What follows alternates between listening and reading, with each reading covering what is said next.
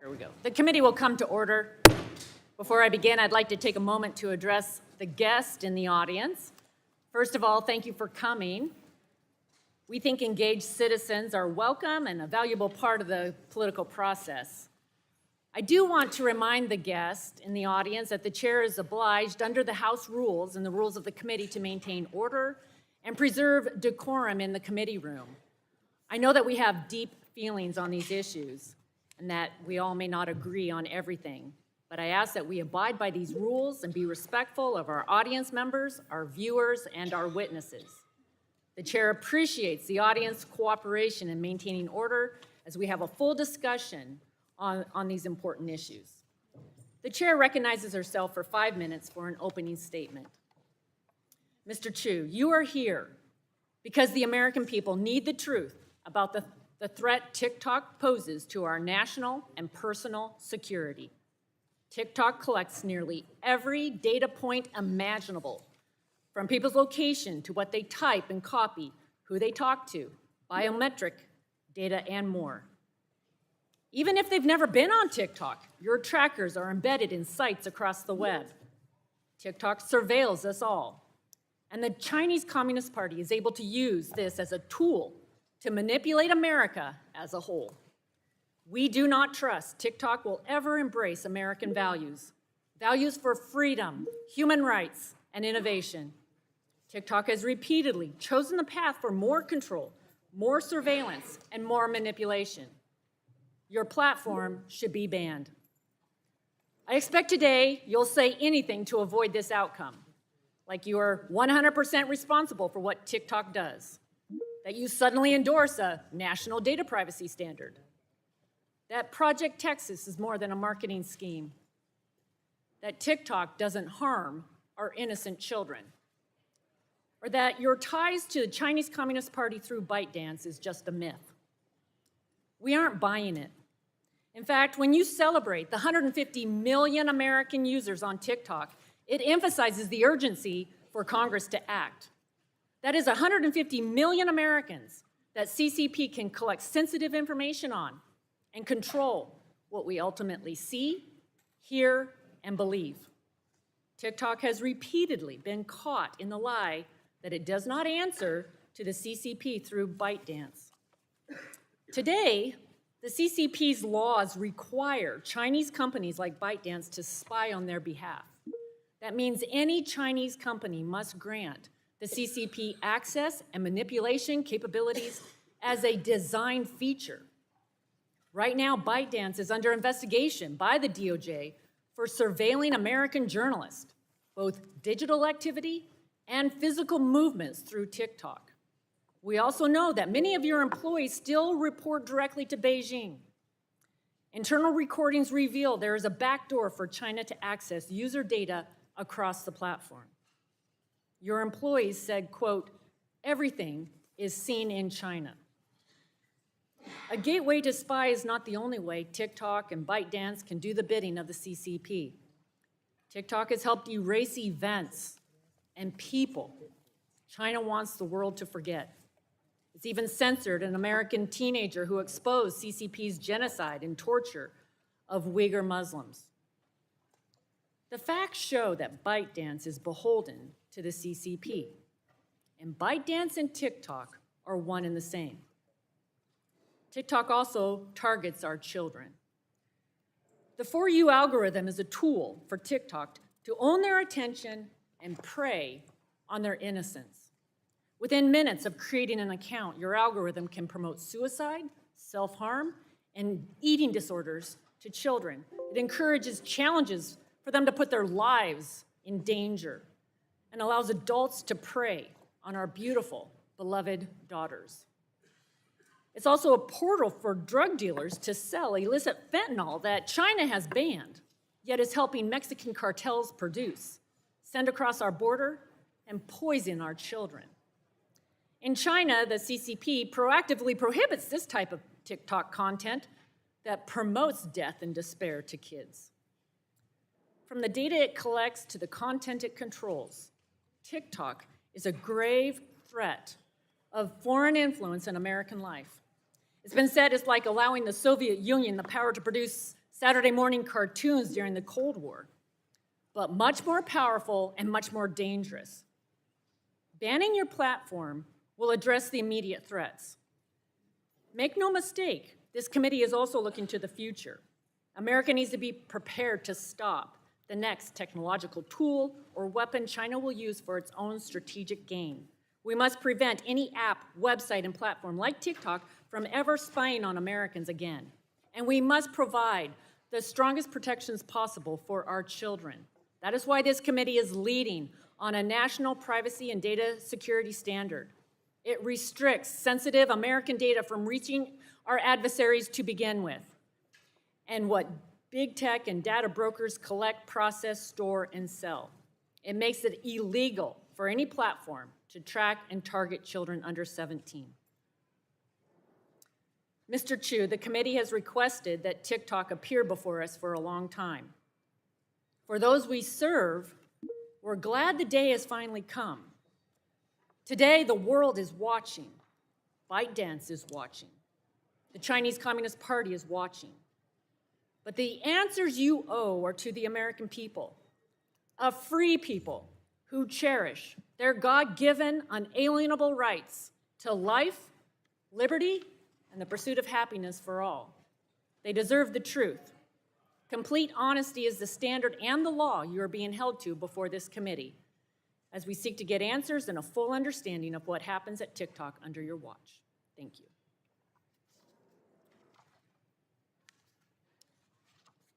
Chair now recognizes the ranking member, Mr. Pallone, for 5 minutes. Thank you, Madam Chair. And let me say that I agree with much of what you just said, and I certainly appreciate your enthusiasm and your commenting on being a mother and concerned about children. And I am glad that we are having this hearing today. Big tech has transformed the information superhighway into a super spreader of harmful content, invasive surveillance practices, and addictive and damaging design features. Data is big tech's most valuable commodity, and by collecting far more user data than they need, big tech platforms can use, share, and sell information to generate billions of dollars in revenue. Today, the American people are powerless to stop this invasion of their privacy, and we can't wait any longer to pass comprehensive national privacy legislation that puts people back in control of their data. We must hold big tech accountable for its actions, and transparency is critical to that accountability.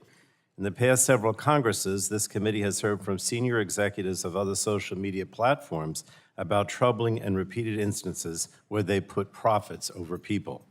Now, today we intend to bring more transparency to TikTok, which is controlled by its Beijing communist-based parent company, ByteDance. And while TikTok videos provide a new fun way for people to express their creativity and enjoy the videos of others, the platform also threatens the health, privacy, and security of the American people. And I'm not convinced that the benefits outweigh the risks that it poses to Americans in its present form. More than 130 million people in the United States use TikTok every month, including 2/3 of American teenagers.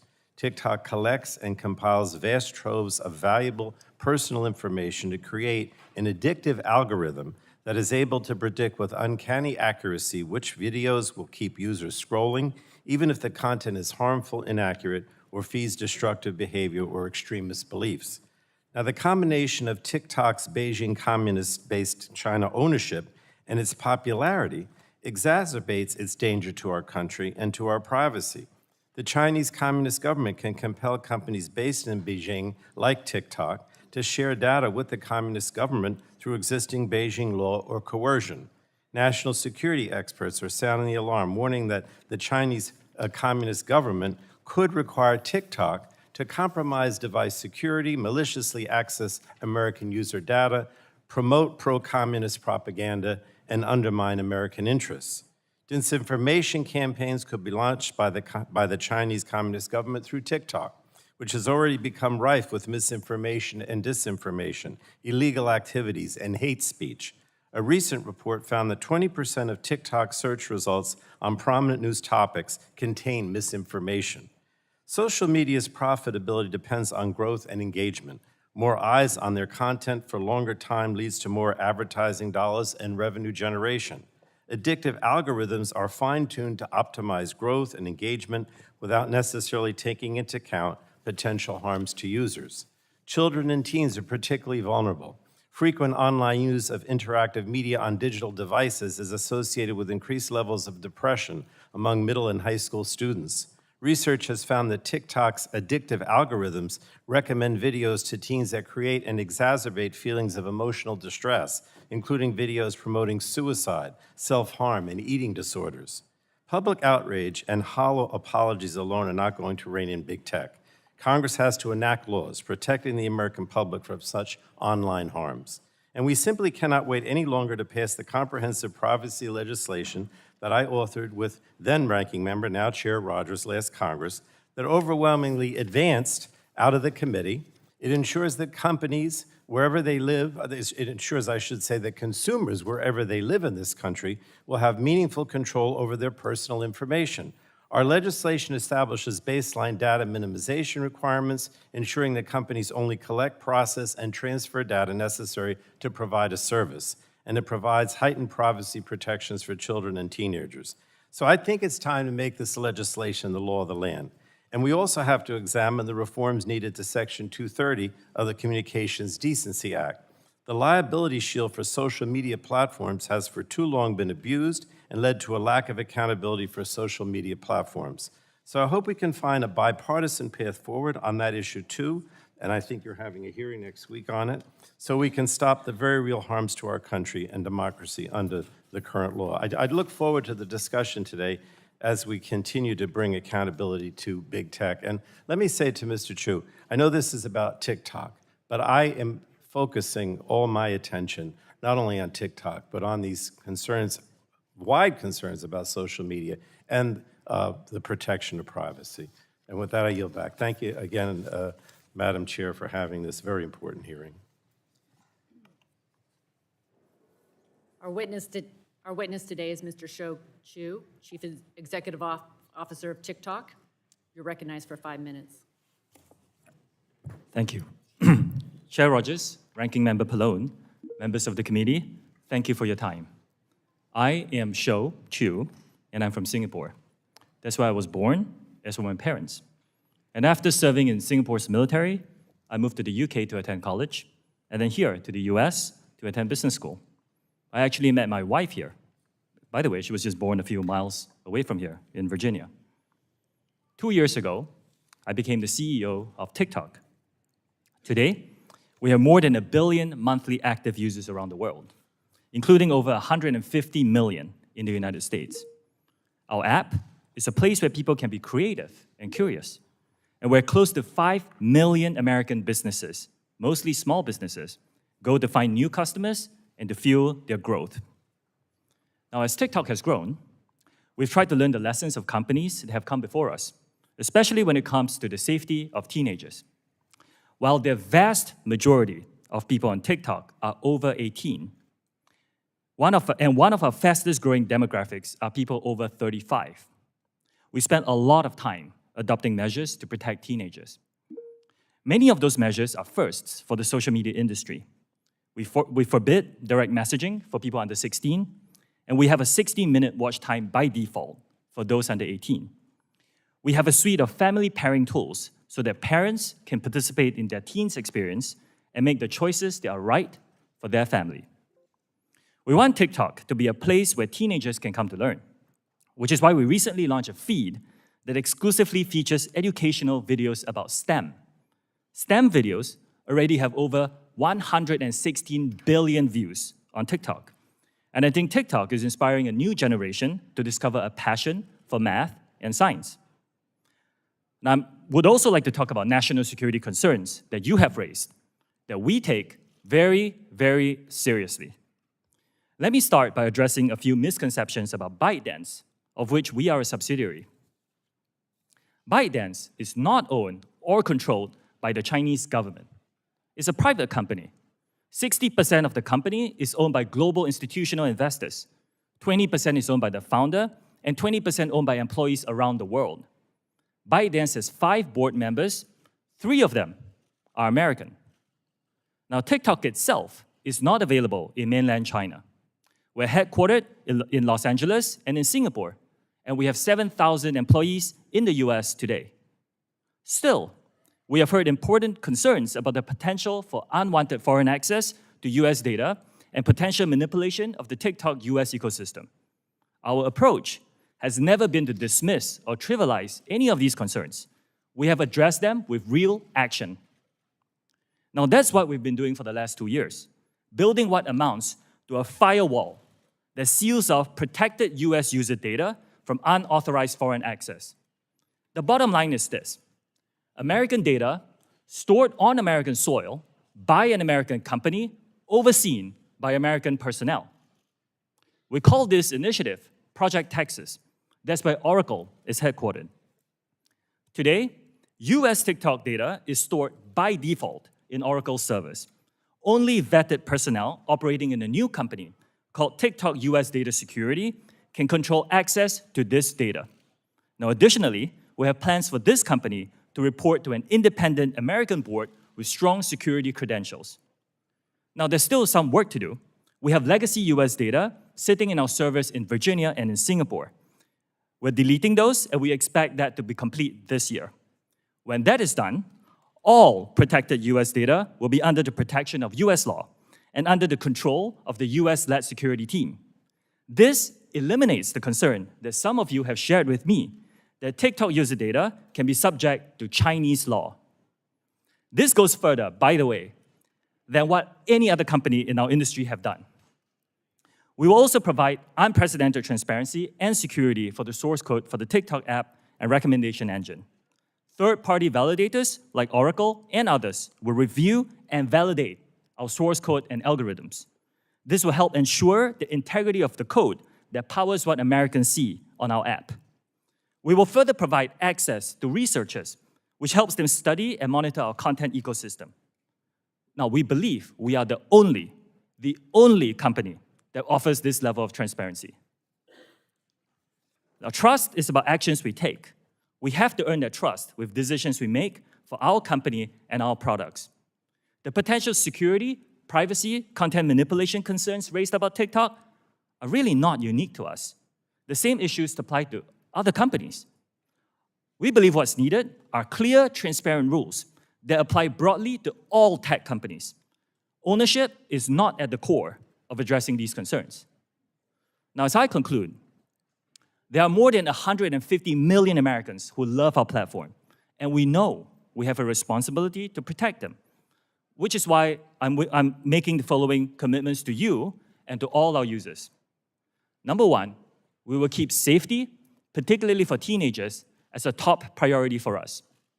Number two, we will firewall protected US data from unwanted foreign access. Number three, TikTok will remain a place for free expression and will not be manipulated by any government. And fourth, we will be transparent and we will give access to third-party independent monitors to remain accountable for our commitments. I'll be grateful for any feedback that you have, and I look forward to your questions. Thank you very much. As you know, the testimony that you're about to give is subject to Title 18, Section 1001 of the United States Code. As you state in your testimony, ByteDance is TikTok's parent company. Is it accurate to say that you are in regular communication with the CEO of ByteDance, Leon Robo? Chair Rodgers, yes, I am in communication with him. Okay. Kelly Zhang is the CEO of ByteDance China, overseeing Douyin, the Chinese version of TikTok. Are you in regular communication with Kelly? I'm not in regular communication with her. The ByteDance editor-in-chief is Zhong Fuping, correct? I believe so. And Wu Shugang is Beijing ByteDance technology board member and also an official of the Cyberspace Administration in China. Is this correct? I believe so. They are not in direct... Thank you. All of these individuals work or affiliated with the Chinese Communist Party, are at the highest levels of leadership at ByteDance, a company where you previously served as the chief financial officer and where you regularly communicate with their CEO. TikTok has told us that you weren't sharing data with the CCP, but leaked audio from within TikTok has proven otherwise. TikTok told us that you weren't tracking the geolocation of American citizens. You were. TikTok told us you weren't spying on journalists. You were. In your testimony, you state that ByteDance is not beholden to the CCP. Again, each of the individuals I listed are affiliated with the Chinese Communist Party, including Zhang Fuping, who is reported to be the Communist Party secretary of ByteDance, and who has called for the party committee to, quote, take the lead across all party lines to ensure that algorithm is enforced by, quote, correct political direction. Just this morning, the Wall Street Journal reported that the CCP is opposed to a forced sale of TikTok by ByteDance, quoting a CCP spokesman as saying the Chinese government would make a decision regarding any sale of TikTok. So the CCP believes they have the final say over your company. I have zero confidence in your assertion that ByteDance and TikTok are not beholden to the CCP. Next question. Heating content is a way of promoting and moderating content. In your current or previous positions within Chinese companies, have employees engaged in heating content for users outside of China? Very quickly, yes or no? Our heating process is approved by our local teams in the various countries. The answer is yes, thank you. Have any moderation tools been used to remove content on TikTok associated with the Uyghur genocide? Yes or no? We do not remove that kind of content. TikTok is a place for freedom of expression. And Chair Rodgers, like I said, if you use our app, you can go on it and you will see a lot of users around the world expressing content on that topic and many others. Thank you. What about the massacre in Tiananmen Square, yes or no? I'm sorry, I didn't hear the question. The massacre in Tiananmen Square. That kind of content is available on our platform. You can go and search it. I will remind you that making false or misleading statements to Congress is a federal crime. I understand. Again, if you go on our platform, you will find that content. Okay, thank you. Reclaiming my time, can you say with 100% certainty that ByteDance or the CCP cannot use your company or its divisions to heat content to promote pro-CCP messages for an act of aggression against Taiwan? We do not promote or remove content at the request of the Chinese government. The question is, we will replace. The question is, are you 100% certain that they cannot use your company to promote such messages? It is our commitment to this committee and all our users that we will keep this free from any manipulation by any government. If you can't say 100% certain, I take that as a no. As I previously referenced, TikTok spied on American journalists. Can you say with 100% certainty that neither ByteDance nor TikTok employees can target other Americans with similar surveillance techniques? Chair Rodgers, I first of all disagree with the characterization that is spying. It was an internal investigation. Yes or no? Can you do surveillance of other Americans? We will protect the U.S. user data and fire it all from all unwanted foreign access. It's a commitment that we've given to the committee. So I guess my question is, I wanted to hear you say with 100% certainty that neither ByteDance nor TikTok employees can target other Americans with similar surveillance techniques as you did with the journalists. Again, I don't disagree with the characterization is surveillance, and we have given our commitments, Chair Rodgers. The 4 commitments, I think it's our commitment that we will not be influenced by any government on these issues. DOJ is investigating this surveillance right now. To the American people watching today, hear this: TikTok is a weapon by the Chinese Communist Party to spy on you, manipulate what you see, and exploit for future generations. A ban is only a short-term way to address TikTok, and a data privacy bill is the only way to stop TikTok from ever happening again in the United States. I yield back. I now yield to the ranking member for 5 minutes. Thank you, Madam Chair. Let me just start out by saying, Mr. Chu, that I don't find what you suggested with Project Texas and this firewall that's being suggested to whoever will be acceptable to me. In other words, I still believe that the Beijing Communist government will still control and have the ability to influence what you do. And so this idea, this Project Texas, is simply not acceptable. According to a recent report, TikTok is on target to make between $15 and $18 billion in revenue this year. Is that an accurate forecast? Congressman, as a private company, we are not sharing our I revenue thought numbers that's what you would publicly. say. How much money will TikTok make by delivering personalized advertisements just to your users in the United States? Will you give me that information? Again, Congressman, respectfully, as a I private thought company, that's we're what not you would disclosing say. that. Look, the impression you're giving, and I know, I can understand why you're trying to give that impression, is that, that you're just performing some kind of public service here, right? I mean, this is a benign company that's just performing a public service. Maybe that's not what you're saying, but I don't buy it, right? My concern here is primarily about the privacy issue, the fact that TikTok is making all kinds of money by gathering private information about Americans that they don't need for their business purposes, and then they sell it. And I mentioned this legislation that the chair and I have that would minimize data collection and make it much more difficult for TikTok and other companies to do that. So if you want to make some commitments today, I'll ask you to make some commitments with regard to this legislation. And, you're going to tell me, well, the bill isn't passed, and so therefore I don't have to do it. But, you say you're benign, you want to do good things for the public. So let me ask you, why not, what about a commitment that says that you won't sell the data that you collect? Would you commit to that, not selling the data you collect? Congressman, I believe we don't sell data to any data brokers. You don't sell to anyone. We don't sell data to data brokers. I didn't ask you data brokers. You sell it to anyone. In other words, under our bill, you could only use the data for your own purposes, not to sell it to anyone. Would you commit to not selling your data to anyone? Congressman, I actually am in support of some rules. I didn't ask privacy. you whether the rules. I asked you whether the company, TikTok, would commit to not selling its data to anyone and just using it for its own purposes internally. I can get back to you on the details Okay, of that. get back to me. All right. Another thing that's in our bill says that we would prohibit targeting marketing to people under the age of 17. Would you be willing to agree to prohibit targeted marketing to people, Americans under the age of 17?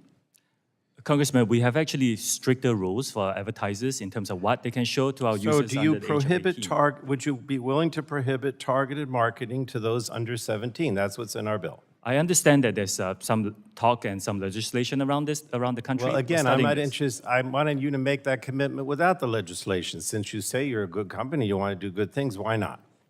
It's something we can look into and get back to you. Okay, I appreciate that. Okay, we also have in our bill a requirement of heightened protection for sensitive data, particularly location and health data. Would you commit to not gathering or dealing with location or health data unless you get affirmative consent from the consumer? In other words, under our bill, those are categorized as sensitive, and unless the person specifically says, I want you to collect that data, you wouldn't be able to, location and health data. Would you commit to that? Congressman, in principle, I support that. Which, by the way, we do not collect precise GPS data at this point, and I do not believe we collect any health data. All right, so would you be willing to make that commitment that from now on you won't collect location and health data without, well, you're saying at all? Is that Congressman, a commitment? this is data that's frequently collected by many other companies in our industry. I know other companies do it. I don't think they should without affirmative consent. You said you want to be a good actor, so why not make that commitment to me today? We're committed to be very transparent with our users about what we collect. I don't believe what we collect is more than most You see, players my in problem the industry. here is you're trying to give the impression that you're going to move away from Beijing and the Communist Party. You're trying to give the impression that you're a good actor. But the commitments that we would seek to achieve those goals are not being made today. They're just not being made. You're going to continue to gather data. You're going to continue to sell data. You're going to continue to do all these things and continue to be under the aegis of the Communist Party through your organization that owns you. So, in any case, thank you, Madam Chair. Gentleman yields back. Chair now recognizes the gentleman from Texas, Mr. Burgess, for 5 minutes. I thank the chair. Thank you, Mr. Chu, for joining us today. I think we've heard you say multiple times that TikTok is not a Chinese company, that ByteDance is not a Chinese company. But according to an article in today's Wall Street Journal, quoting here, China's Commerce Ministry said Thursday that a sale or divestiture of TikTok will involve exporting technology that has to be approved by the Chinese government. Continuing to quote, the reported efforts by the Biden administration would severely undermine global investors' confidence in the U.S., said Xu Tuting, a ministry spokeswoman. Continuing to quote, if that is true, China will firmly oppose it, she said, referring to the forced sale. So despite your assertions to the contrary, China certainly thinks it is in control of TikTok and its software. Is that not correct? Congressman, TikTok is not available in mainland China. And today we're headquartered in Los Angeles and Singapore. But I'm not saying that the founders of ByteDance are not Chinese, nor am I saying that we don't make use of Chinese employees, just like many other companies around the world. We do use their expertise on some engineering projects. But according to their ministry spokeswoman, it would be a divestiture of exporting technology from China. So again, China thinks they own it, even though you do not. Madam Chair, I'd just like to ask unanimous consent to put today's Wall Street Journal Without objection, so ordered. into the record. And Mr. Chu, I wouldn't ask you to discuss any privileged attorney-client materials, but did anyone aside from your lawyers assist you in preparation for today's hearing? I prepared for this hearing with my team here in DC. Did anyone at ByteDance directly provide input, help, or instruction for your testimony today? Congressman, this is a very high-profile hearing. My phone is full of well wishes. But I prepared for this hearing with my team here in DC. Are you willing to share who helped prepare you for this hearing with the committee? And you can do that I can in writing. follow up with you if Okay. you like. Can you guarantee that no one at ByteDance had a role in preparing you for today's hearing? Like I said, Congressman, this is a high-profile hearing. A lot of people around the world were sending me wishes and unsolicited advice, but I prepared for this hearing with my team here in DC. Are the attorneys representing TikTok also representing ByteDance? Yes, I believe so. What percentage of TikTok revenue does ByteDance retain? Just give me a ballpark estimate if you don't precisely know. Congressman, like I said, as a private company, we are not prepared to disclose our financials in public today. But can we ask you to get back to us with a ballpark? We're not asking for the precise figures, but so the committee can have some understanding of the percentage of TikTok revenue that ByteDance retains. I understand the question. Respectfully, as a private company, we are not disclosing our financials today. Prior to today's hearing, did anyone affiliated with the Chinese Communist Party discuss this hearing with you, or anyone else on TikTok senior management? Congressman, since I've been CEO of this company, I've not had any discussions with Chinese government officials.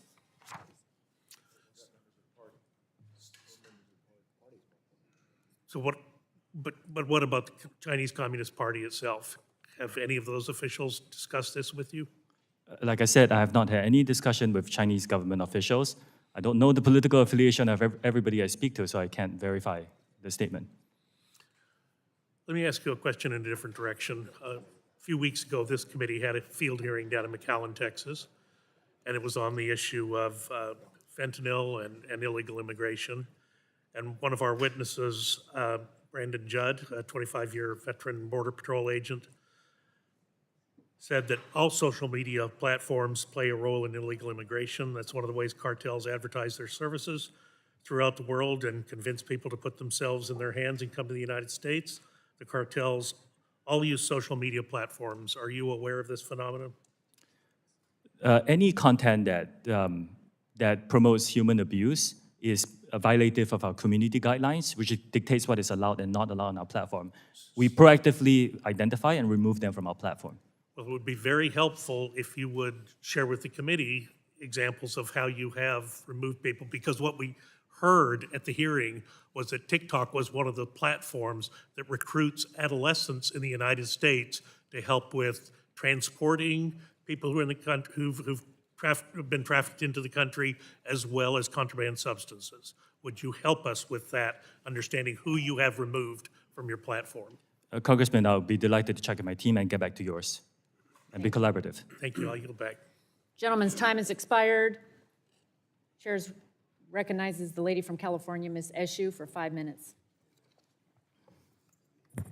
Thank you, Madam Chairwoman. Mr. Chu, thank you for being here today.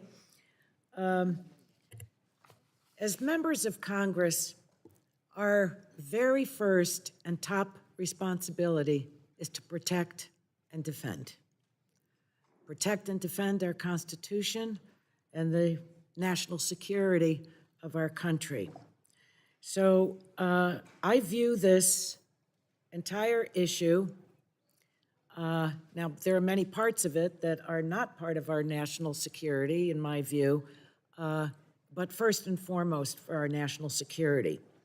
So in examining TikTok breaking away from ByteDance, I'd like to ask you some questions about that and how a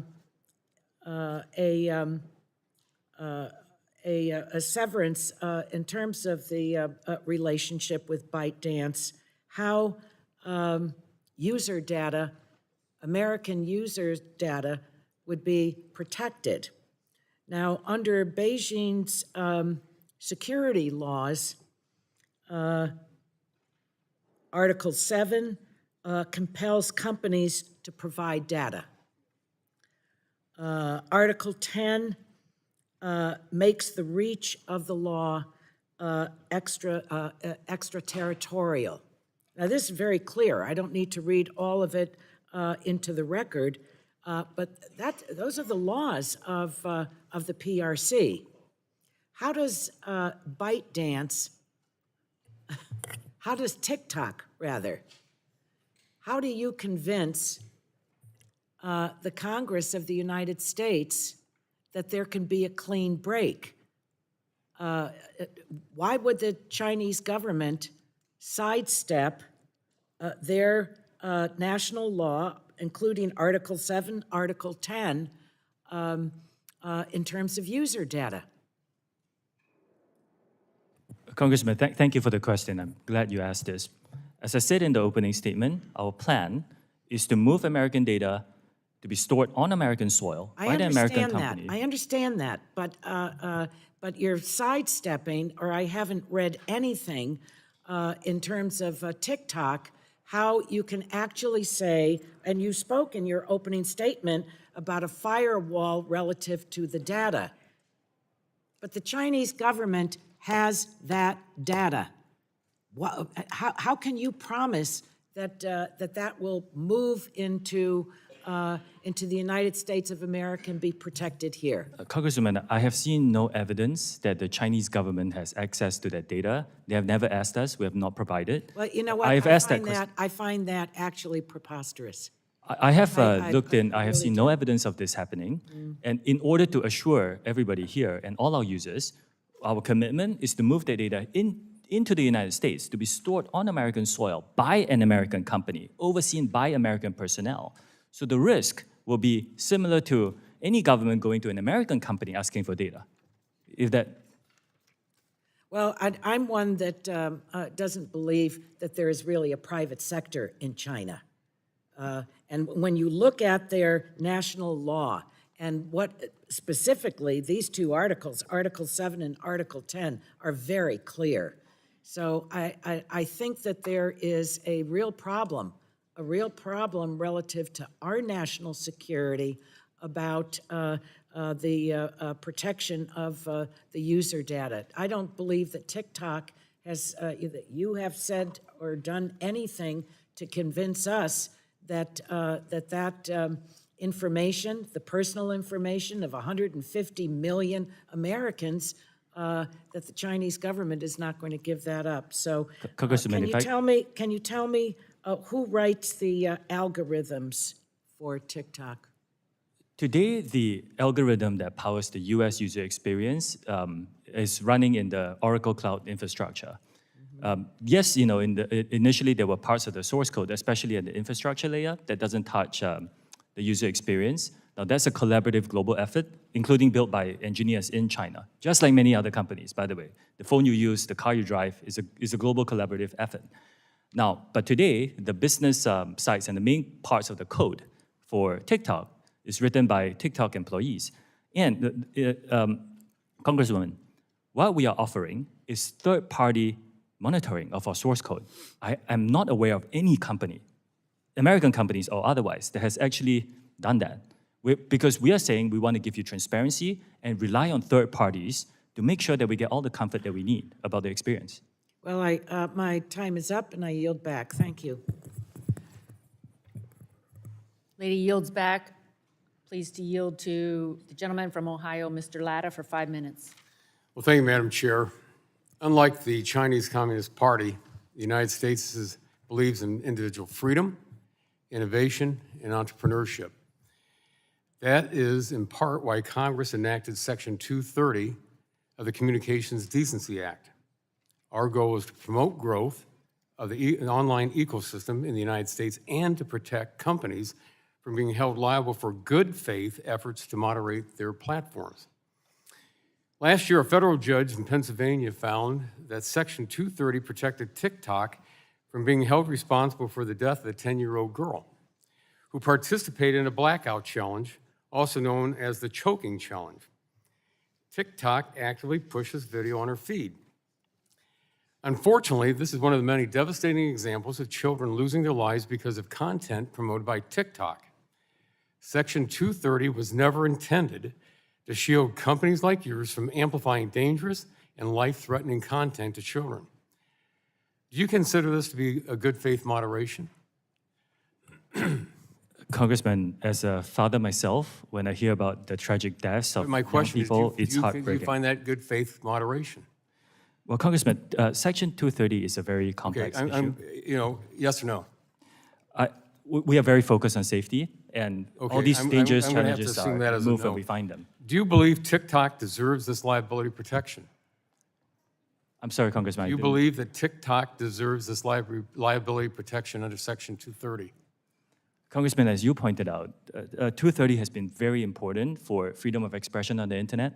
It's one of the commitments we have given to this committee and our users, and I do think it's important to preserve that. But companies should be raising the bar on safety. Let me follow up. I really agree Let with me that. just follow up real quickly from your own testimony. When you told us and you repeated it, we'll keep safety, particularly for teenagers, a top priority for us. And you're saying you're making that following commitment. Why did you have to wait till now to make that following commitment now and not having done it before when this 10-year-old lost her life?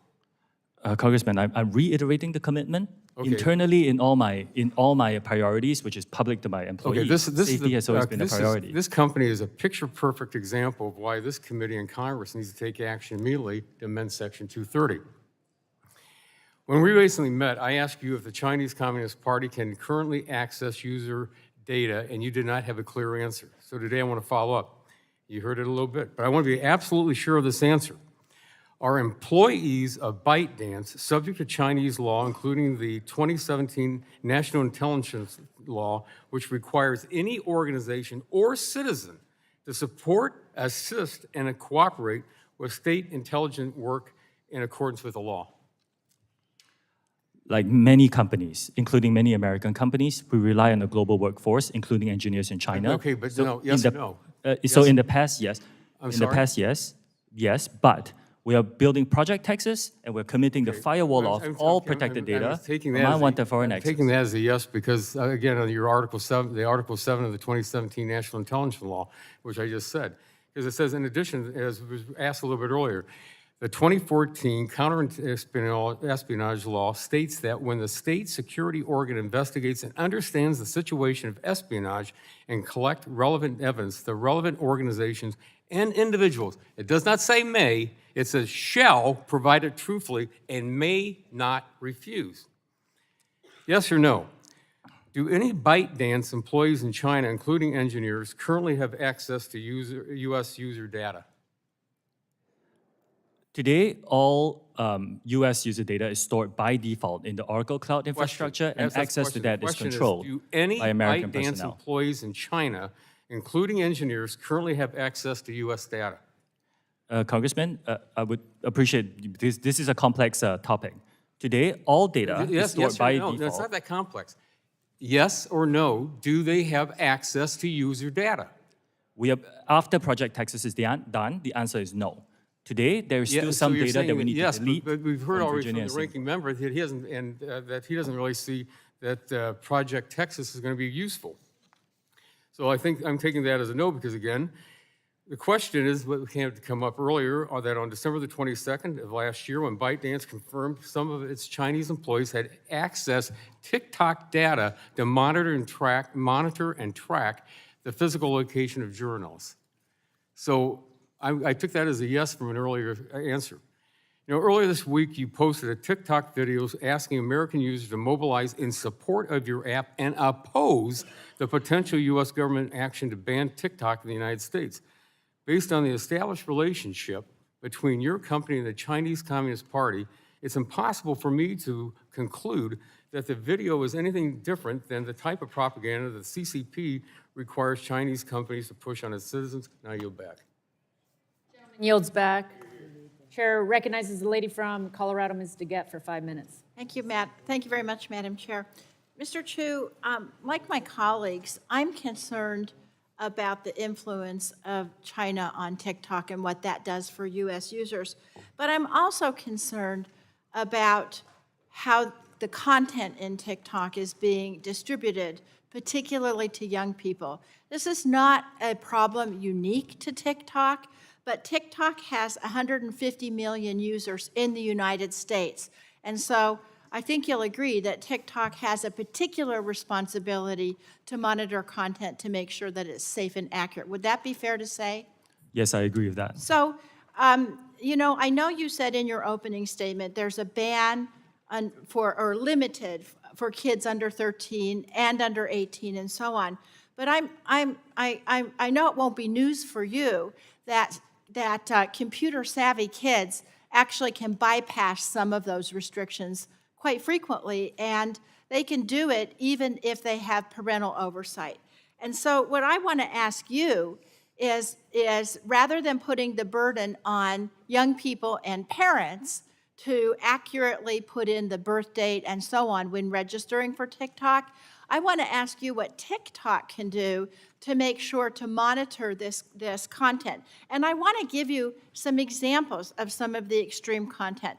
Mr. Latta talked about the blackout challenge and some of the dangers to young people's safety, but there's also extreme content around healthcare information. In one study, 13 out of 20 results for the question, does mugwort induce abortion?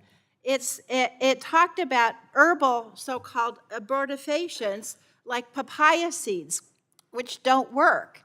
And so if people searching for information on safe abortions went on TikTok, they could get devastatingly incorrect information. Another study showed that TikTok had a hydroxychloroquine tutorial on how to fabricate this from grapefruit. Now, there's two problems with that.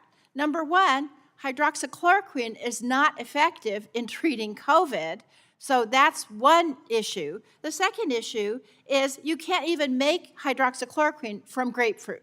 So again, this is a really serious miscommunication about healthcare information that people looking at TikTok are able to get, and in fact, it's being pushed out to them. So I want to know from you, and I will give you time to answer this. You have current controls, but the current controls are not working to keep this information mainly from young people, but from Americans in general.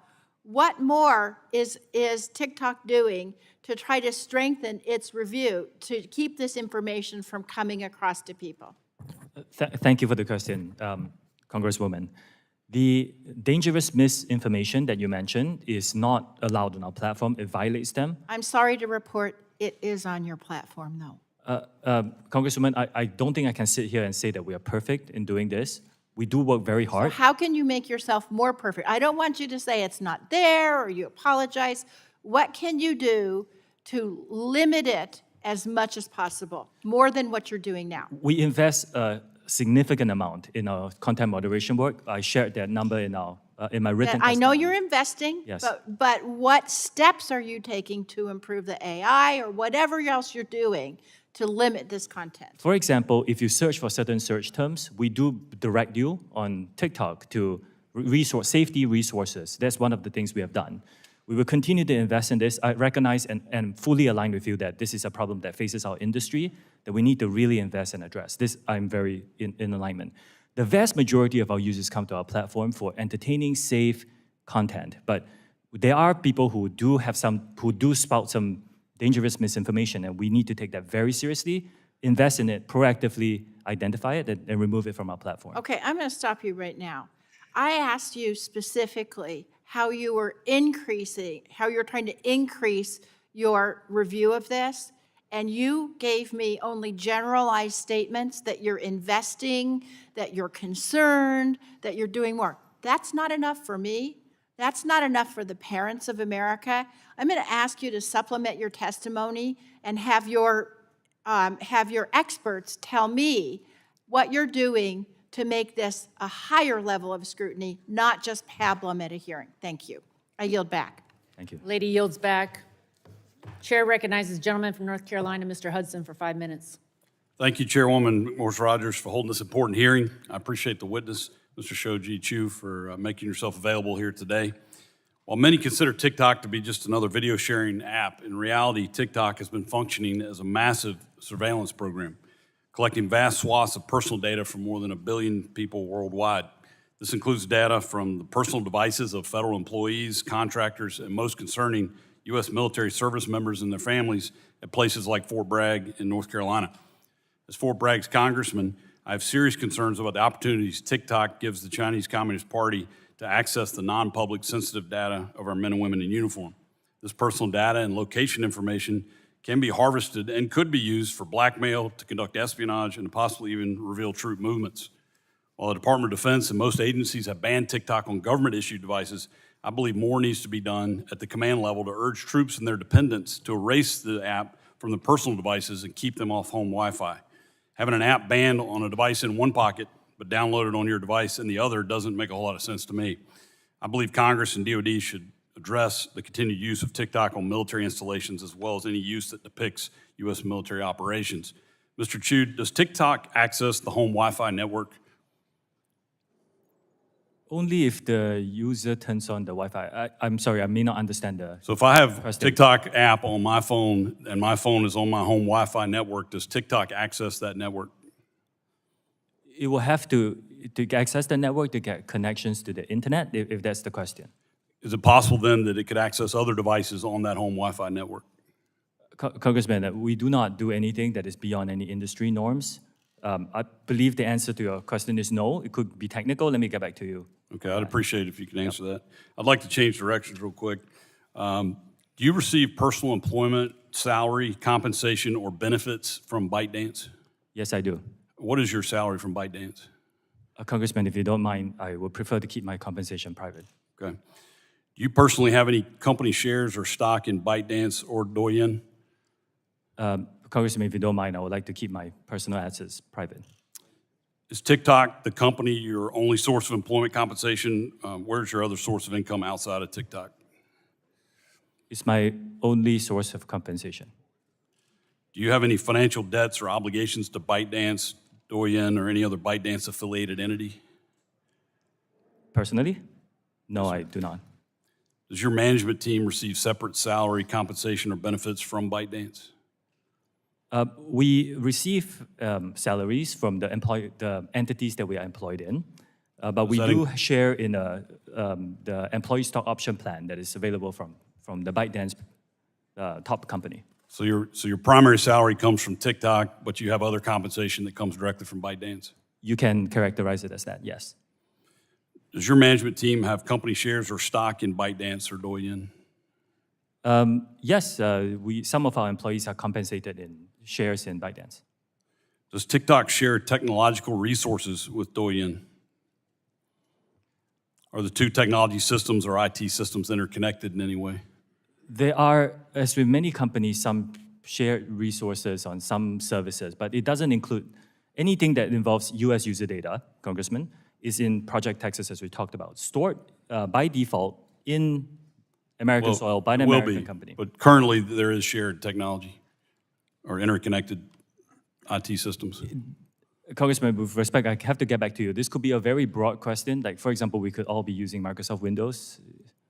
Yeah, if you could get back with details on that, I'd appreciate Yes. it. Can Douyin personnel or employees access TikTok user data? Not after Project Texas, this is not allowed. Are there employees who are employed by both Douyin and TikTok? I do not believe so. Okay, it's I don't believe so. Is that I mean, if again, I'll allow you to come back in the written response if you could give me a definitive answer. I will go back and check to be very sure. Okay, thank you. I'm also concerned about an issue that our chairwoman brought up about an apparent pattern of misinformation or misrepresentation from your company in regards to the amount and extent of data that you're collecting, as well as how much has been accessed from inside China.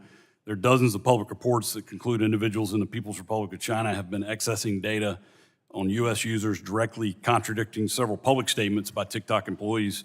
And I'm referencing Project Raven, which was first reported on by Forbes last October. Their investigation revealed, I'm sorry, I'm about out of time. Do you want to respond to that? Yes, Congressman. We do not condone the effort by certain former employees to access U.S. TikTok user data in an attempt to identify the source of leaked confidential information. We condemn these actions.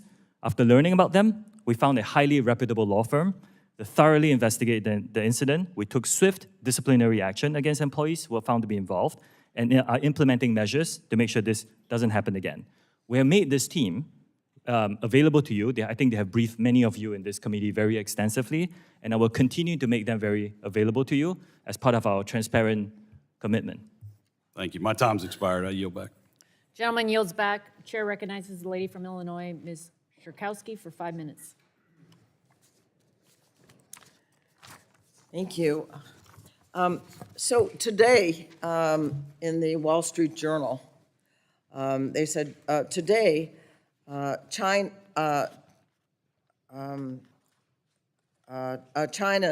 commerce minister said that China opposes the sale of TikTok because it would involve exporting China's technology and would, and this is the important part, and would need to be approved by the Chinese government. Would need to be approved by the Chinese government. So all of what you've been saying about the distance between TikTok and China has been said to be not true in the paper today, and I would like to see what you have to say in response. Congresswoman, I do disagree with that characterization. I think we have designed Project Texas to protect U.S. user interests and to move forward here in the U.S. Again, it's the protections of storing American data on American soil by an American company looked after by American personnel. And I do not think that our commitments to this committee and all our users is impacted by any event that you mentioned. Now, the whole discussion on this, the resolution of this is an ongoing and developing event. So we will continue to pay attention to this, and we'll get back to you when we have more specifics. So But my commitments stand. Yeah. Okay, so if it's an ongoing debate, apparently with China, so it's hard to say with any certainty that China would not have any influence. But let me ask another question. Last fall, along with Gus Bilirakis, who were chair and co-chair of the subcommittee together, were told that TikTok had surveilled, was involved in surveillance of users, very personal information. And you might say, well, not more than other companies, and I agree with Ranking Member Pallone that I really don't want to go by that standard particularly, but that TikTok's in-app browser surveilled everything from Americans, including passwords and credit card numbers, et cetera. So I just want to ask you if TikTok did track and collect this sensitive data that Americans don't want to have disclosed. Congressman, thank you. I'm glad you asked this question because, like you pointed out, we actually do not believe we collect more data than any other social media company out there. A lot of these reports, and we can talk about which specific one you're talking about, a lot of them are not that accurate. Some of them we have actually gotten in touch with the authors to help them understand the data that we're collecting. A lot of it is speculation. This is something they could do. But if you look at the subtext, this is something that every company could do. I'm running out of time. Let me just say that if TikTok chose not to take this sensitive information that you don't need for a transaction and support our comprehensive privacy bill, that would be very helpful. The other thing I wanted to ask, so really this is a yes or no, that does TikTok share user information from companies, from parent companies, from affiliated, or send user information to overseas?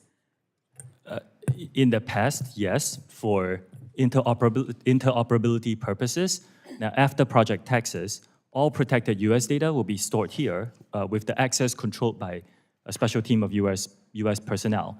Again, Congresswoman, this is something that, as far as I understand, no other company, including American companies, are willing to go. So maybe this is something that we can ask the industry to provide, not just us, to protect in U.S. the user case of interests. sharing information, I do want to quote from employees that you had, and here's the quote. Everything is seen in China, is really what they said. People who were in touch with this sensitive data were saying that. How do you respond to that? I disagree with that statement. Well, I know you disagree with that statement, but my point is, how does that happen that employees of the company are saying that, in fact, that's not true? I don't know who this person is, so I cannot speak to what the person has or has not said. What I can say is, based on my position in this company and the responsibility that I have, that statement is just not true. Okay, unfortunately, and I'll close, I guess I'm over my time, we need to look into the facts of this, and so do you. And I yield back. Gentlelady yields back. Chair recognizes the lady from Florida, Ms. Kamek, for 5 minutes. Thank you, Madam Chairwoman. Mr. Shou, are you aware of Chinese Communist Party leader Chairman Xi Jinping's comments in May 2021 during a Communist Politburo study session where he instructed colleagues to target different countries, different audiences with short-form video? Are you aware of these comments? Yes or no? Congressman, I'm not aware of these comments. Okay. Well, and as was pointed out by Chairwoman Rodgers, you have regular contact with Chinese Communist Party Secretary, Mr. Zhang Fuping, who is your boss at ByteDance, correct? No. No. No, he's Interesting. neither my boss, nor do we have frequent contact. But you have regular contact with ByteDance, With the CEO of ByteDance. who is, Mr. Zhang Fuping is the He's not. editor-in-chief. He's not the My CEO. colleague, Representative Burgess, a few minutes ago exposed that TikTok and ByteDance share legal teams. You confirmed this, correct? Our general counsel is Yes. an Yes or American lawyer, Yes. veteran of Microsoft. Also, my many years. colleague, Representative Latta, confirmed that your parent company, ByteDance, currently can access user data. Yes? We have to be more Yes. specific. Yes. After You Project say- Texas, no. I'm not asking after Project Texas, I'm asking now. Yes. Some user data is public data, Congresswoman, which So means you everybody confirm that. can search What's for it on the interesting to internet. me is that you have used the word transparency over a half a dozen times in your opening testimony and subsequently again in your answers to my colleagues. Yet the interesting thing to me is that ByteDance, your parent company, has gone out of their way to hide and airbrush corporate structure, ties to the CCP, the company's founder, and their activities. You can look no further than the fact that ByteDance's website has been scrubbed. In fact, we found web pages from the Beijing Internet Association, the industry association charged with Communist Party building work of internet companies in Beijing. They have been archived, but since deleted. Makes you kind of wonder why. Yes or no, ByteDance is required to have a member of the Chinese government on its board with veto power. Is that correct? No, that is not correct. ByteDance owns some Chinese businesses, and you're talking about a very special subsidiary that is Mr. for Shou, Chinese business Mr. licensing Shou, purposes. I'm going to have to move on.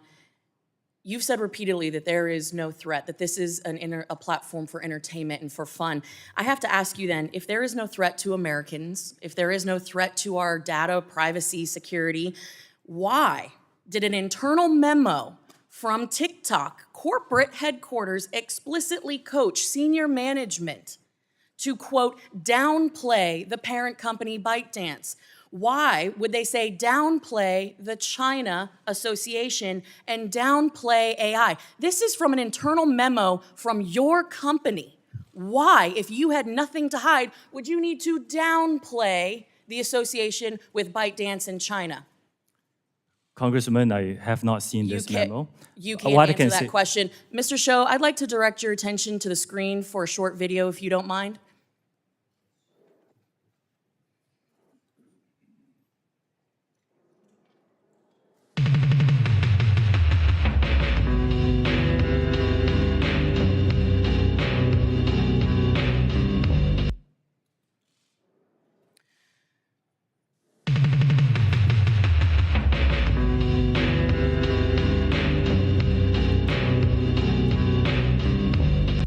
Mr. Shou, that video was posted 41 days ago. As you can see, it is captioned me as F at the House Energy and Commerce Committee on March 23rd of this year. This video was posted before this hearing was publicly noticed.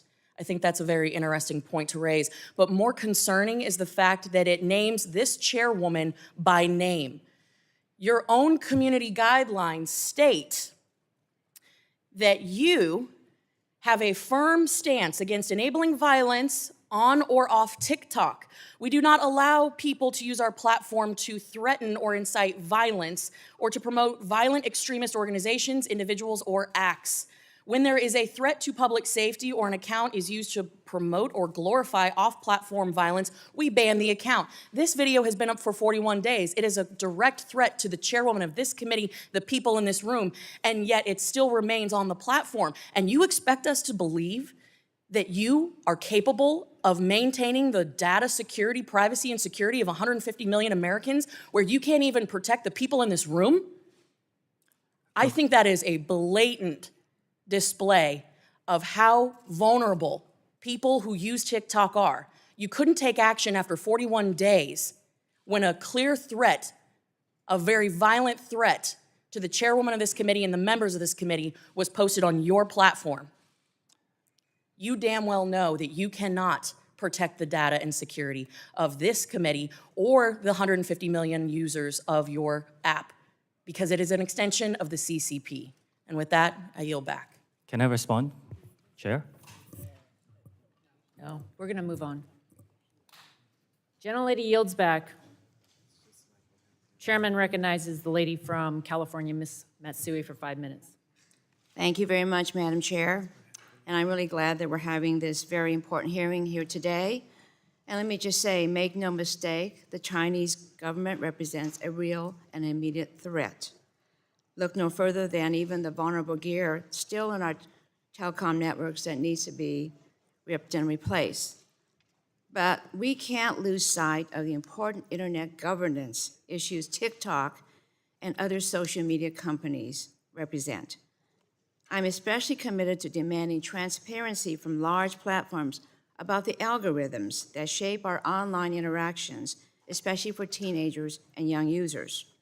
And that's why I introduced the Algorithmic Justice and Online Platform Transparency Act to bring greater visibility into this ecosystem. My bill would prohibit algorithms that discriminate on the basis of race, age, gender, ability, and other protected characteristics. It also would establish a safety and effectiveness standard for algorithms while requiring new forms of oversight. Now, this bill would require online platforms to publish annual public reports detailing their content moderation practices, which I believe should be a baseline requirement to enable meaningful oversight and consumer choice. Mr. Chu, just yes or no, do you believe a requirement for annual content moderation practices for social media platforms would be beneficial? Yes or no? Yes. This transparency bill would also require online platforms to maintain detailed records describing their algorithmic process for review by the Federal Trade Commission in compliance with key privacy and data identification standards. Mr. Chu, does TikTok currently maintain records describing their algorithmic processes? Yes or no? Congressman, I will need to check and get back to you on what kind of specific records you are talking about. I wait for that. Over the past few years, alarming information brought to light by whistleblowers have shown that social media companies are intimately aware of the effect their products have on young women, political extremism, and more. Despite this, they withheld those studies or declined to investigate further. In either case, it shows a pattern evasive or negligent behavior that I find concerning in the extreme. Mr. Chu, does TikTok conduct its own studies on the effect of its algorithms and content distribution models on mental health or safety? And if so, how and when are those findings made public? And if not, do you believe they are necessary? Congresswoman, we rely on external third parties and fund their research to help us understand some of these issues. For example, we worked with the Digital Wellness Lab at the Boston Children's Hospital to understand the 60-minute time limit that we put for all our under 18 users. And we are supportive of legislation that provides more funding for research, like, for example, for the NIH. Okay. TikTok tailors its recommended content based on user activity to encourage people to spend more time on the app. While this practice is by no means unique to TikTok, given the prevalence of young users and the digestible nature of short-form video, I'm concerned about the app's tendency to exacerbate existing mental health challenges. Mr. Chu, does TikTok have different policies for amplifying content that would be related to depression or dieting versus content like gardening and sports? If yes, describe these policy differences. If no, why not? Congresswoman, thank you for that. This is a great question. The answer is yes. We are trying out some policies together with experts to understand certain contents that are not inherently harmful, like extreme fitness, for example, but shouldn't be seen too much. And these are models that we're building, and we are trying to understand, together with experts, how to best implement them across our platform, particularly for younger users, Okay, under so 18. Yeah. in cases where users have been engaging with potentially harmful content, I believe it's imperative that the app take steps to moderate that behavior rather than continuing to promote it. I mean, in a sense, I very apologize. intentional about that. I wasn't clear. First, anything that is violative and harmful, we remove. What I meant to say were content that is not inherently harmful. Like some of the extreme fitness videos are about people running 100 miles. It's not inherently harmful, but if we show them too much, the experts are telling us that we should disperse them more and make sure that they're not seen too regularly, So especially you're by very younger users. intentional about that then? It's something that you'll We are working on it, moderate. yes. Yeah. You're working on it? Yes. Okay. I yield back. Gentle lady yields back. Chair recognizes the gentleman from Florida, Mr. Bill Rockus, for 5 minutes. Thank you, Madam Chair. I appreciate it very much. Thanks for holding this hearing. Mr. Chu, your algorithms have prioritized providing harmful content directly to children, like self-harm challenges and even suicide. Just 3 days ago, Italy opened an investigation into the TikTok over user safety concerns after the so-called French scar challenge went viral on your platform. I know you know about the blackout challenge, which others may know as the choking challenge that encourages children to bring them to the point of unconsciousness or in some cases, tragically, death. If that isn't enough, I want to share the story of Chase Nasca, a 16-year-old boy from New York who tragically ended his life a year ago by stepping in front of a train. I want to thank his parents. Again, they are here. I want to thank his parents for being here today and allowing us to show this. Mr. Chu, your company destroyed their lives. Your company destroyed their lives. I admire their courage to be here and share Chase's story in the hopes that it will prevent this from happening to other families. The content in Chase's For You page was not a window to discovery, as you boldly claimed in your testimony. It wasn't content from a creator that you invited to roam the hill today, or STEM education content that children in China see. Instead, his For You page was sadly a window to discover suicide. It is unacceptable, sir, that even after knowing all these dangers, you still claim TikTok is something grand to behold. I want you to see what Chase would see. And I think if you want, again, would you share this content with your children, with your two children? Would you want them to see this? And again, I want to warn everyone watching that you may find this content disturbing, but we need to watch this, please. Flare tip. You got to kill yourself. Oh, word? Like right now? And then I'm gonna put a shotgun in my mouth and blow the brains out of the back of my head. Cool.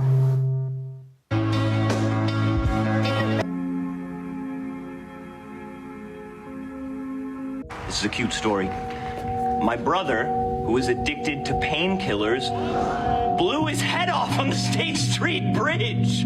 Bam! Now hold on, it gets better. No letter, no goodbye, nothing. I got a question. If I died, would you miss me? Mr. Chu, please. Your technology is literally leading to death. Mr. Chu, yes or no? Do you have full responsibility for your algorithms used by TikTok to prioritize content to its users? Yes or no, please? Congressman, I'll just like to, if respectfully, if you don't mind, I would just like to start by saying it's devastating to hear about the news of, yes, as a father myself, this is sir, tragic. Yes or no? I'll repeat the question. Do you have full responsibility over the algorithms used by TikTok to prioritize content to its users? Yes or no, please? Congressman, we do take these issues very seriously. Yes or no? And we do provide resources for anyone who types in anything that Sir, that is suicide yes or related. no? I see you're not willing to answer the question or take any responsibility for your parents' companies, the technology, and the harms it creates. It's just very, very sad. Very sad. It's very sad. This is why Congress needs to enact a comprehensive privacy and data security law to give Americans more control over their information and to protect our children. We must save our children from big tech companies like yours who continue to abuse and manipulate them for your own gain. And I'll yield back, Madam Chair. Gentleman yields back. Chair recognizes the lady from Florida, Ms. Castor, for 5 minutes. Well, thank you, Madam Chair.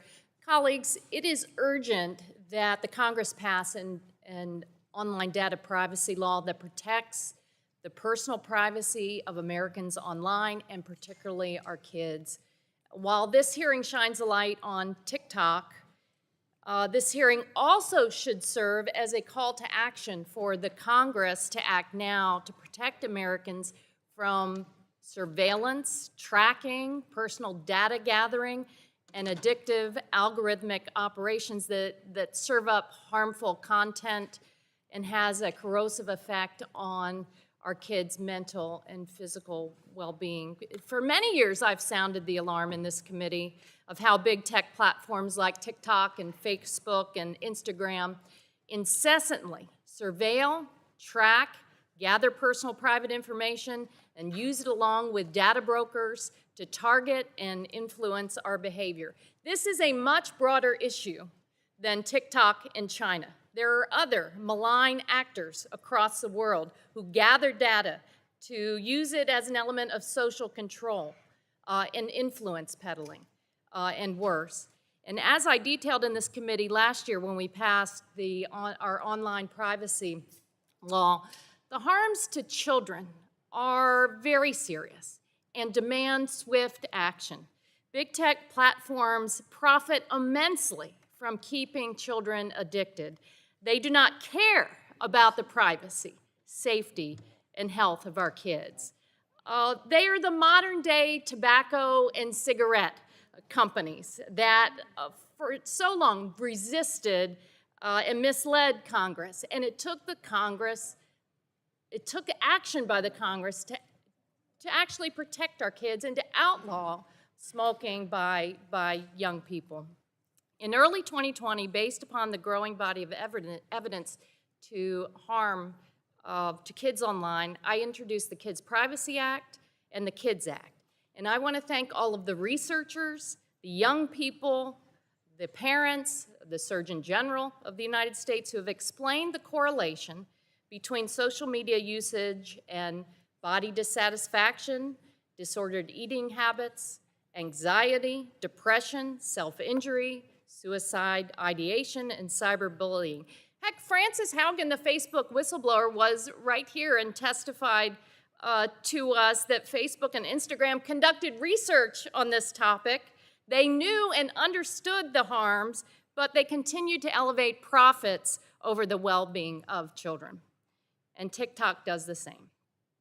Last Congress, when we passed the ADPPA, the committee incorporated many of these important child online privacy and safety provisions from my bills, but we can make the 118th Congress's version of this bill, of this new law, even more protective of children, and I look forward to working with the chair and the ranking member to make that happen.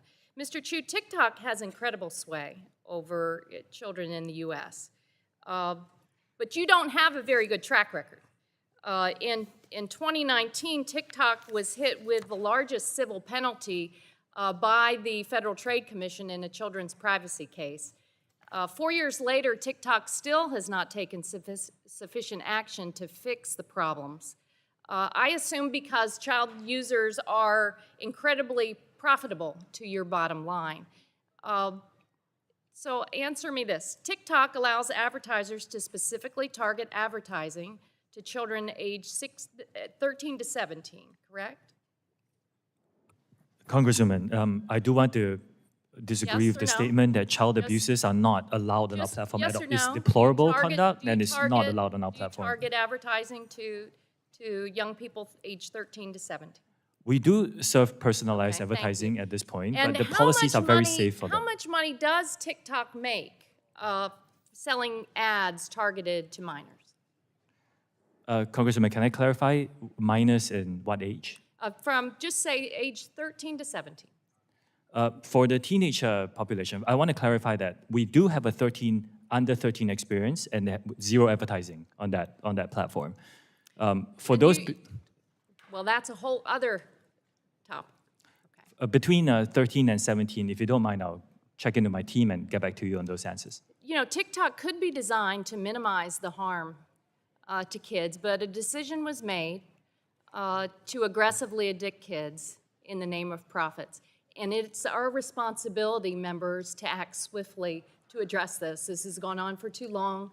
We've dilly-dallied too much. This committee, thankfully, we've taken responsibility and acted, but we have an enormous responsibility to act swiftly and get this bill to the floor of the House and passed into law as soon as possible. Thank you. I yield back my time.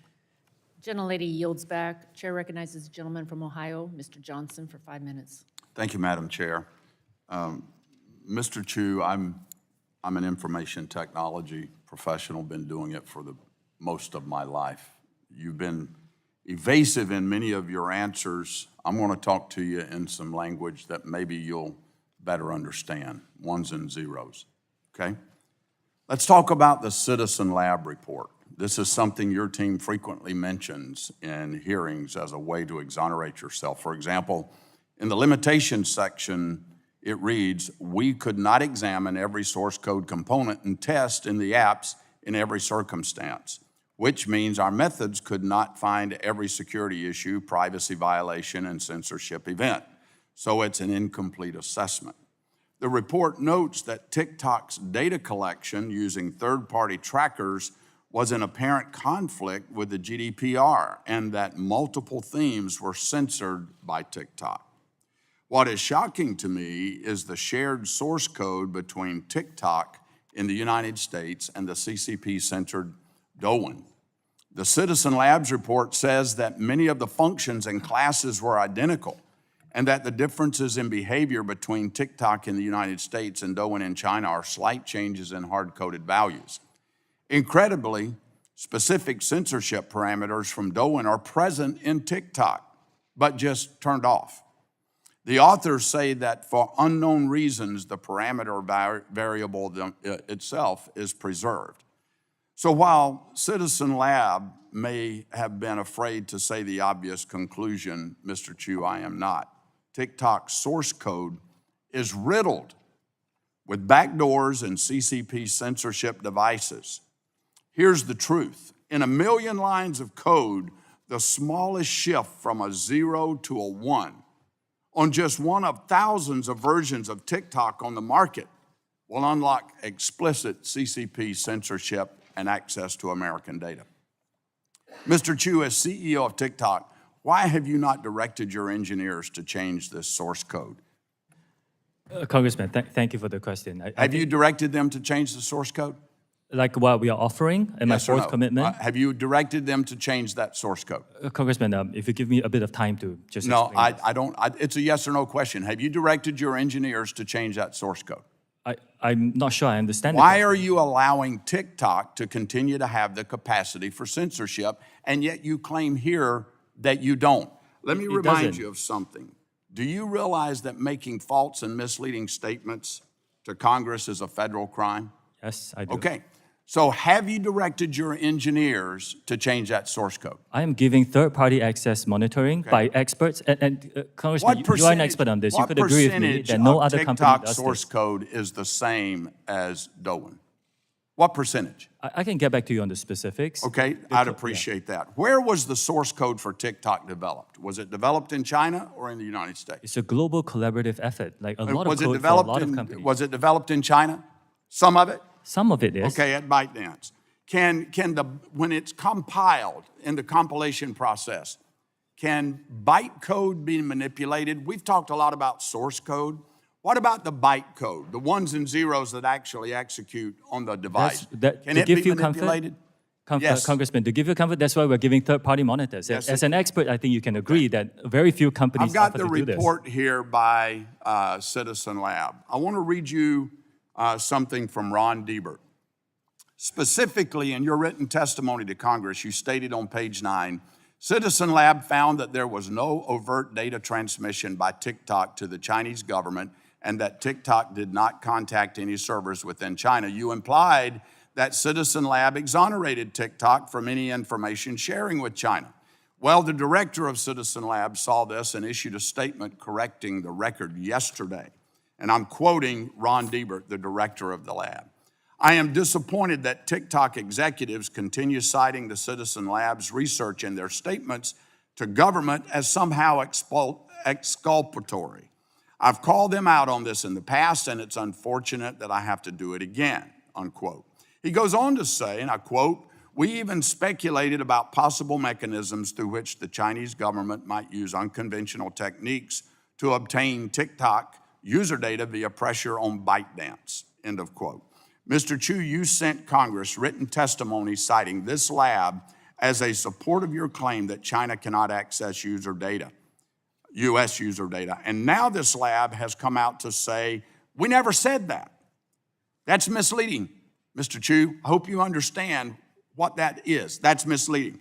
Mr. Chu, this is yet another instance of TikTok attempting to mislead Americans about what their technology is capable of and who has access to their information. Madam Chair, I'd like to Madam Chair, I would enter like the to respond to statement that by very Ron quickly, Deibert please. and the Citizens Lab into the record.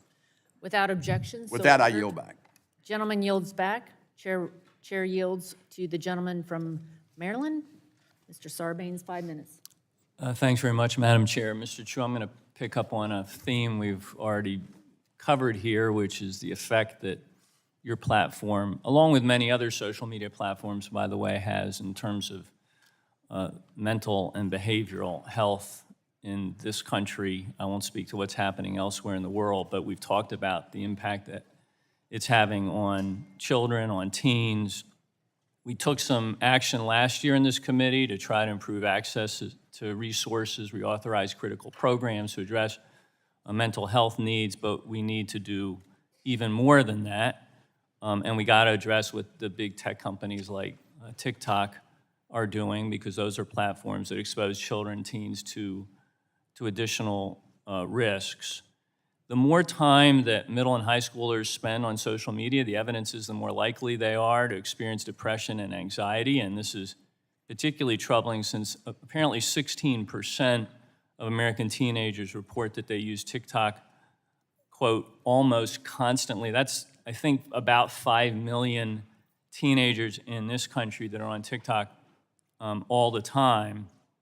And we know that big tech, including TikTok, uses design features that can manipulate users, including children and teens, to keep them engaged, designed to feed them a never-ending stream of content, keep their attention for hours on end, which includes capitalizing on the desire for others' approval through like features, preying on the fear of missing out through push notifications, and so forth.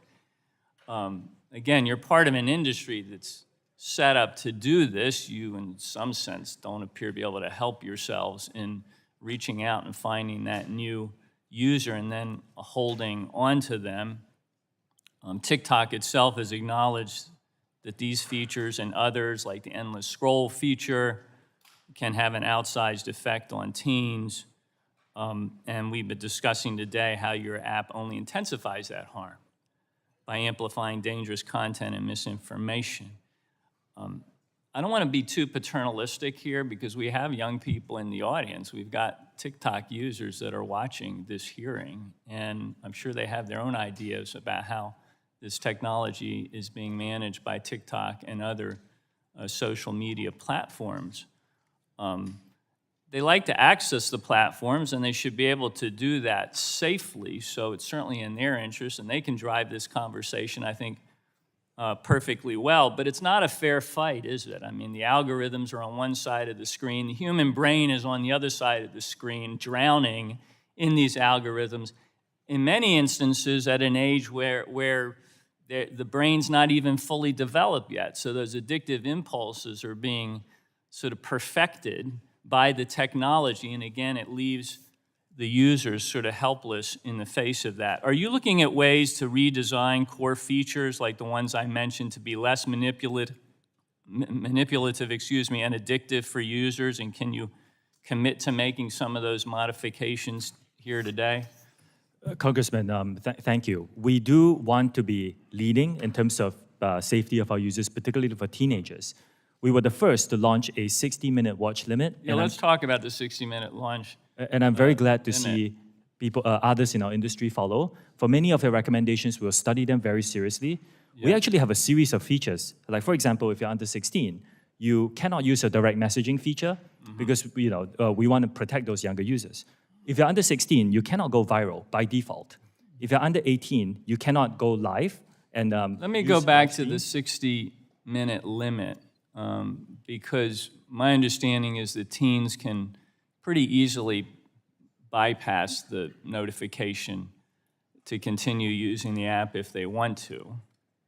I mean, let's face it, our teens are smarter than we are by half, and they know how to use the technology, and they can get around these limits if they want to.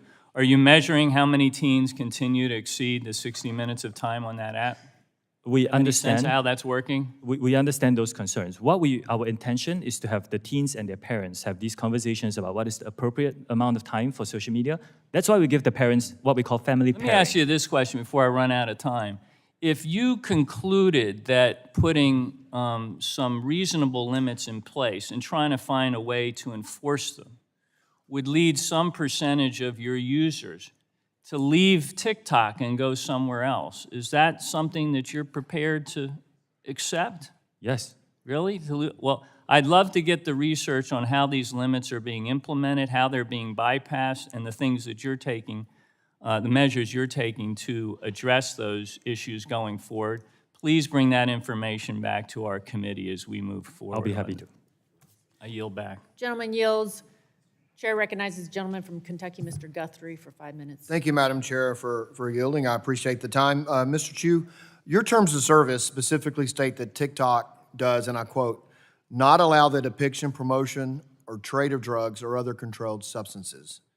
Despite this content being against your terms of service, and I've brought this up with other service providers, but despite this content being against your terms of service, content on your platform related to illicit drugs like fentanyl, drug trafficking, and other illicit activity is pervasive and racks up hundreds of thousands of views. For example, in 2020, the Benadryl challenge resulted in the death of an American teenager. And we heard of another one, challenge earlier today, that brought a death of a teenager.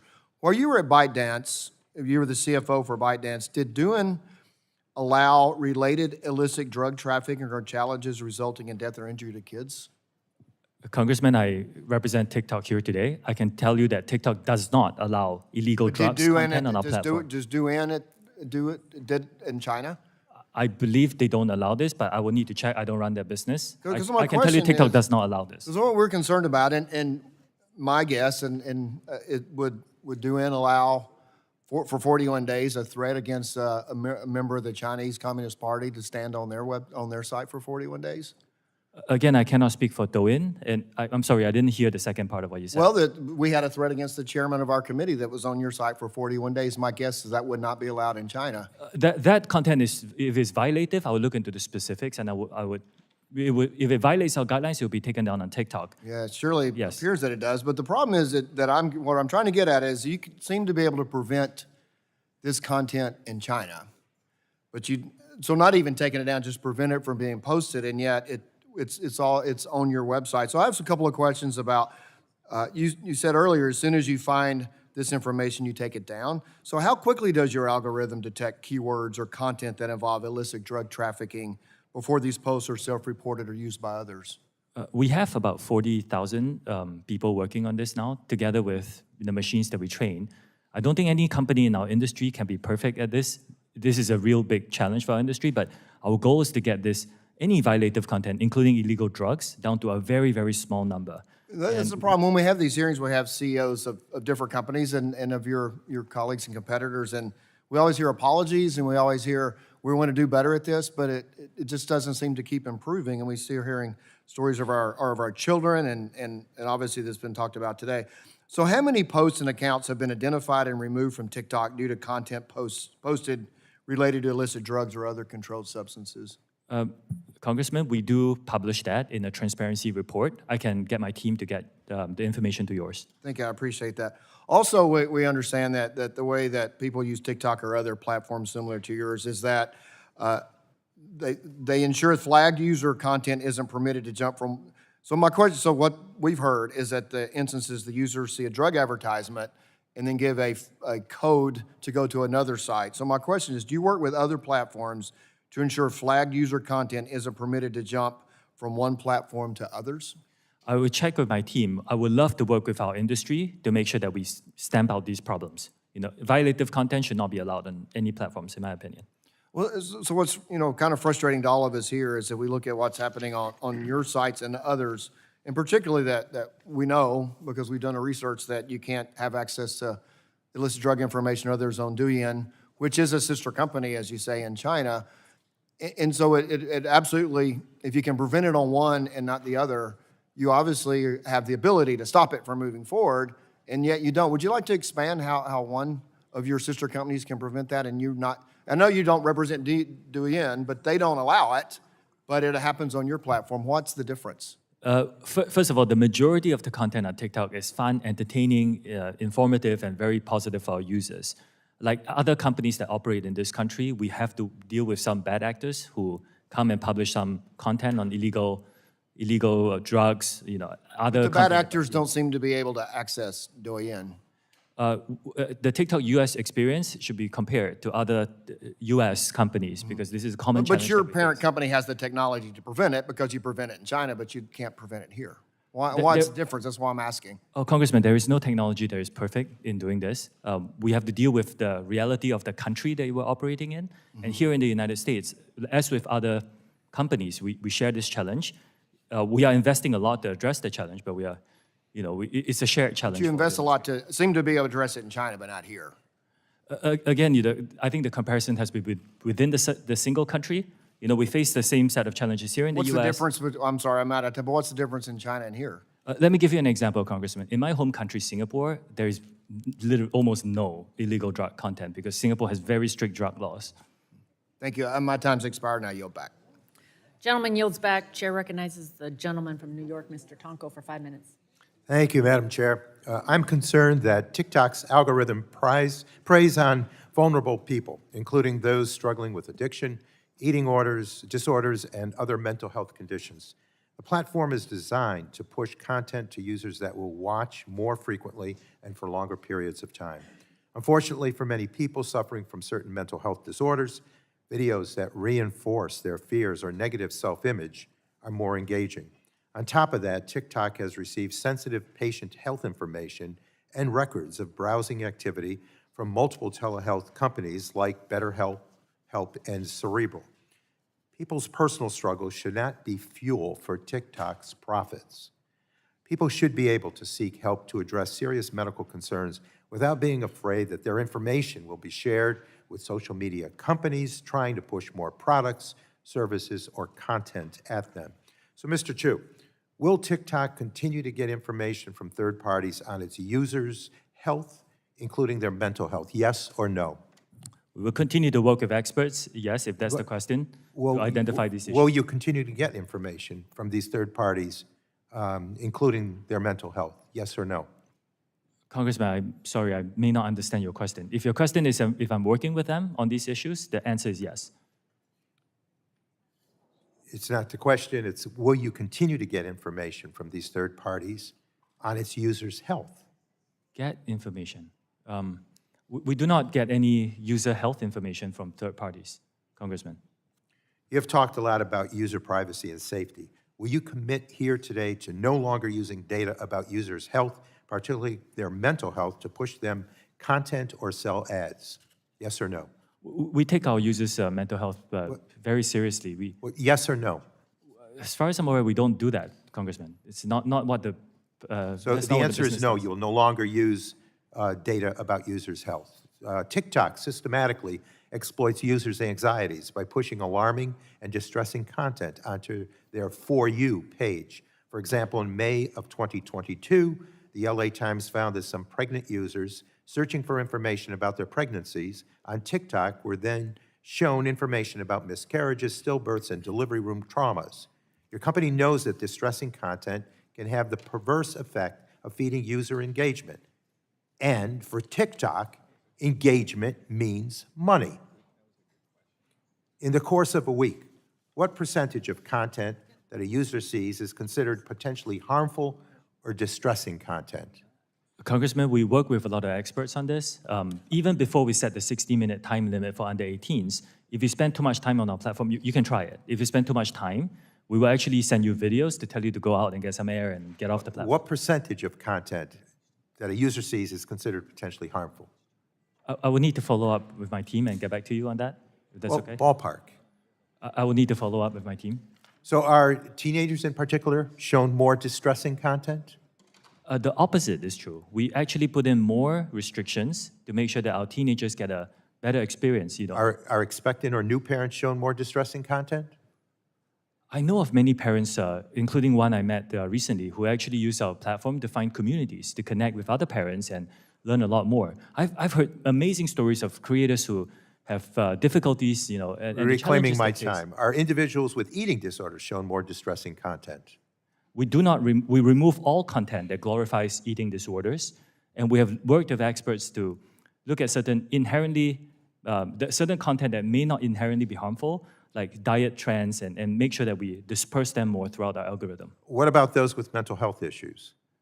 Are they This is given an more issue we distressing take. content? If a user searches, words that expresses mental health issues, we actually redirect them to a safety page. Like, for example, if you, I don't know if I should say this in public, if you search, "I want to die," we will redirect you to a safety page, for example. So what about those suffering from addiction? Are they given more distressing content? I'm sorry, Congressman, I missed that question. Those suffering from addiction, are they given more distressing content? I missed the first few words, I apologize. What about those suffering from addiction? Are they given more distressing content? Those suffering from Addiction. Addiction. Do you mean drug addiction or? Yes, or any order of addiction. If people search for content, and you can try on a variety of subjects, we will actually direct you to a safety page to give you more resources. And a lot of recovering addicts have actually found the communities on TikTok, and it's really helped them, find their voices and the community and the courage to really overcome their addiction. I personally have heard stories of that. Well, I appreciate your answers, but I was looking for yes or no, and we did not get those. And again, I think the more that they watch this distressing content, the more profit TikTok makes, and that's distressing. Gentleman yields back. Chair recognizes the gentleman from Michigan, Mr. Wahlberg, for 5 minutes. Thank you, Madam Chair, and we're glad that you're here, Mr. Chu. As Chair Rodgers and Representative Burgess mentioned this morning, the Wall Street Journal reported that China will firmly oppose any forced sale or divestiture of TikTok. And this is based not on conjecture, but it's based on comments provided by the official spokesperson at the Ministry of Commerce, who said that any TikTok sale or spinoff would amount to a technology export and would have to adhere to Chinese law and approval. This spokesperson was quoted as saying the Chinese, and I quote, "The Chinese government will make decisions according to the law." The Chinese government. Mr. Chu, do you agree with this official? Yes or no? Congressman, I cannot speak on behalf of a Chinese government official. Do you agree with that official? We will need to look at this because Project Texas is designed to move forward here in the United States, and we are not discussing this, so I don't have specifics. Your company is valued at upwards of $50 billion and has been on the verge of forced sale or ban for 3 years at least, correct? Do you expect this committee to believe you haven't already discussed this scenario with your team? And you should have an answer to this, yes or no, I agree with the Communist Party, or I don't agree with the Communist Party. So, I guess I would say at that point, you disagree with the Communist Party. Explain your discrepancy. Congressman, for 2 years, we spent $1.5 billion US to build Project Texas. This is after very extensive discussions with relevant folks. Project Texas is just something expanded for the future. We're talking about now.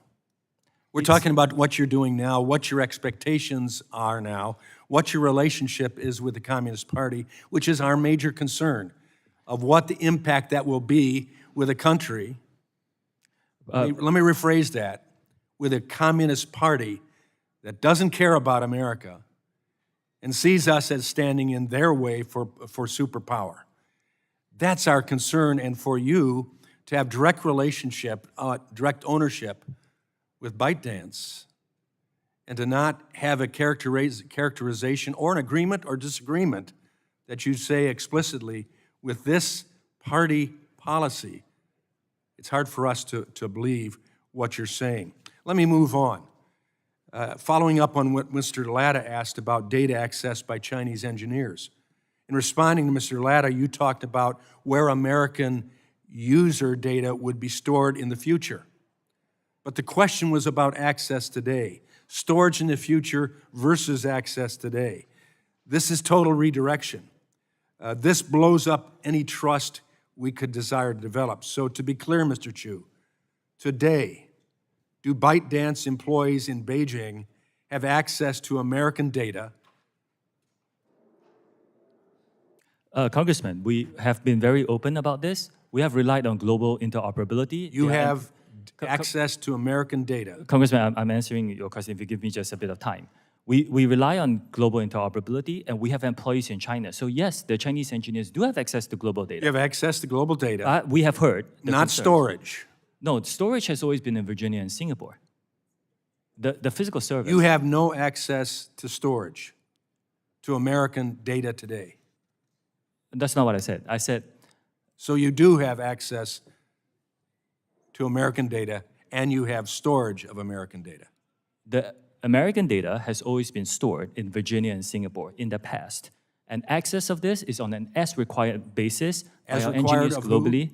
By engineers for business purposes. By This is a engineers, private company. ByteDance, ByteDance. the Communist Party? No, no. Why? Yeah, How can you say that? This is a if this they is have a private access? business. This is a private business, and is like many other businesses, many other American companies. We rely on the global workforce. So the global workforce that includes ByteDance, which is connected directly to the Chinese Communist Party, That is has a access. characterization that we disagree with. Now, in the future, That's not what we can disagree with.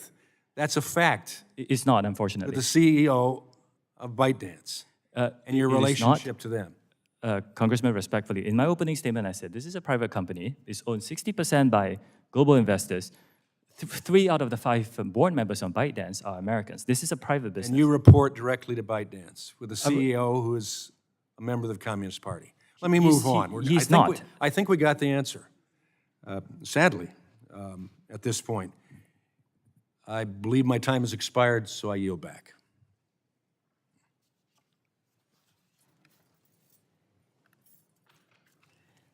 Gentleman yields back. Chair recognizes Ms. Clark for 5 minutes. Thank you, Chairwoman Rodgers. Thank the ranking member, Pallone, for holding today's hearing. Throughout this hearing, I also want to thank our witness for being here to testify on what are very important issues before us today. Throughout this hearing, my colleagues have outlined the potential threat posed by the security of Americans' data by TikTok being affiliated and some would say owned by a Chinese company. Foreign adversaries having direct access to Americans' data, as well as the ability to influence this content Americans see on a prolific social media platform, represents an unprecedented threat to American security and to our democracy. However, the problems of social media platforms, content moderation, algorithmic discrimination, and safety are neither new nor unique to TikTok. Mr. Chu, I share the concerns raised by my colleague, Congresswoman Matsui, related to algorithms. I believe that without mitigation against bias, platforms will continue to replicate, exacerbate discrimination that is illegal under civil rights law, as well as exclude important dialogue about sensitive topics like race from occurring on the platform. For example, I was disturbed by reports that TikTok content moderation algorithm flagged words like Black or Black Lives Matter as inappropriate content. So my first question, Mr. Chu, is do you agree that platforms like TikTok should be subject to regular audits or transparency requirements to identify whether policies have a disparate impact on communities that are protected classes like race, religion, national origin, or gender? I think, Congresswoman, I think platforms should be very transparent on what they do there and disclose a lot of information. We can get back on the specifics of what we mean by an audit, but I do agree very strongly that platforms should be very transparent, and it's a commitment that we're giving to this committee and all our users that our platform will be a place for freedom of expression. We embrace all diverse points of view, all ethnic minorities. You can come and say whatever you want, as long as you don't violate the rules of safety that were put in place. And we also commit to be free of all and any government manipulation. So I think I'm in strong agreement with a lot of what you said. Well, thank you. My bill, the Algorithmic Accountability Act, would require platforms to be transparent about their algorithms, measure disparate impact, and require risk mitigation. It is vital that the diverse culture of the United States is reflected online, but I'm concerned the algorithms and content moderation practices employed by TikTok are ignorant to the fundamental diversity while also failing to remove content that is harmful, like child sexual abuse material, hate speech, or domestic terrorism content. My next question to you is, it's my understanding that users must be in good standing to be eligible for compensation from TikTok's Creator Fund. For example, they can't have violated community guidelines. Is this correct? There are some details there, but directionally, yes. If TikTok's algorithm is flagging content incorrectly, resulting in creators violating community guidelines when in fact they have not, those creators would not be eligible to receive compensation under the Creator Fund, correct? We do have an appeals process. You have an appeals process, okay. Yes, In yes. my view, if TikTok employs algorithms that disproportionately remove content from Black creators, it disproportionately silences and excludes Black creators from compensation opportunities. And this problem happens in parallel to the lack of adequate recognition, attribution, and compensation to Black creatives for their content. The exploitation, cultural misappropriations, the erasure of Black creatives' ownership of their fashion, art, and media is nothing new. We need transparency, accountability, and bold action to mitigate against misinformation, bias, and exclusion of certain communities from the opportunities present on platforms like TikTok. So let me just say this. I'm concerned about transparency. I am concerned about algorithmic accountability. And I'm not clear that your organization holds those values. So I want to ask that you take a look at this because this is all part and parcel of what we're concerned about with respect to social media platforms and the misappropriation, the ways in which those algorithms can discriminate within the context of the social media platform. With that, Madam Chair, I yield back. Congresswoman, is it okay if I just very quickly respond? This is a very important topic. Unfortunately, we only have 4.5 hours with you, and I'm going to try to get to every member, so we're going to keep going. It is very important. I would love to follow up. Well, there will be other opportunities. The lady yields back. Gentleman from Georgia, Mr. Buddy Carter, is recognized for 5 minutes. Thank you, Madam Chair. Mr. Crew, welcome to the most bipartisan committee in Congress. We may not always agree on how to get there, but we care about our national security. We care about our economy, and we sure as heck care about our children. We sure do. And that's why you're here today, because 2/3 of all the youth in our country are on your app. They spend an average of 95 minutes on your app. And you know, research has shown that TikTok is the most addictive platform out there. And the reason for that, as we've been told, is because it has the most advanced algorithm. And the Chinese Communist Party knows this, and I don't speak for everyone, but there are those on this committee, including myself, who believe that the Chinese Communist Party is engaged in psychological warfare through TikTok to deliberately influence U.S. children. You know, you see behind me, if you look behind me, Mr. Crew, you see some of the challenges that we've seen on TikTok. You know about them. You know about the milk crate. You know about the blackout challenge. You know about the NyQuil chicken challenge, the Benadryl challenge, the dragon's breath liquid nitrogen trend, or the challenge that promotes car theft. I want to ask you, as I understand it, there's a sister app in China, Douyin. I'm sorry if I'm butchering the pronunciation. Do they have these same things over there? Do they have these kind of challenges in China? Congressman, I'm really glad you asked this question. Yeah. Do they, yes or no? I'm not sure because Yeah, whoa, come on now. You're not sure? I really am not sure.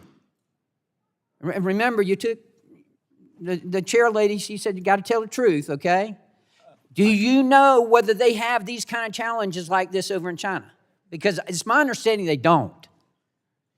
I'm not sure because I spend my energies running TikTok. And you don't look at any of your other competitors or look at anything similar to yours. So you don't know whether they don't have this over in China. I did. We have it here, but they don't have it here. And that's why I'm asking you this. Why is it that TikTok consistently fails to identify and moderate these kinds of harmful videos? Why is it? Why is it that you allow this to go on? We've already heard, God bless you, from parents who are here with us, who have lost children. I submit to you, everybody up here cares about the children of this country. Tell me why. This is a real industry challenge, and we're working No, it's very not hard. industry. This is TikTok. We're talking about TikTok. We're talking about why is it that you can't control this? And although I believe in giving credit where credit's due, I want to thank you. It's my understanding that the video that threatened life of the chairwoman has been removed. Thank you for doing that. Sorry we had to bring it to your attention here, but it's been removed. Tell me why this goes on. This is an industry challenge for all of us here operating in this country. Okay, so much for industry challenge. I want to shift gears real quick. I want to talk about biometric matrix, and I want to talk specifically, can you tell me right now, can you say with 100% certainty that TikTok does not use the phone's camera to determine whether the content that elicits a pupil dilation should be amplified by the algorithm? Can you tell me that? We do not collect body, face, or voice data to identify our users. We do not. You don't? No. The only face data that you will get, that we collect, is when you use the filters to have, say, sunglasses on your face, we need to know where your eyes are. Why do you need to know what the eyes are if you're not seeing if they're dilated? And that data is stored on your local device and deleted after use if you use it for facial. Again, we do not collect body, face, or voice data to identify our users. I find that hard to believe. It's our understanding that they're looking at the eyes. How do you determine what age they are then? We rely on age gating as our key age assurance. Age gating, which is when you ask the user what age they are. We have also developed some tools where we look at their public profile to go through the videos that they post to see whether... Well, that's creepy. Tell me more about that. It's public. So if you post a video, you choose that video to go public, that's how you get people to see your video. We look at those to see if it matches up the age that you talked about. Now, this is a real challenge for our industry because privacy versus age assurance is a really big problem. Look, you keep talking about the industry. We're talking about TikTok here. We're talking about children dying. Do you know how many children have died because of this? Do you have any idea? Can you tell me? Congressman, again, it's heartbreaking. Can you tell me how many children in America have died because of challenges like this? The majority of people who use our platform use it for positive experiences. That's not what I ask you. I ask you, tell me the number of children, of U.S. children who have died because of these challenges. Congressman, again, the majority of people who come on our platform get a good experience. I'm not talking about the majority of children. I want to know a number. Dangerous challenges are not allowed on our platform. If we find them, we will remove them. We take this very seriously. Obviously, you found one today and you removed it. We had to bring it to your attention, and I know I'm out of time. Thank you for being here. Welcome again to the most bipartisan committee in Congress. Gentleman yields back. We will now take a brief recess and resume in 10 minutes. The committee stands in recess.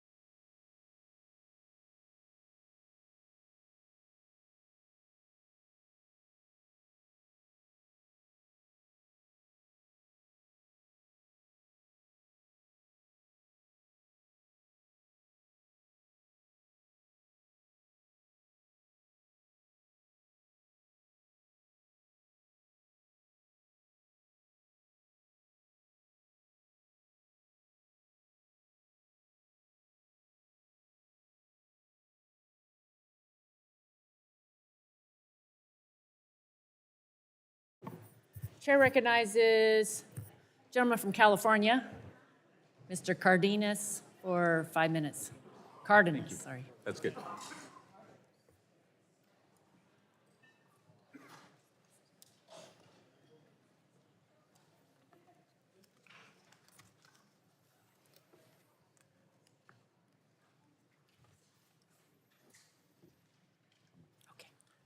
Thank you, Madam Chairwoman.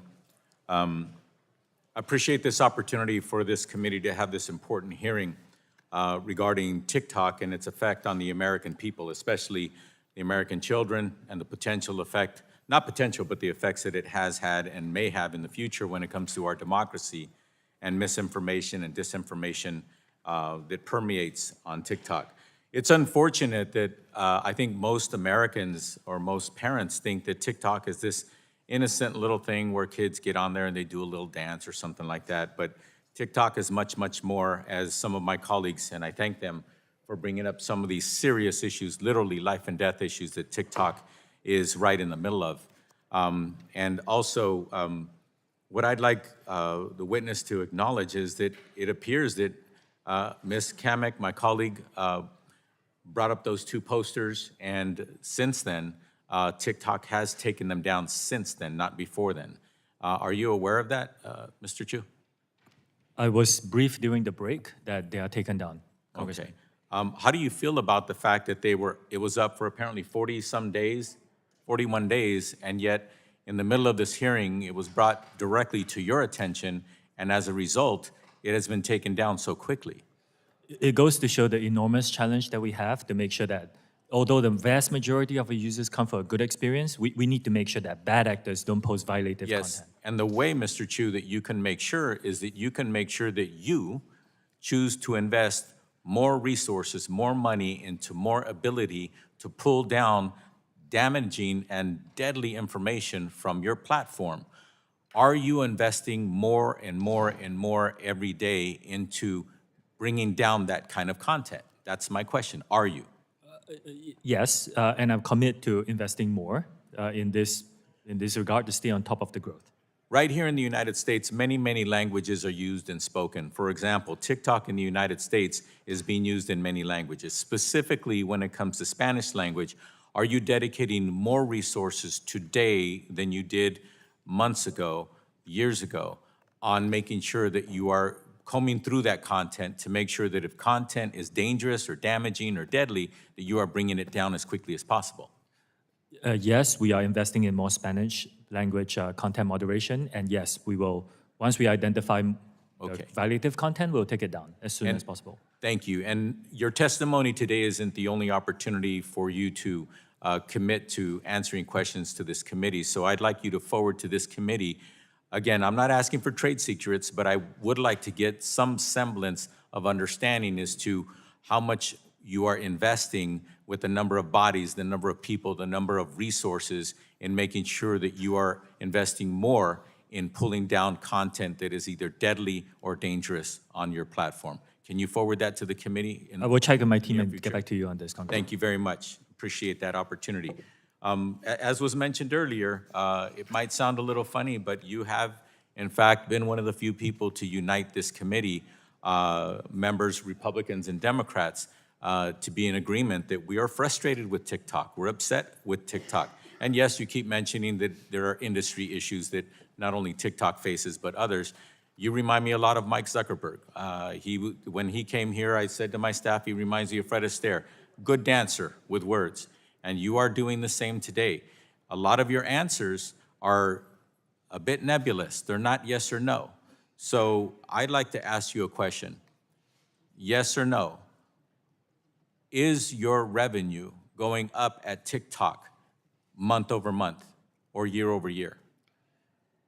Yes, our revenue is going up year over year. And with that, some of the answers I'd like you to forward this committee is, are you investing more and more money into making sure that content that is dangerous and or deadly, you're investing more and more resources in that aspect of your expenditures and your commitment to your users and to your organization? Yes, I commit to that, and we are investing more, and we will continue to do that. Okay. My last question is this. Are you a Chinese company? TikTok is a company that's now headquartered in Singapore and Los Angeles. Okay, We are not available in mainland China. Our users are in other countries around the world. okay. Is there a corporation that has any authority above TikTok? TikTok is a subsidiary of ByteDance, which is founded by a Chinese founder. Uh-huh. Yes. And ByteDance is a Chinese company? Well, ByteDance owns many businesses that operate in China. Is it or is it not a Chinese company? Congressman, the way we look at it, it was founded by Chinese No. I'm not asking you entrepreneurs. how you look at it. Fact, is it a Chinese company or not? For example, Dell is a company, it's an American company. They have activities all over the world. Is it a Chinese company? I frequently have these discussions with others on what is a company that is now global. That's okay. I'd prefer you answer the question and stop dancing verbally on it. Madam Chair, my time has expired. Thank you very much. Gentleman yields back. Chair recognizes the gentleman from California, Mr. Obernolte. Well, thank you very much, Mr. Chu. It's nice to see you again. If I could just bring us back up to 30,000 feet for a second, I just want to talk about what we're afraid of here, what we fear might happen. Social media companies, and TikTok is not unique in this, gather a tremendous amount of user data and then use powerful AI tools to use that data to make eerily accurate predictions of human behavior and then seek to manipulate that behavior. And that's something that it's not just TikTok, it's all our social media companies that are doing this. Ultimately, the solution is to enact comprehensive federal data privacy legislation that will prevent that kind of behavior, or at least allow users to consent to it. And that's, I know, something that the chair is working on, the ranking member. I hope that this committee will act on that this year.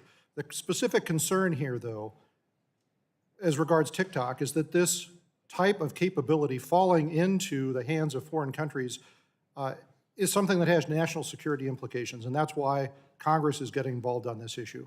So I know that you have proposed Project Texas in an effort to alleviate these fears, so I wanted to ask some specific technical questions about Project Texas and the way that you believe that it will solve this problem. So one of the things that you've said in your testimony is that part of Project Texas will have engineers at Oracle going through the source code for TikTok. How large is that code base? Well, it's not small, but it's not just Oracle, Congressman. We are also inviting other third-party monitors. We're in the process of figuring out who the best Sure. So monitors are. we're talking millions, tens of millions of lines of code? How big is the base? It is significant, but it's something that we believe can be done. And again, I want to say that I have not heard of another company, American or not, No, that I has understand. allowed for this to happen. But I mean, you're kind of in a unique position having to answer these concerns of Congress. So are they going through the code for just the app or the app and the server code? I can get back to you on the Okay. technical details, but it's comprehensive, including the software that powers a lot of the software that powers the experience. And how long will that review take? I need to get back to you on the timeline, but we are progressing quite well on Project Texas, and whenever we hit a milestone, I commit to be very transparent about it. Okay. So I'm wondering, because I'm also concerned as a software engineer about the process in which new code is introduced into the code base. Do you use a software configuration management system at TikTok? The way we plan for new code to be done is that even before the code becomes live, it has to be reviewed. The changes have to be reviewed Okay, by sure. So the you're third-party talking monitors. about a code review. That was good. That was another question I had for you. So the code review, is it done with a team of engineers or just with a single engineer? Oh, it's going to be a team effort. Okay. Yeah. And that's going to be done at Oracle or elsewhere? It's going to be done in one of our transparency centers, so that we still need to make sure that the code itself is secure. And Okay. so yeah. What I'm hearing you say is that even though the code might be written by someone not in the United States, before the code is integrated, it'll be reviewed in a code review by a team of engineers within the United States? That's the plan. Okay, and this, back to the question about the software configuration management system, how do you manage the integration of that code change into the rest of the TikTok code base? The long and short of it is we have built a team of American personnel with security credentials. The person who leads the team used to work for the Secret Service, No, I for understand, example. but I mean, there's a software solution for integrating those code changes into the code base. What solution is that? I will use need a to check commercial and one? get back to you on the Okay, details. well, Yeah. specifically what I'd like to know is to make sure that this isn't something that TikTok has created custom, which many companies do, because that would mean that you'd have to review the source code for that as well Yeah. for security. How do you protect against threats like a malicious actor being hired not by TikTok, but by Oracle, for example, or by USDS? The approach that most companies take for these things is to have several layers of monitoring to make sure that everything that somebody has reviewed, there's a secondary review, so that one malicious actor is not able to create the damage that the malicious actor can do. But you rightly pointed out, these kind of problems are industry-wide problems. Right. Every company has to deal with them. Okay, well, let me ask a specific question about that. I mean, in thinking about if I were a malicious actor, a software engineer on one of your projects, how I would go about writing a malicious code. I wouldn't put it right there and say, hey, I'm malicious. I would put unrelated lines of code in different sections of the code that work together to do something malicious. How do you think that could get caught? Again, we have to rely on third-party experts to help us with that. I think there are enough experts who can catch a lot of these things. The work on security globally, on all data security, is never perfect. Yeah, I understand. But we can have a lot of oversight to keep it safer than any other experience. I appreciate the effort. My concern, Mr. Chu, is I don't believe that it is technically possible to accomplish what TikTok says it will accomplish through Project Texas. I just think that there are too many back doors through that process to allow that to be possible, and I think a malicious actor would succeed in inserting malicious code in there if they wanted to. But I see we're out of time. I hope we get an opportunity to talk some more about this. I yield back, Madam Chair. Gentleman yields back. Chair recognizes the gentlelady from Michigan, Mrs. Dingle, for 5 minutes. Thank you, Chairman Rodgers and Ranking Member Pallone for holding this hearing, and to Mr. Chu for testifying here today. Your good news, you're halfway through with me. As screen time increases, so do inherent risks. And with the proliferation and popularity of new social media platforms, so does the potential reach of dangerous, provocative, and often harmful content. And my fear, the abuse of collected data. As a representative from the state of Michigan, I can speak from experience on how social media has been used to target members of the Michigan delegation, including a plot to kidnap our governor, and how it can be weaponized to perpetuate harms towards individuals and communities. And you saw firsthand how it targeted the chair of this committee. Today, many of my colleagues on both sides of the aisle have raised legitimate concerns about protecting children online, misinformation, and securing our data. Concerns that I share, and has been said by many of my colleagues, are bipartisanly shared. I think in many ways, these myriad of issues highlight the need for comprehensive data privacy legislation that would ensure the safety and integrity of every American's data on every social media platform and mitigate potential harms. One important area of concern I have regarding data collection is geolocation data and how it can be abused. I've seen it abused. I have seen women die because it has been abused. This subject has dangerous implications for survivors of domestic violence, people seeking medical care, and protecting children from potential predators. Mr. Chu, in your testimony, you wrote that current versions of the app do not collect precise or approximate GPS information from U.S. users. Yes or no answers, please. Mr. Chu, have any prior versions of TikTok's app collected precise GPS information from U.S. users? Yes or no? Yes, from back in 2020, about 3 years ago. Are there currently TikTok users who still hold old versions of the app that collect precise GPS information from U.S. users? Yes or no? There could be, but that's a small percentage today. Still dangerous. Has TikTok at any time fed precise GPS information collected from U.S. users into algorithms to serve user ads? Yes or no? I will need to check on the details because we do not currently collect that. So I need to check on the details. Yeah, I'm sure there's a yes there. But has TikTok at any time fed precise GPS information collected from U.S. users into algorithms? I know I'm having talk today to make inferences about users? Yes or no? I'm not sure of the specifics. I'd like answers, yes or no, after this. Has TikTok at any time sold precise GPS information collected from U.S. users? Yes or no? We do not sell data to data brokers, if that's the question. And you've never done that. I do not believe so. Has TikTok at any time sold or shared with third parties or algorithmic inferences that were made using, in part or in whole, precise GPS information collected from U.S. users? Yes or no? Congressman, I need to check on these specifics. What I can tell you is right now we do not collect precise GPS location data in the United States. All right. Does TikTok still use inferences that were made using, in part or in whole, precise GPS information collected from U.S. users? I'm sorry, would you repeat that? Does TikTok still use inferences that you've gained that were made using, in part or whole, precise GPS information collected from U.S. users in your algorithms? That will be a very technical question. I will have to check and get back to you. Has TikTok at any time provided the Chinese government with either precise GSP information collected from U.S. users or inferences made from that data? That I can give you a straight and no. Mr. Chu, even if Congress were to ban TikTok, I'm concerned that China or others would still have access to U.S. consumer data by purchasing it through data brokers. Will you commit not to sell any of TikTok's data to data brokers now or in the future?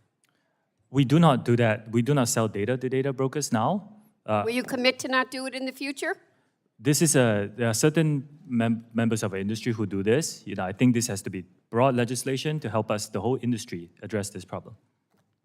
I think I'm out of time. Thank you, Madam Chair. I'll yield back. Gentlelady yields back. Chair yields 5 minutes to the gentleman from Alabama, Mr. Palmer. Thank you. When the Chinese Communist government bought a share of ByteDance, it's been described as the Chinese Communist government's way of quieter form of control, and that companies have little choice in selling a stake to the government if they want to stay in business. And what I'd like to know is when the Chinese Communist government moved to buy shares of ByteDance, were you informed beforehand, yes or no? No. Okay. Congressman ByteDance... Were you or anyone with TikTok asked for your opinion about the sale of shares of ByteDance to the Chinese Communist government? Yes or no? It hasn't happened. Did you or anyone employed by or affiliated with TikTok state any objections or concerns about the possibility of the Chinese Communist government, once they had shares in ByteDance, exercising control over content, using your platform for conducting misinformation campaigns, or restrictions ensuring nothing is posted that reflects badly on the Chinese Communist government, or for surveillance and data collection for use against anyone?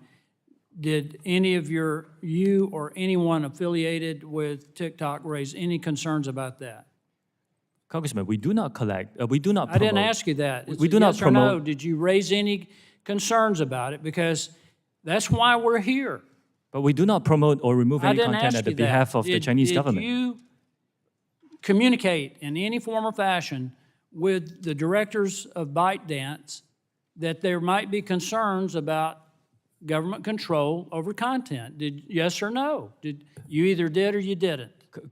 Congressman, You didn't. I just want to make this clear. We Let me do not ask you remove this. or promote content at the request of the Chinese TikTok government. insiders have already said that the company is tightly controlled by ByteDance. It even gets down to the hours they work.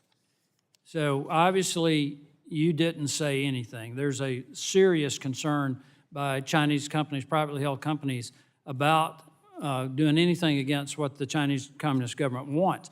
I want to ask you this. Does TikTok screen against manipulative content from child predators, yes or no? Do we screen? Do you screen against them? Yeah, we do. This How about child predator. How about drug cartels? Drug cartels, child predatory content. This is all You had a violative drug of that. cartel that was engaged in a police chase with Spanish authorities, and they posted it on TikTok and got over 1 million views. Why wasn't that taken down? And are you doing it with human traffickers or terrorists? I mean, do you withhold content from from nations that might be committing crimes against humanity? Yes or no? Congressman, our platform is a Yes place or of no? freedom of Yes or expression, no? and users I know come you, here you and, talk about that, but yes or no, do you screen against content from nations that commit crimes against humanity? Congressman, our users come and Yes or express, no? our Yes or users no? come and present No, any points of views you that don't. they want, and it's a commitment to keep this Let me free ask from you this. interference Michael from any Beckerman, government. who is your vice president and head of public policy for the Americas, right? Is he part of the team that helped you prepare for this meeting, yes or no? Can I clarify who you mean? Michael Beckerman. Yes, he is. Okay, where is he at this moment? I'm sorry? Where's Mr. Beckerman at this moment? He's probably here. No, you know he's here. He's sitting right behind you. I want to know why, when Mr. Beckerman was on with Jake Tapper on CNN and asked repeatedly to condemn Chinese Communist government's treatment of the Uyghurs, when that treatment has been classified by the United States as a genocide, when a UN report classifies it as a crime against humanity, why, after multiple questions, Mr. Beckerman refused to address that? Are you afraid of the Chinese Communist government? No, because you you can find that concerned content that- on our platform. Any content that our users want Well, why to couldn't express your their vice views on this president of issue is public freely policy, available on the our guy platform. who is head of public policy for the Americas, and an American on an American television news channel, why couldn't he condemn that?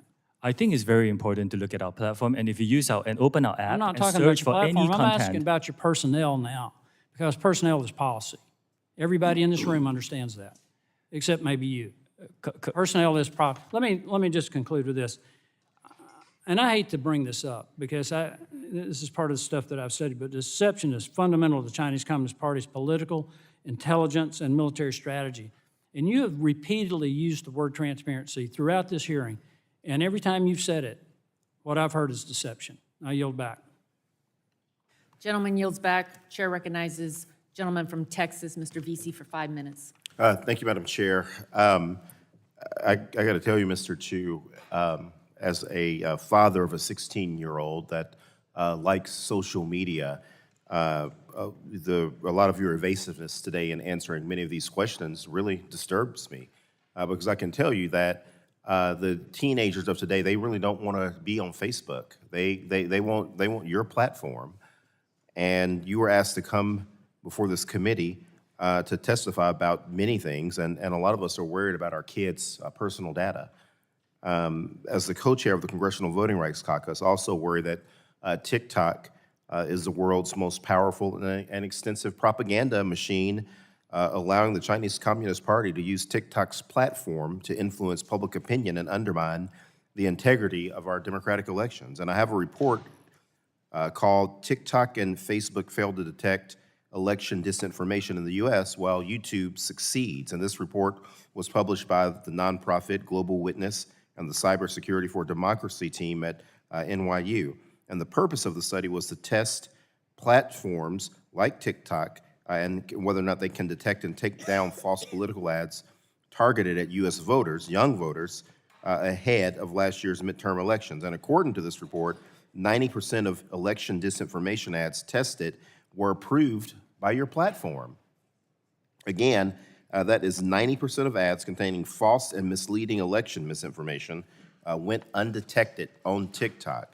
And just to add some color to the type of misleading ads that were approved by TikTok, this included ads that were live on TikTok that said the wrong election day and actually encouraged people to vote twice. You do know that voting twice is a felony. Mr. Chu, you do know that it's legal to vote twice. Congressman, any misinformation that comes around a political election is something we take very seriously. Let me, I'm particularly troubled about this type of information because it can run rampant on TikTok. And given that TikTok, again, y'all are appealing to a very young and diverse user base, that is exactly the people that we've seen targeted time and time again with voter suppression campaigns run by malicious actors. Mr. Chu, do you agree with me that it is completely unacceptable that 90% of these ads were undetected on your platform, And can you detail for us right now TikTok's policy regarding election misinformation and paid political ads, and how the company monitors such information, and how you plan to get that number down to zero? Whilst TikTok is a place for our users to come and express their points of views freely, we do take misinformation, dangerous misinformation, particularly around an election, very seriously. And we will work with third-party experts to identify misinformation. You call allowing 90% of false content, political content, on your platform to be taken, you define that as being taken seriously? I need to look into the specifics. I'm not sure where the number came from, but I can tell you, Congressman, that we are the only platform that I know of that doesn't actually take political ads. We don't accept money. I don't think other platforms can say that. Mr. Chu, can you detail how you responded to that report? Did you respond to that report that I just mentioned? I need to look at the specifics of the report, Congressman, and I can get back to you on that. All right. Mr. Chu, I want to shift to Project Texas. I know that we've discussed this initiative throughout today's hearing, but I want to dive deeper into your notion that promises about Project Texas should give us any confidence in TikTok's ability to localize U.S. data and discontinue access to that data to ByteDance employees in China. Why? Because we've already had a TikTok executive appear before Congress and give sworn testimony about the comfort that we should take in TikTok's U.S.-based resources. Well, TikTok data security practices were being scrutinized by the U.S. government, and unfortunately, we've since found out from journalists and recorded conversations that those assurances were worthless. In your testimony, you also mentioned that Oracle has already begun inspecting TikTok's source code and has access to the platform's recommendation algorithm. Why should this give the American public any great assurances, particularly given that Oracle now owns a stake in TikTok and stands to gain monetarily the more revenue that TikTok and its algorithm generates? Congressman, not only is Project Texas unprecedented in our industry in protecting U.S. user data and interests, we are inviting third parties to come in and monitor this, and we will, be transparent in that process. And this is more beyond all companies that I know of in my industry. Thank you, Madam Chair. I'm out of time. Gentleman yields back. Chair recognizes the gentleman from Florida for 5 minutes, Mr. Dunn. Thank you very much, Madam Chair. Mr. Chu, I'm aware that on arriving in D.C. this week, you appeared on TikTok and posted you had 150 million U.S. users, 5 million U.S. businesses. That represents a lot of data. You also referenced your appearance before this committee as a chance to share all that TikTok is doing to protect Americans using the app.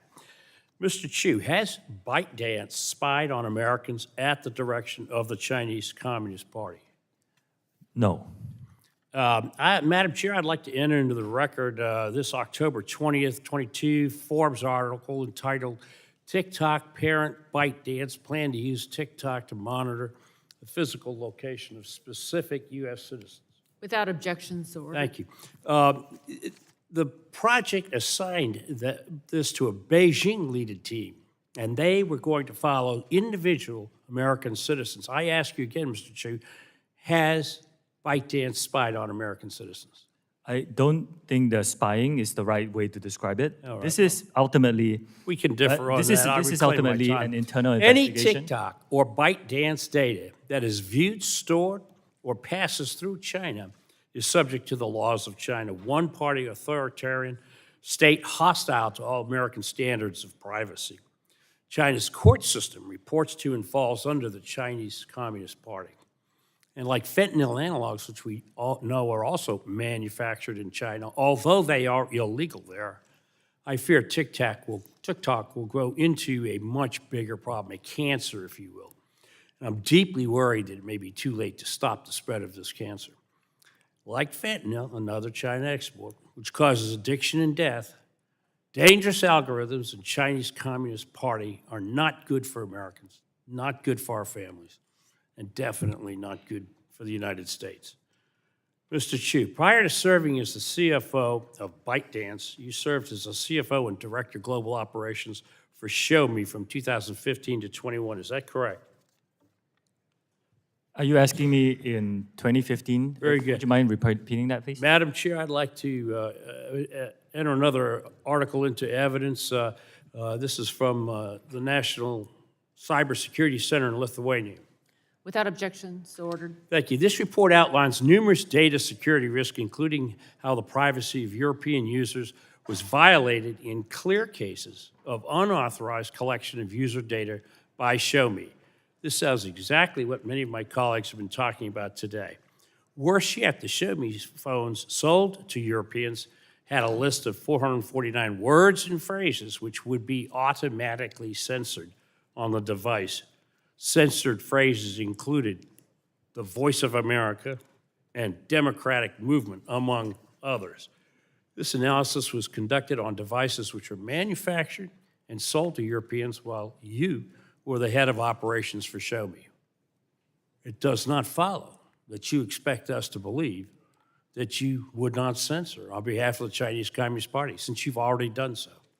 I want to be unequivocal on this. We do not remove or promote content on behalf of the Chinese While government. TikTok, in your words, strives to deliver on their mission to inspire creativity and bring joy to American users, I assure you that is not the mission or goal of the Chinese Communist Party, which runs the People's Republic of China, that TikTok's parent company, ByteDance, is domiciled in. Mr. Congressman, Chu, you can these are check with our straightforward users to things. see The the world experience that they're deserves an getting. answer. You have not given straightforward answers. We don't find you credible on these things. With that, Madam Chair, I'd like to yield the balance. of my Congressman, you have given me no Mr. time to Obernolte answer your of questions. California. I reject the characterizations. I yield it Who to are you Mr. yielding Obernolte. to, Dr. Dunn? Mr. Obernolte? Okay. Well, thank you, Madam Chair. Mr. Chu, I'd like to continue our discussion of Project Texas, if we could. Part of Project Texas is that engineers at Oracle will review the algorithms used by TikTok to confirm that they're free of foreign influence. I have a question about that because we're talking about AI, that's a very generic term. Do you use machine learning to influence the algorithms at TikTok? This gets very technical, and we have published several blogs about this, which I can forward to your team. Okay. But yes, it's mainly based on interest signals. Right, okay, Like, so, yeah. so here's my question. How could looking at the algorithm confirm that it's free from foreign influence? Because the algorithm is just a neural net architecture with inputs and outputs and weights, and how to train that. I mean, the influence is an external factor. So I'd appreciate it if you could give us, I see we're out of time again, a written answer to that. But again, I am concerned that what you're proposing with Project Texas just doesn't have the technical capability of providing us the assurances that we need. I yield back, Madam Chair. Gentleman yields back. Chair recognizes Ms. Custer. Ms. Custer is not here. Ms. Barragon for 5 minutes. Thank you, Madam Chair. Mr. Chu, TikTok warns users when content is graphic or disturbing and labels state-affiliated media accounts to ensure the viewers aren't seeing propaganda. Does TikTok provide similar information to Spanish speakers, users, as well as English speakers? I believe so, Congressman. I will get back to you on that. Okay, and do you know if TikTok has a specific strategy for tackling Spanish language content that violates its trust and safety guidelines? We do. I will get back to you on the specifics on that. Okay. When offensive English language search terms or hashtags are blocked for violating community guidelines in English, is the Spanish translation of the term or the hashtag automatically blocked as well? I believe so, but let me check the specifics and get back to you. Do you have any idea how many people that you might have working at TikTok that addresses Spanish misinformation? I know ballpark it's quite a significant team, but I can get back to you on the details. You said significant, so are you saying it's, do you have a ballpark at all you can give us? Would you say it's like 10% of your force or more It's than? an important number, so I want to be precise, and I'll get back to you. Okay. Do you happen to know if a TikTok can effectively ensure that Spanish-speaking users between the ages of 13 and 17 are not being targeted by ads promoting harmful content? we have very strict policies for our users who are in the teenage age group, and regardless of what language they speak. So we want to make sure that they are given a very safe experience on our platform, regardless of the language they. Well, I know, I'm use just it. trying to, I'm trying to ascertain resources you may be putting into Spanish speaking and Spanish language. Last year, the Congressional Hispanic Caucus met with TikTok. This was one of the conversations, and a source of the discussion was addressing Spanish language disinformation and misinformation. It remains an urgent priority for the Congressional Hispanic Caucus as Hispanics across the country increasingly turn to social media for vital information. We heard earlier in this hearing that there was, video, there was a TikTok post threatening the chair of the committee, and it took some 40 days to take it down. So I guess I'm a little concerned if your team doesn't have the resources and the capability to flag that, what kind of capability is it going to have to bring down misinformation, disinformation to Spanish speakers, which I'm assuming is a smaller fraction of the workers that you have at TikTok? TikTok is a place for all our users to come and express their very diverse views, and we are open to all ethnicities, and we are open to all everyone to come here and freely express their views. So it is our commitment to make sure that the safety of those users, regardless of the language, and of course, the Spanish language user base is super important to us. Okay, we so need to you make sure can't- that we continue to Okay, invest so in that. you don't have an answer then. Okay, I will look forward in your coming back. We've heard a lot about the concerns about children who may be on TikTok. Mr. Chu, at what age do you think it would be appropriate for a young person to get on TikTok? We have 3 different experiences here in the United States. There is an experience for under 13s, which is highly restricted. I'm asking what you think would be the appropriate age to have a child get on TikTok. Our approach is to give differentiated experiences for different age groups and let the parents have these conversations with their children to decide what's best for their family. So you think that there is a sufficient safety mechanism for an 8-year-old to be able to access TikTok? An 8-year-old's experience on TikTok will be so highly restricted that every single piece of content he or she will see will be vetted by Common Sense, our third-party child safety expert, and the 8-year-old will not be able to post, and the 8-year-old will not be able to see any personalized feed and 0 advertising in that experience. So I believe, yes, it is the appropriate experience for an 8-year-old. Well, then why don't you let your 8-year-old child on TikTok? I have seen these news articles. I would like to address that. My kids live in Singapore, and in Singapore, we do not have the under 13 experience. If they lived here in the United States, I'll let them use the under 13 experience. Okay, so you're saying it's because of the country you live in doesn't have the same mechanisms. Is there a reason you don't have those same mechanisms everywhere? In principle, we want to provide a good experience for our users in general. We don't want to monetize from people who are under 13. In the US, we are COPPA compliant, and as part of that, we were deemed as I want to get these specifics right. We were deemed as a particular type of audience, mixed audience app. I want to make sure that that's right. And as a result of that, we have to provide an experience to our under 13 users in this country as well. My time has expired. Thank you. I yield back. He yields back. Chair recognizes the gentleman from Utah, Mr. Curtis. Thank you, Madam Chair. Mr. Chu, my children are getting ready to run a marathon, and I noted during this hearing that they'll be running for about the same amount of time that you'll be sitting in that chair today. Unfortunately, I only get you for 5 minutes, so instead of a marathon, I'd like to do a sprint with you. And I want to go back up to that 30,000 feet level. Would you agree with me that Section 230 was created to protect platforms like yours from lawsuits when you distribute information? Don't overcomplicate it, just like 30,000 feet. Yeah. So then would you agree that there's a line drawn between publishers of information and distributors of information, specifically in the Section 230 language? I think 230 is a very complex topic. I understand, but remember, we're at 30,000 feet. So in short, your platform distributes content that other people's publish. One of the early challengers to Section 230 was when AOL refused to take down a post of somebody that had inappropriately put associated a phone number with the Oklahoma City bombings. The courts ruled that AOL was not liable for that post because of Section 230. Now, I want you to do a hypothetical with me because I'm going to use the absurd to try to make a point here. Let's suppose hypothetically that AOL, instead of just posting that, actually wanted to magnify that voice, and so they took out an ad in the Wall Street Journal linking that phone number with the Oklahoma City bombing.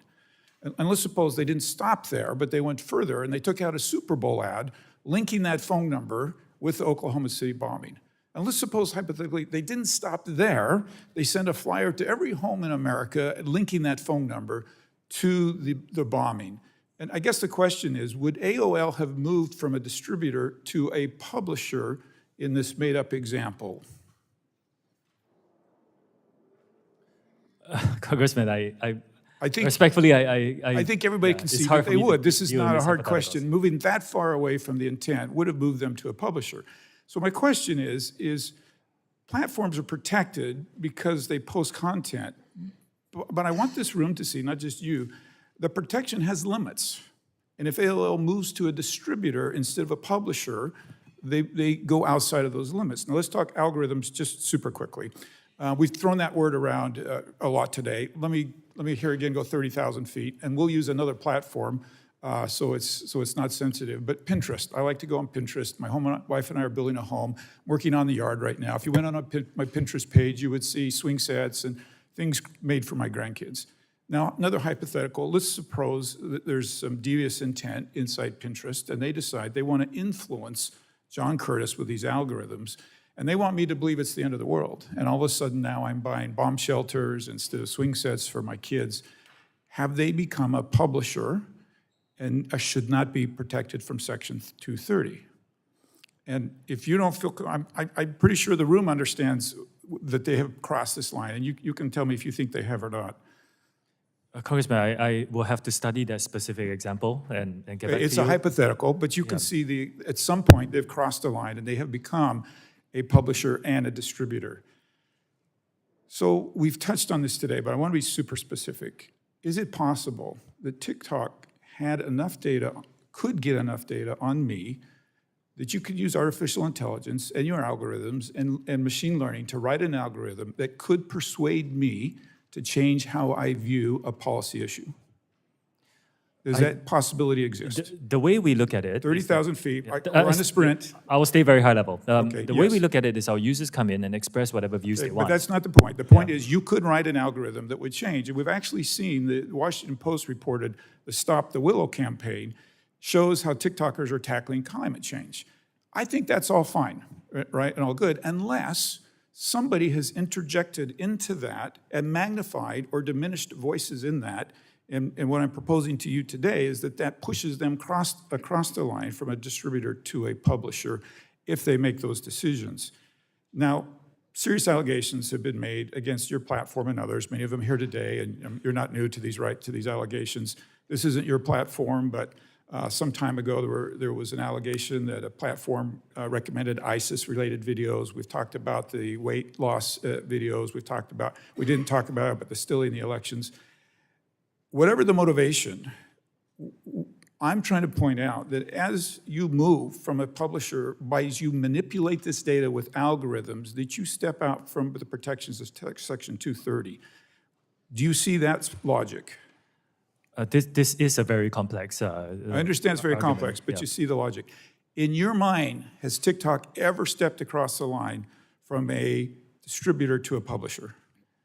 Congressman, again, this is a very complex topic. I will need to get back to you on this. I understand that. Okay, and finally, very quickly, you produced a video that now is well known about your visit here today in Washington, D.C. Can you tell me 100% that no TikTok employees manually manipulated that to get more views? I checked, and as far as I know, there was no boosting and heating. I went viral organically. Okay, Madam Chair, I'm sorry I'm out of time. I yield my time. Gentleman yields back. Chair recognizes Ms. Blunt Rochester. 5 minutes. Thank you, Madam Chair. Mr. Chu, as I'm sure you know, this hearing is part of an ongoing effort by our committee to examine data security and other concerns with social media companies broadly. And I have to tell you, I came to this hearing interested to hear the actions that TikTok is taking to combat misinformation, protect our young people, and ensure our national security. But I've not been reassured by anything you've said so far, and I think, quite frankly, your testimony has raised more questions for me than answers. As some of my colleagues already noted, platforms like TikTok can easily manipulate and undermine user autonomy with addictive features, invasive data collection practices, and disseminating misinformation and disinformation. That's why I will be reintroducing the Detour Act to mitigate this harm. Mr. Chu, yes or no, would you oppose legislation that banned the use of intentionally manipulative design techniques that trick users into giving up their personal information? In principle, It's just a yes or no. in principle, I agree that that kind of practices is not. And can great. TikTok users opt out of targeted ads? Yes or no? At this moment in time, we believe that this is a very important part of the experience. Yes or no? Time is ticking. It is an important part of the experience. Even if someone wants targeted ads, do you give a user a clear opportunity to prevent TikTok from using tools like pixels to collect their data and track them off of the TikTok platform? We give our users a lot of tools to control their privacy settings on our app. And by the way, if you're below 16, it's private by default. So you cannot even go viral. In August of 2022, response to a letter I wrote to your company on abortion misinformation, TikTok asserted several actions to address abortion misinformation. In light of recent attacks on safe and effective medication abortion, I'm remained worried by this misinformation. And following on Ms. DeGette's questioning, how many posts did you actually take down that contained abortion misinformation? Contents and views on both sides of the on abortion is allowed on our platform. It's just freedom of expression. If it's dangerous misinformation, we rely on third-party experts to help us identify and remove them. I can get back to you on specifics. Yes, please get back with us on the specifics. Mr. Chu, in your testimony, you indicated TikTok has taken several steps to implement Project Texas. You've said you've spent, in your testimony, $1.5 billion. You've hired 1,500 full-time employees. Can I ask for some specifics about the implementation? This $1.5 billion, what was it used for? The employees, were they people that you already had that you just transferred over? And what types of roles will they have? Oh, okay. This $1.5 billion US is spread across many things, including the infrastructure we have to build, the migration of the data to a new cloud infrastructure, and all the third-party security partners that we're hiring, and of course the new employees. Now, this team will now be run by a gentleman who used to be this, who has spent his career as a chief security officer in other companies, and another gentleman who used to work, I believe, in if you could just follow up with us, that would be very helpful. I will. Because we would really like to understand the details. Where's the money going? How many people are, and what will they be doing? Okay. As I put just kind of a finer point on this, one of my concerns is that we came here hoping to hear some actions that would alleviate some of our concerns and our fears. We got family members. We have a lot of folks here that are constituents, that are content creators. And for us, we were looking for action. We wanted to make us feel like we really can trust, as you use the word. What I leave here with is thinking about the fact that your company is, I learned that you have personalized data advertising for kids as young as 13. And we've heard until Project Texas is supposedly stood up, engineers in China still have access to personal data. And that means engineers in China have access to personal data of 13-year-olds in the United States. And I think that really summarizes why you see so much bipartisan consensus and concern about your company. And I imagine that it's not going away anytime soon. Thank you, Madam Chair, and I yield back. Gentlelady yields back. Yield to the lady from Arizona, Ms. Lesko, for 5 minutes. Thank you, Madam Chair. Mr. Chu, do you agree that the Chinese government has persecuted the Uyghur population? Congresswoman, if you use our app and you open it, you will find our users who give all sorts of content. That's not my question. My question is, do you agree that the Chinese government has persecuted the Uyghur population? While it's deeply concerning to hear about all accounts of human rights abuse, My role here is to I explain think what you're our being platform pretty does on this. evasive. It's a pretty easy question. Do you agree that the Chinese government has persecuted the Uyghur population? Congresswoman, I'm here to describe TikTok and what we do as a platform. And as All a right. platform, we allow our users to freely express All their right. views on this issue Earlier and any other issue today- that matters to them. Well, you didn't answer the question. Earlier today, Chairman Rodgers asked you, and I quote, "Have any moderation tools been used to remove content associated with the Uyghur genocide, yes or no?" Your answer, "We do not remove that kind of content." Yet, in 2019, TikTok suspended the account of Feroza Aziz, an American 17-year-old, after she put out a video about the Uyghur genocide. So your answer, sir, does not align with history. That particular case was a mismoderation. I believe that video had a picture of Osama bin Laden, so we thought it was content that was inappropriate. Yeah, I looked it up. That was a different post that they banned. I can get back on the banned. specifics, yes. My next question. India banned the use of TikTok in their country in 2020. New Zealand has banned the installation of TikTok on devices connected to the country's parliamentary network. Canada banned the installation of TikTok on government devices. The United Kingdom has banned the TikTok app from government-owned devices. Belgium banned the TikTok from government phones. The European Union banned the installation of TikTok on government devices. All cited security risks with the company's data collection and connection to the Chinese Communist Party. Recently, our U.S. FBI Director Christopher Wray said about TikTok, quote, "This is a tool that is ultimately within the control of the Chinese government, and to me, it screams out with national security concerns." Mr. Chu, how can all of these countries and our own FBI director have been wrong? I think a lot of risks that are pointed out are hypothetical and theoretical risks. I have not seen any evidence. I'm, eagerly awaiting discussions where we can talk about evidence, and we then can address the concerns that are being raised. Yes, my next question revolves around an article. India banned TikTok in 2020. A March 21st Forbes article revealed how troves of personal data of Indian citizens who once used TikTok remain widely accessible to employees at the company and its Beijing-based parent ByteDance. A current TikTok employee told Forbes that nearly anyone with basic access to company tools, including employees in China, can easily look up the closest contacts and other sensitive information about any user. This current TikTok employee also said, quote, "If you want to start a movement, if you want to divide people, if you want to do any of the operation to influence the public on the app, you can just use that information to target those groups." Why would Mr. Chu, why would a current TikTok employee say this if it wasn't true? This is a recent article. I have asked my team to look into it.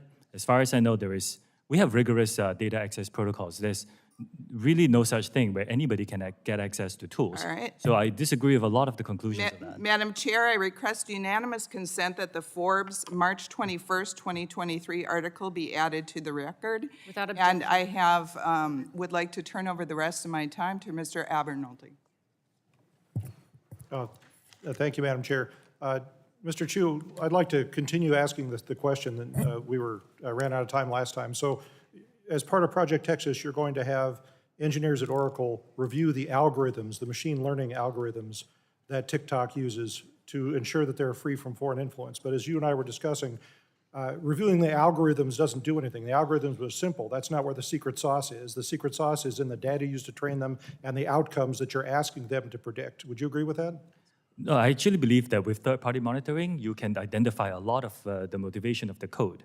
And with enough third-party expert, you can identify a lot of what the code is designed to do. But how would you verify that you couldn't ask the algorithm for a different outcome than the one that the rest of the source code is asking for? The algorithm will be trained with this. Again, it's very technical, but it will be trained based on weights, for example, and those are things that we can verify. What weights are you putting on likes? If you could give us a written response to that, I'd appreciate it because I'm interested. Thank you, Madam Chair. I yield back. Lady yields back, gentleman, lady yields back. Chair recognizes for 5 minutes, gentleman from Florida, Mr. Soto. Thank you, Madam Chair. The genie's really out of the bottle on this now, so to speak. 150 million Americans are now on TikTok. That's almost half of America. They're expressing themselves in art and music, poetry, short film, comedy, among other creative expressions, and many of them are inspiring, talented young people. But we also on the committee recognize there's a darker side to it, right? Violence, adult themes, drug and alcohol, sexualization, suicide, all major issues on TikTok, but also Twitter, Facebook, YouTube, and other social media platforms. So the solution, as I see it, is to regulate TikTok and other social media platforms. And that job, Mr. Chu, as you know, really falls to us. There are real concerns, bipartisan common ground we've already had. We had a federal device ban that was voted on bipartisan in the omnibus. And I co-introduced a bill with my dear friend, Representative Kamek, about notices of that federal ban. Madam Chair, I think the first key is privacy. We have to pass the comprehensive legislation that got out of this community but eluded us in the last Congress. I'm really hoping we can get that done, and I'm really excited about hearing that from folks. The other thing is that TikTok needs to be an American company with American values and end its ties to the Chinese Communist Party. This is something that'll be critical as we look and go forward. And then 3, we all agree we have to protect our kids. The committee should consider banning the use for children under 13 of not just TikTok, but all social media platforms, or at least empower parents. In addition, have rules of the road for teens that are 13 to 17 so that families can do what's right for their families. So for privacy, that's on us. Internet privacy is on us. As far as being an American company, Mr. Chu, as you know, the Committee on Foreign Investment in the United States at the Department of Treasury reviews foreign investment that affects national security. Right now, they've negotiated with your company about this Oracle setup that you've talked about, servers in an American company in America and Texas, and then Oracle would monitor the algorithms. But pressure is mounting. So, Mr. Chu, would TikTok be prepared to divest from ByteDance and Chinese Communist Party ties if the Department of Treasury instructed you all to do so? Congressman, I said in my opening statement, I think we need to address the problem of privacy. I agree with you.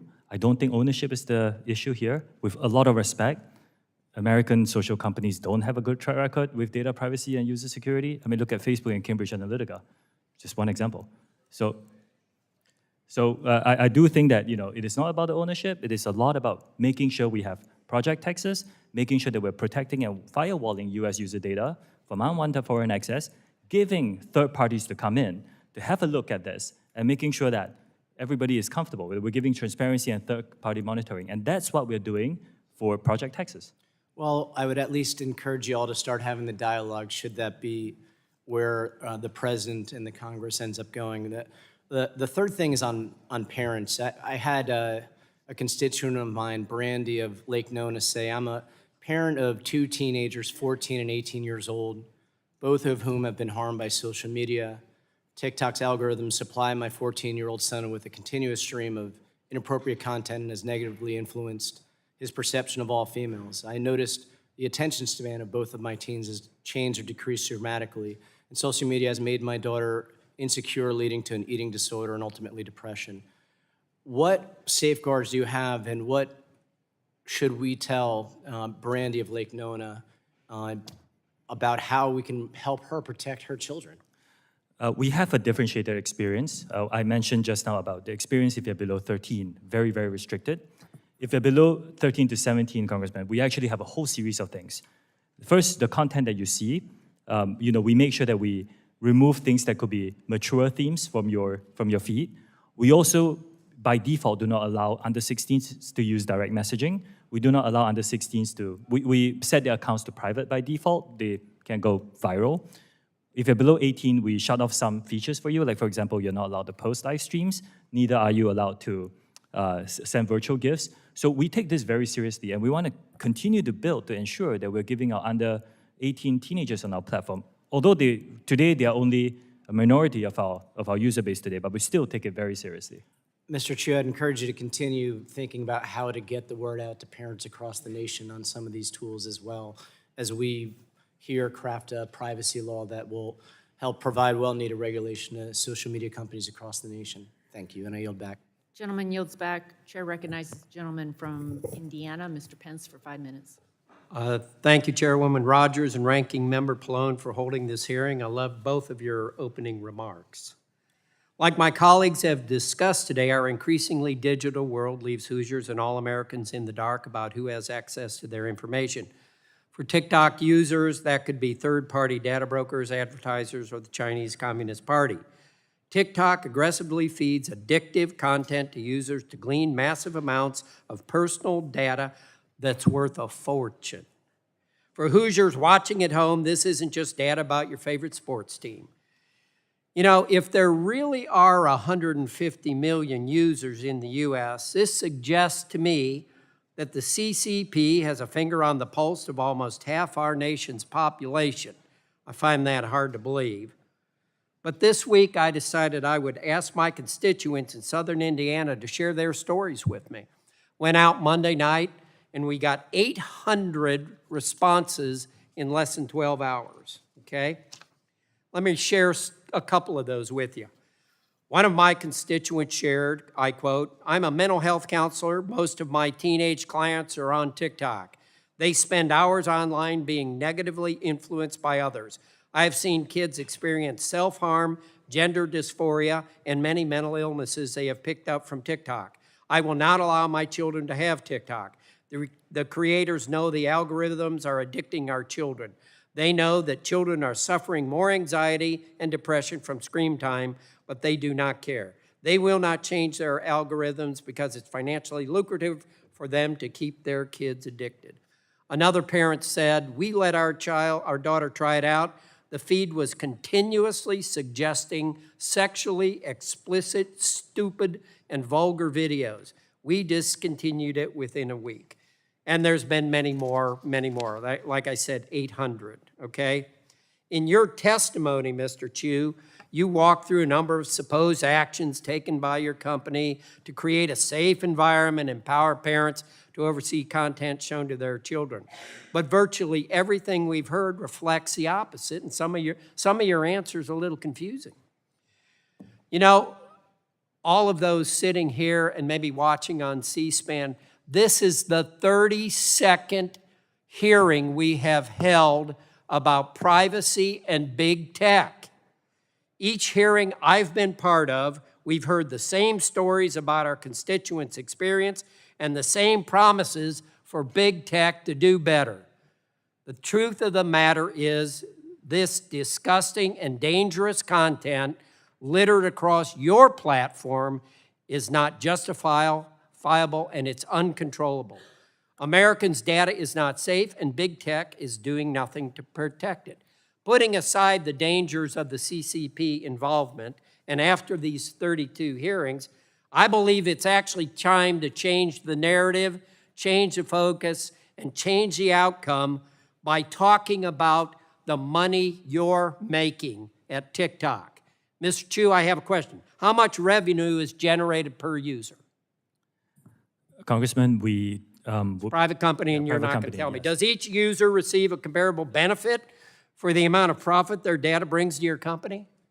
We do share some revenue with some creators who produce, say, 1 minute plus informative content. When am I going to get paid for the data that you are selling, or you're getting revenue from advertisers? When am I going to get paid for the data you're getting from my children, my grandchildren, my neighbors? I think that's the only way to get your attention, is talk about the money you're making, and maybe that'll get you all to do what you're supposed to do. I respect and understand your opinion. The vast majority of our users have a great experience.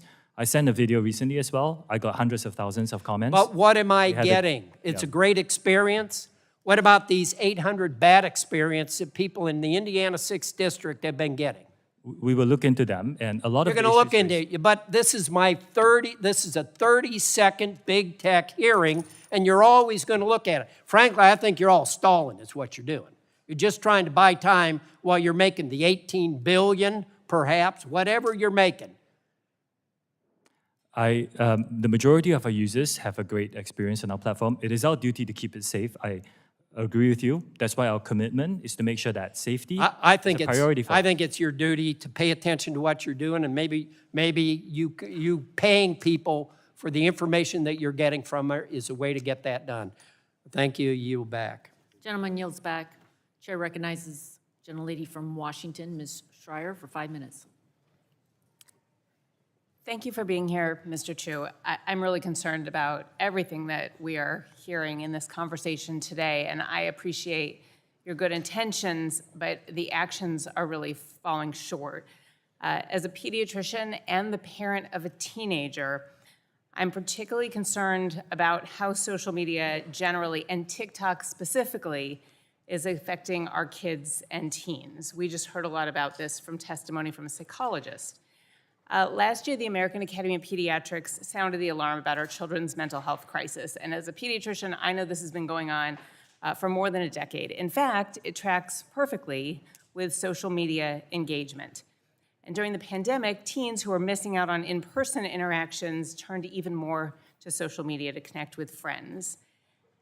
Social media is designed to be addicting. That's the business model. And your platform is the most addictive of all. And this endless, mindless scrolling takes teens away from human relationships.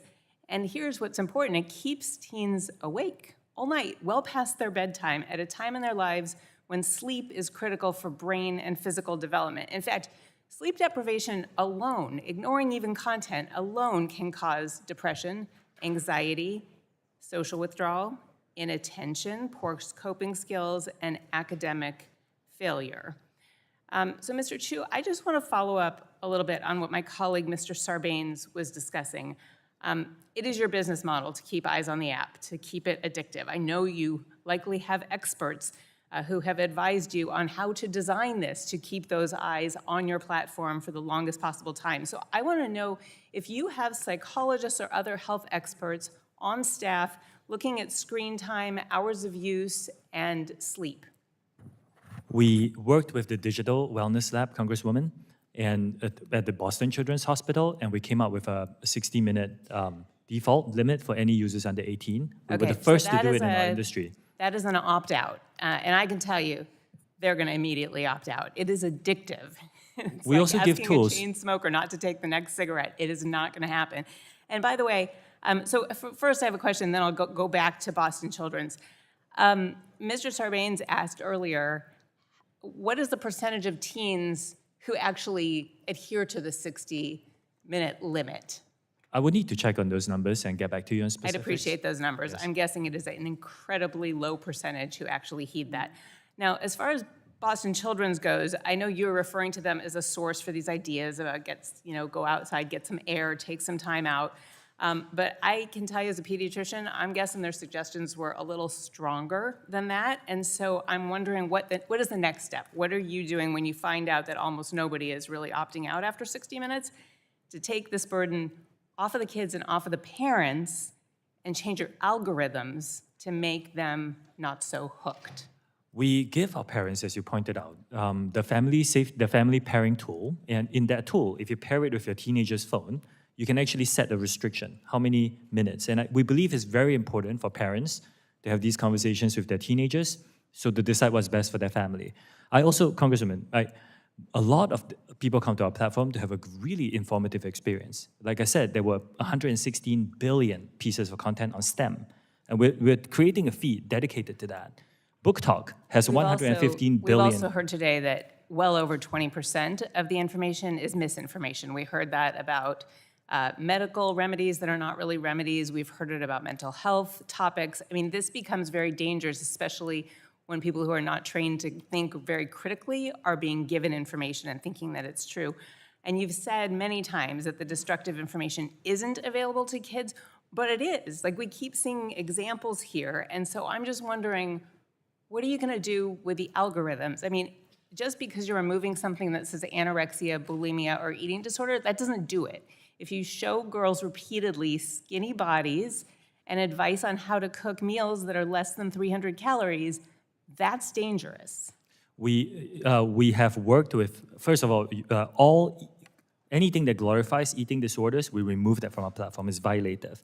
We're working with experts now. It's a challenging problem for our industry, but we're actually identifying some of these themes that you're talking about and trying to build models where that kind of content is not chained up for the younger users. So it's something we take very seriously too. We're seeing eating disorders in elementary age kids now, and I need you to expedite that process as much as possible because parents out there are worried, and I'm worried as a pediatrician.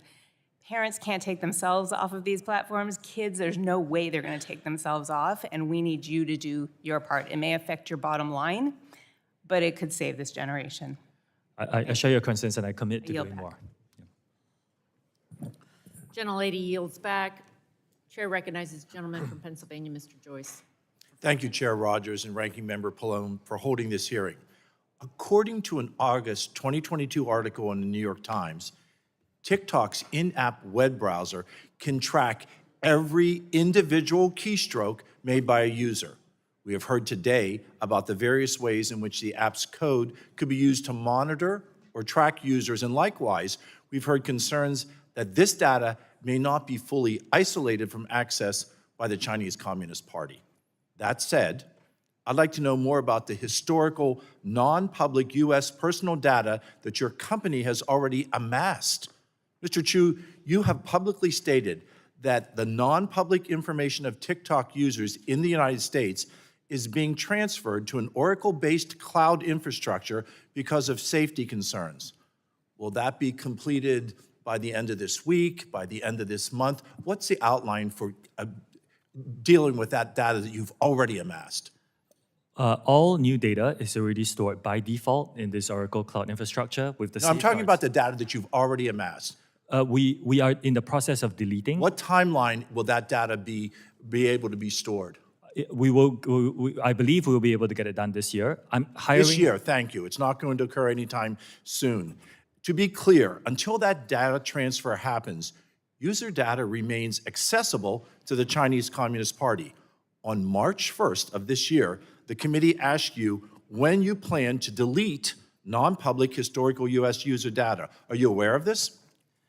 Congressman, I disagree with this assessment that the Chinese government can get access to the data. It's really for, look, this is a private company. This is what Chinese employees You work on. responded. You responded in writing to this committee. I have the response that we got back from you on March 7, just 6 days later. Your attorneys wrote, the company, I'm quoting, the company plans to begin the process of deleting non-public historic U.S. user data this month and anticipates that the process will be completed this year.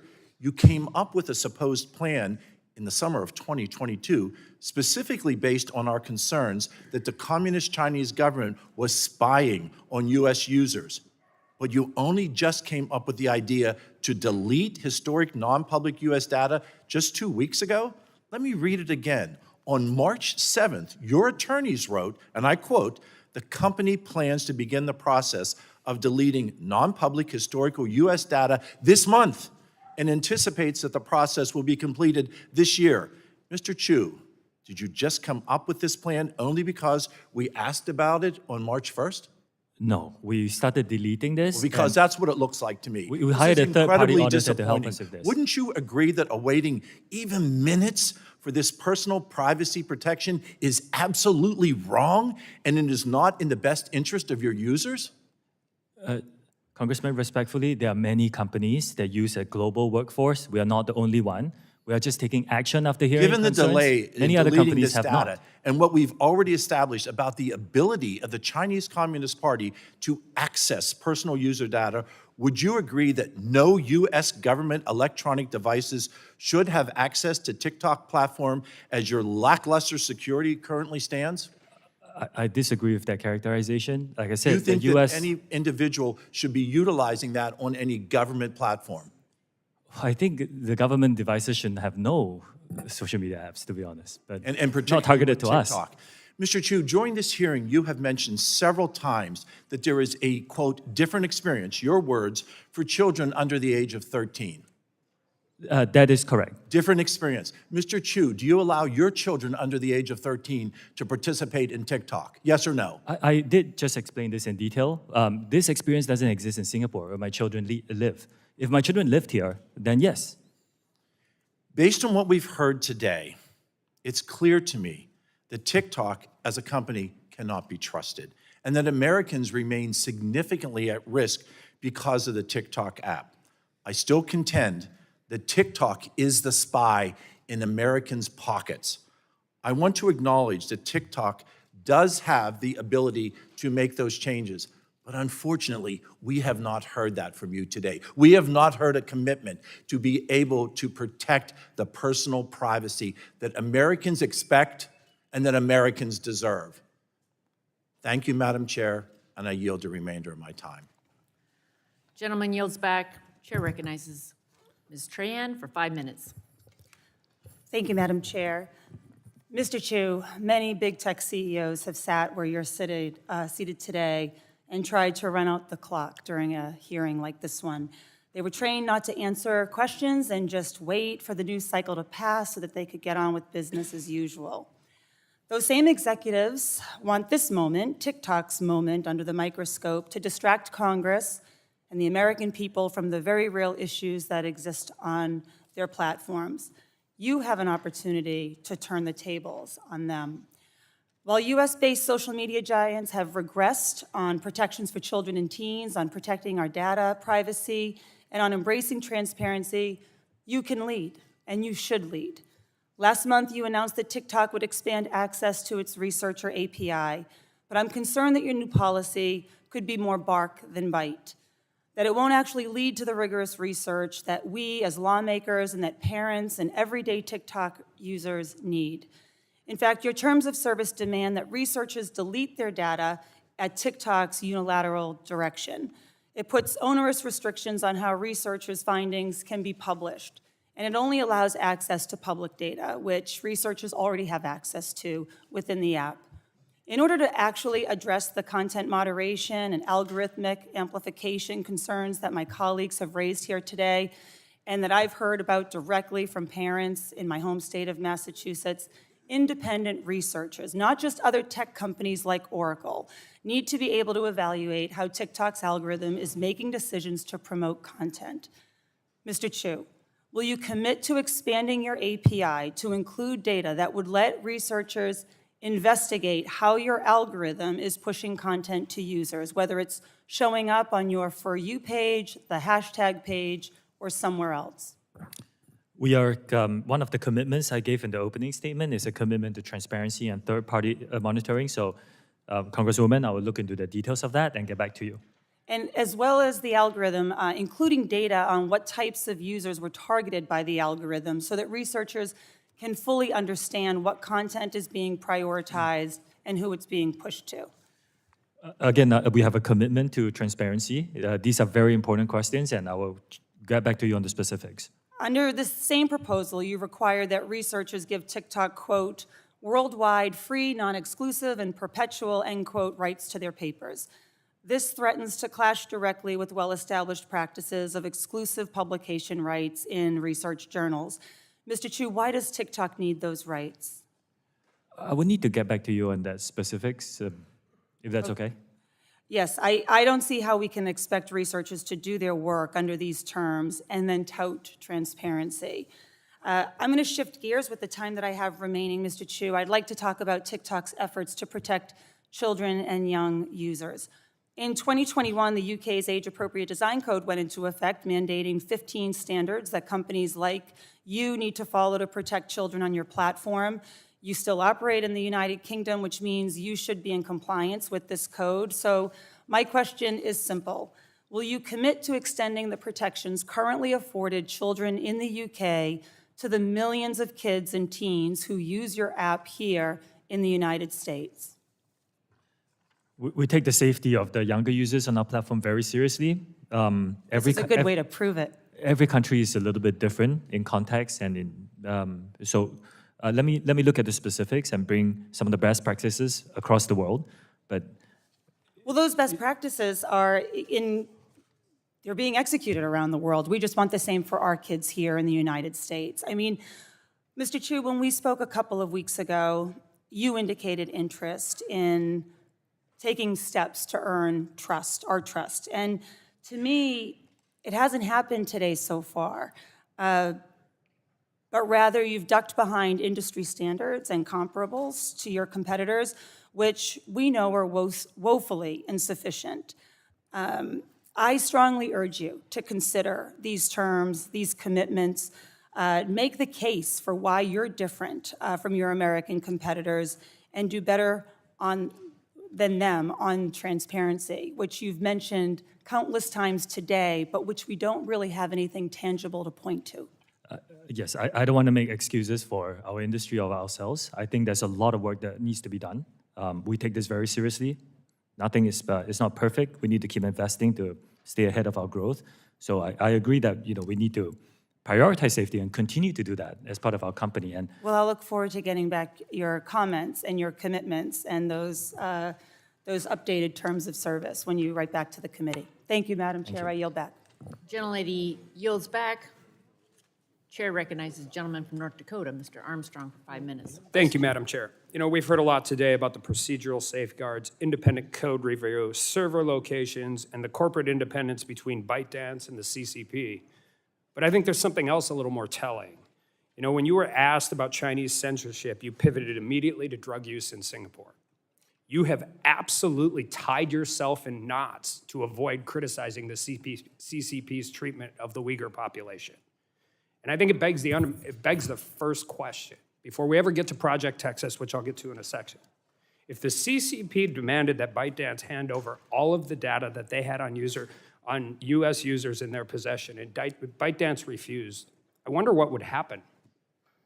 I wonder if Jack Ma might have an opinion on that, and I wonder if he'd be allowed to give it. But let's talk about Project Texas for a second.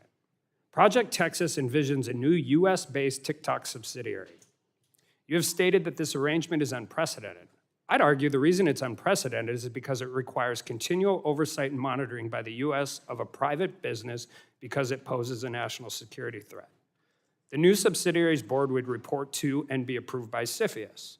CFIUS will also specify hiring requirements as well as interact with Oracle as it performs its data role. That is an extraordinary corporate governance structure. I have questions whether it complies with corporate law and fiduciary duty to shareholders. Yet the core concern is that the proposes unparalleled integration with the US government with a private company, which will require significant government resources. All of that to allow a continued operation of a social media platform that has serious national security implications. And CFIUS's workloads already dramatically increased in recent years, with a 30% increase in declarations and a 45% increase in joint voluntary notices. And there's bipartisan consensus that CFIUS needs to be expanded as we speak. Mr. Chu, can you identify a similar corporate arrangement that requires federal government to expand such resources to monitor an alleged data privacy and national security risk? Congressman, I'm not an expert on this matter. I believe that there are certain similar arrangements, but I'm not the expert on this matter. Well, the only one I could find was the UK created the Huawei Cybersecurity Evaluation Center in 2010 to assess Huawei's tech and to detect malicious activity and guard UK's networks. That's worked so well that the United Kingdom is now planning on kicking Huawei out of Great Britain. You stated that TikTok has invested $1.5 billion in Project Texas. Are you aware of any discussions or proposals that entail TikTok funding or offsetting the costs of CFIUS' role? Those discussions are, I need to get back on the specifics, but I can tell you, yes, we did spend approximately $1.5 billion US on our side. You spent $1.5 billion on Project Texas. But do you have you agree that if CFIUS takes on this role, they're going to need a massive influx of dollars in human resources, right? I cannot speak on behalf of CFIUS, Congressman. Should the US government expend such resources to create this extraordinary arrangement for TikTok, especially considering alleged data privacy and national security risks? Congressman, I cannot speak on behalf of the Well, United but Project Texas doesn't work without CFIUS, right? Project Texas, as you guys have proposed it, does not work without CFIUS involvement. The idea behind Project Texas is the firewall of US user data, make sure it's stored by an American company, overseen by American personnel, and we will invite third-party monitors to monitor this. So that, in essence, at least as far as I know, is the majority of the cost, because it will rely on not just us building the infrastructure, but us, finding and hiring these third-party monitors who are vetted to come in and monitor this structure. You talked earlier about the shareholders' ownership of TikTok, and you said 60% is global investors, 20% is employees, and 20% is original founders. Are all those voting shares the same? No, the founder has weighted voting rights, as is common in our industry. So as far as a voting block of shares owned in ByteDance, do you know if the Chinese Communist Party, not Chinese government Communist Party officials, the Chinese Communist Party, do you know what their percentage of the actual voting block share of ByteDance is? The Chinese Communist Party doesn't have voting rights in ByteDance. Chinese Communist Party members is a different question. Do the founders control the voting block of ByteDance's shares? I do know that the founder himself is not a member of the Communist Party, but we don't know the political affiliation of our employees because that's not something we ask. Does the Chinese government know the political affiliation of their Chinese citizens? I cannot answer that question on their behalf. I yield back. Gentleman yields back. Yield to the gentle lady from New Hampshire, Ms. Custer. 5 minutes. Thank you, Madam Chair. Mr. True, I just want to say I agree with all of the comments of many of my colleagues today that we need to take a close look at whether TikTok poses a national security risk. For today, I'm going to focus my limited time on how TikTok can better protect its youngest users. And I think a number of us have identified as parents today and have serious concerns as we relayed to you. Just this week, I heard from a parent in my district in Nashua, New Hampshire, whose child was served harmful content on TikTok and has needed counseling as a result. This experience is not unique to this family, and it underscores the need for better child protections on your app. I'd like to dig further into TikTok's current safety and privacy controls for children. I understand that TikTok restricts certain app capabilities for users under age 18 and has additional restrictions for users under age 16 or 13, such as limiting who can interact with them on the platform. However, these protections are worthless if any savvy child can easily bypass these age restrictions by deleting their own account and creating a new one with a different age. And by easily, I mean you can literally go in and open another account using the same email address. So I've been made aware by child safety groups, including Fair Play for Kids and Common Sense, that it is that simple for young users to bypass the age restrictions on TikTok. Yes or no, are you aware of this issue? I apologize. I think that's a great question that you raised. If a user inputs an age and is blocked, my understanding is that if the user tries to do it again within a short period of time, and I won't disclose publicly. We did it in our office yesterday. You can go right back in, use the exact same email address, and open a new account. So can I get your commitment that you will at least fix that bug? I will go and have a look at it, yes. Thank you. If we're here today to talk TikTok and not other platforms, but I'm happy to look at legislative solutions. In the interim, TikTok has a responsibility to do more to protect its young users, and I will accept your commitment to take a look at fixing that issue. Will you, let's see. Sorry, I recognize that TikTok has made efforts to provide parents and guardians increased options to monitor and limit their child's activity on the app, including family pairing and time limit features. But I still have concerns. In order to access family pairing, parents then must download the app onto their phone. And this sounds like a design to lure more users onto the app rather than a practical safety feature. Furthermore, downloading the app may not be a viable option for many parents.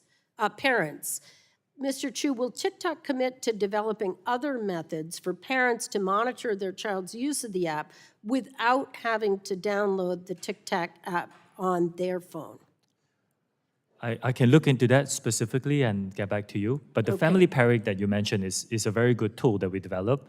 I encourage parents with teenagers But it's not a to use perfect it. tool, and let me just say, one of my concerns is that the minimum time limit TikTok lets parents set for their children is 40 minutes, which for a young child is a very long period of time. Actually, giving parents control would mean providing them the freedom to set the screen time that makes sense for their family. Now, I've got a copy of the app page that shows just the 4 options. Would you commit to adding an other option so that the parent can easily set their own screen time limit? I can take a look at that. I think it's important. I think parents are looking for control. They're looking to allow their family to use these apps without TikTok taking over their child's media use. I've heard reports of users struggling to access the feature, and so I will look forward to hearing back from you on adding an other so that a parent can add a custom limit. So finally, I ask that you commit to report back to this committee and the American public on how TikTok addresses these safety issues and the steps that you are taking to default children's accounts to the most protective possible settings. And with that, Madam Chair, I yield back. Gentlelady yields back. Chair yields to the gentleman from Ohio. 5 minutes, Mr. Balderson. Thank you, Madam Chair. Thank you, Mr. Chen, for being here today. I would like to start by inserting into the record a report entitled TikTok, ByteDance, and Their Ties to the Chinese Communist Party, which was published by the Australian Parliament just over a week ago. If I could add that to the record, Without please. objection, so ordered. Thank you, Madam Chair. Mr. Chu, we know that your company's algorithm has been exposed for delivering videos to China that encourages them to develop eating disorders, promotes challenges that have caused children to accidentally commit suicide, glorifies the use of drugs and pornography. Despite the constant media coverage of this issue, your company continues to feed our children this dangerous and harmful content.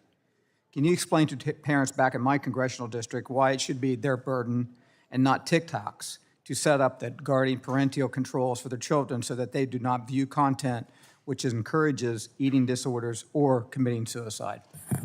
Congressman, I take these issues very seriously.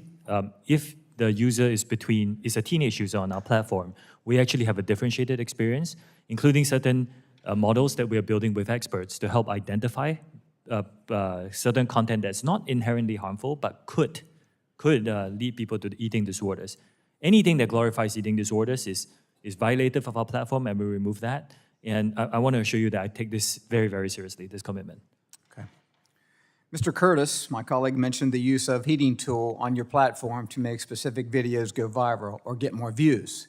Does TikTok use a cooling tool where employees can manually limit the amplification of content that TikTok should hide, like content that promotes eating disorders, drug use, or suicide among children?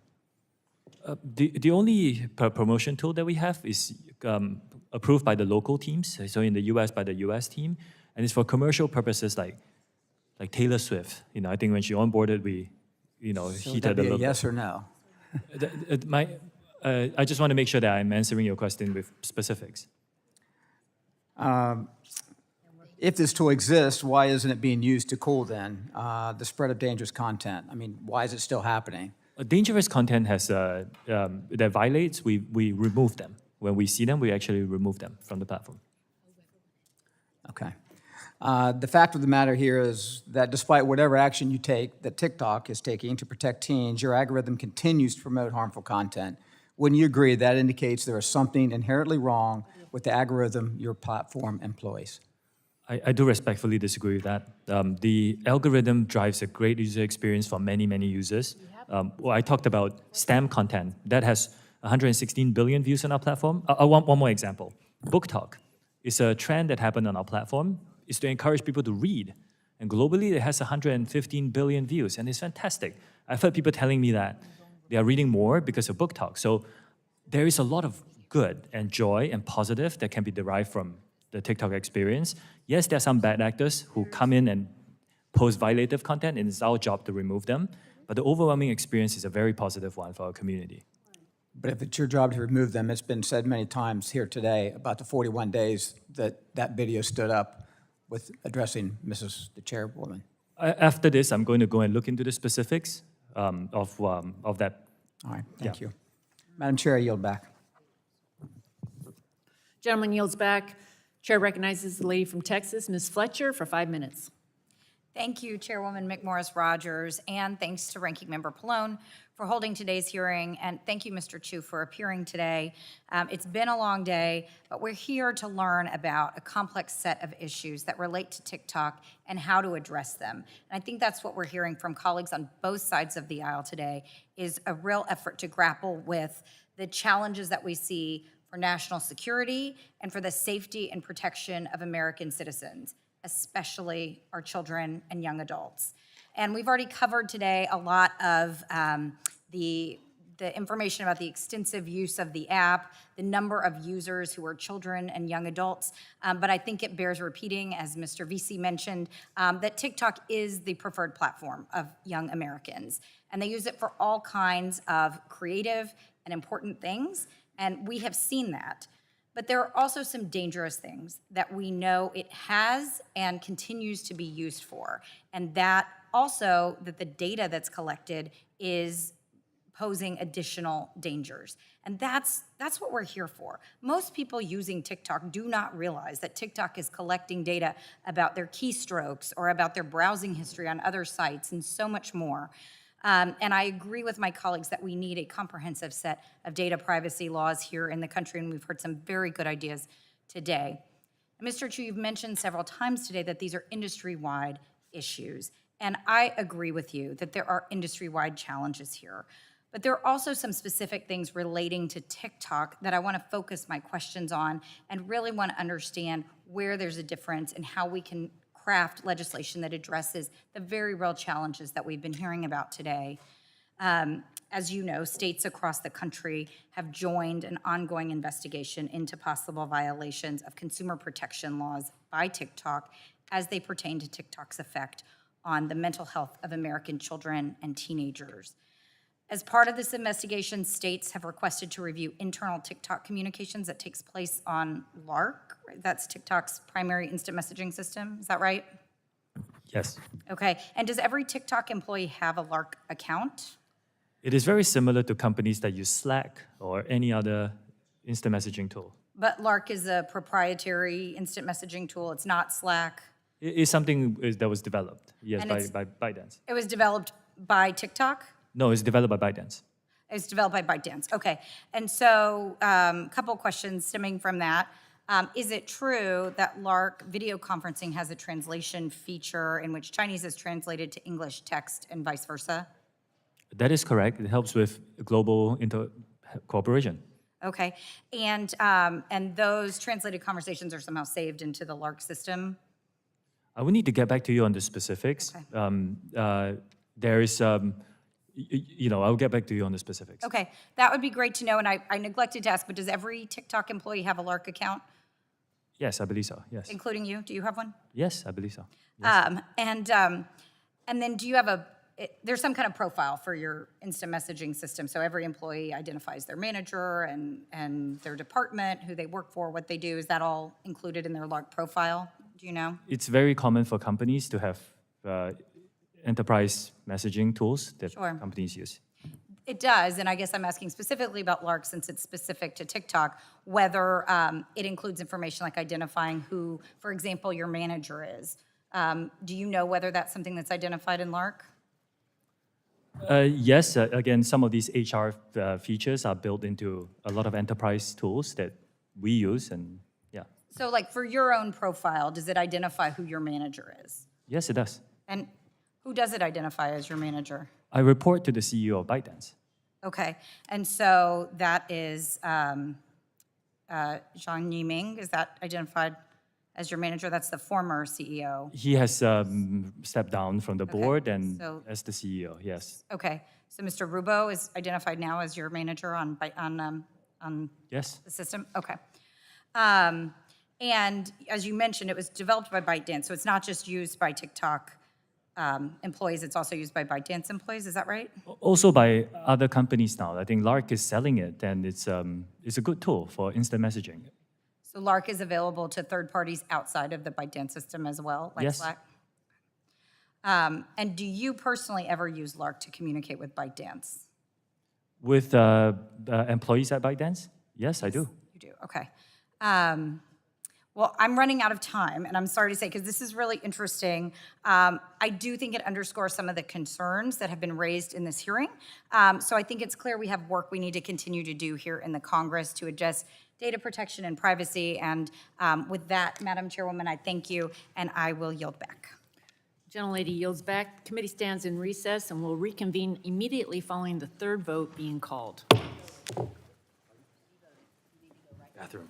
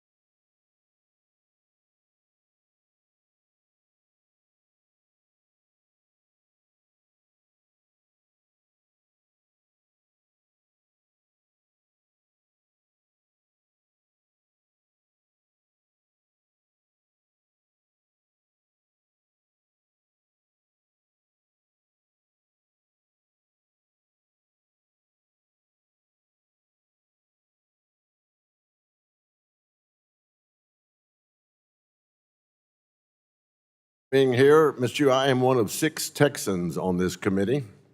I'm over here. So when you invoke the name of Texas, you get my attention. Ms. Chu, when you were the CFO of ByteDance, did the Chinese government instruct you on how content was to be moderated on Douyin or TikTok, yes or no? Sorry, Congressman, would you mind repeating that question? When you were the CFO of ByteDance, did the Chinese government instruct you on how content to be moderated was to be moderated on Douyin or TikTok? I was not in charge of that. That's You were the not. CFO of Okay. ByteDance. We have a discrepancy there. Reports have shown that TikTok accounts managed by Media Links TV, a propaganda arm of the CCP, pushed divisive content before the recent midterm election. Mr. Hsu, yes or no? To your knowledge, has the CCP coordinated or utilized TikTok to influence users through algorithms, state-paid content creation, or in any other capacity? No, they do not do that. We do not promote or remove any content on behalf of the Chinese government. You don't, but did the Chinese government? Do you have any knowledge of that? We do not do, Congressman, we have only one process of removing content on our platform. Okay. And the process is done by our content moderation team headquartered in Ireland and Ireland and the US. And we will only remove content if it violates our guidelines, and that's something that we audit, or if there's a valid legal order. So, okay. Several reports, hearings, and leaked internal documents have indicated that TikTok has repeatedly censored or de-amplified content that is critical of Chinese Communist Party policies in the U.S. and abroad. Are you aware of those reports? I don't think that's accurate, Congressman. We do not. Are you aware of those reports? There could be some reports that say that, but that action itself is not Your something that testimony here today is that you can keep up with stuff and make it as clean as possible, quote unquote. Are you aware of those reports? I want to make it very clear that there is content on TikTok that's great and fun. There is content that's critical of China, and it's not there. That's not what I'm either saying. fun. Are you aware of the reports citing that fact? Again, like I said, the fact is, if you go onto our platform, you will find content that is critical of China. Well, we're going to talk about that. Now, this committee is looking at reforming Section 230 of the Communications Decency Act, which has already been mentioned here today. Do you think that censoring history and historical facts and current events should be protected by Section 230's good faith requirement? Congressman, that is a more complex topic. I will need to speak to my team and get back to you on the specifics. Is your team behind you? It's my broader team. I will speak to them and I'll get back to you. It's always good to have folks behind you, isn't it? Not them. Oh, no. Oh, okay, I got you.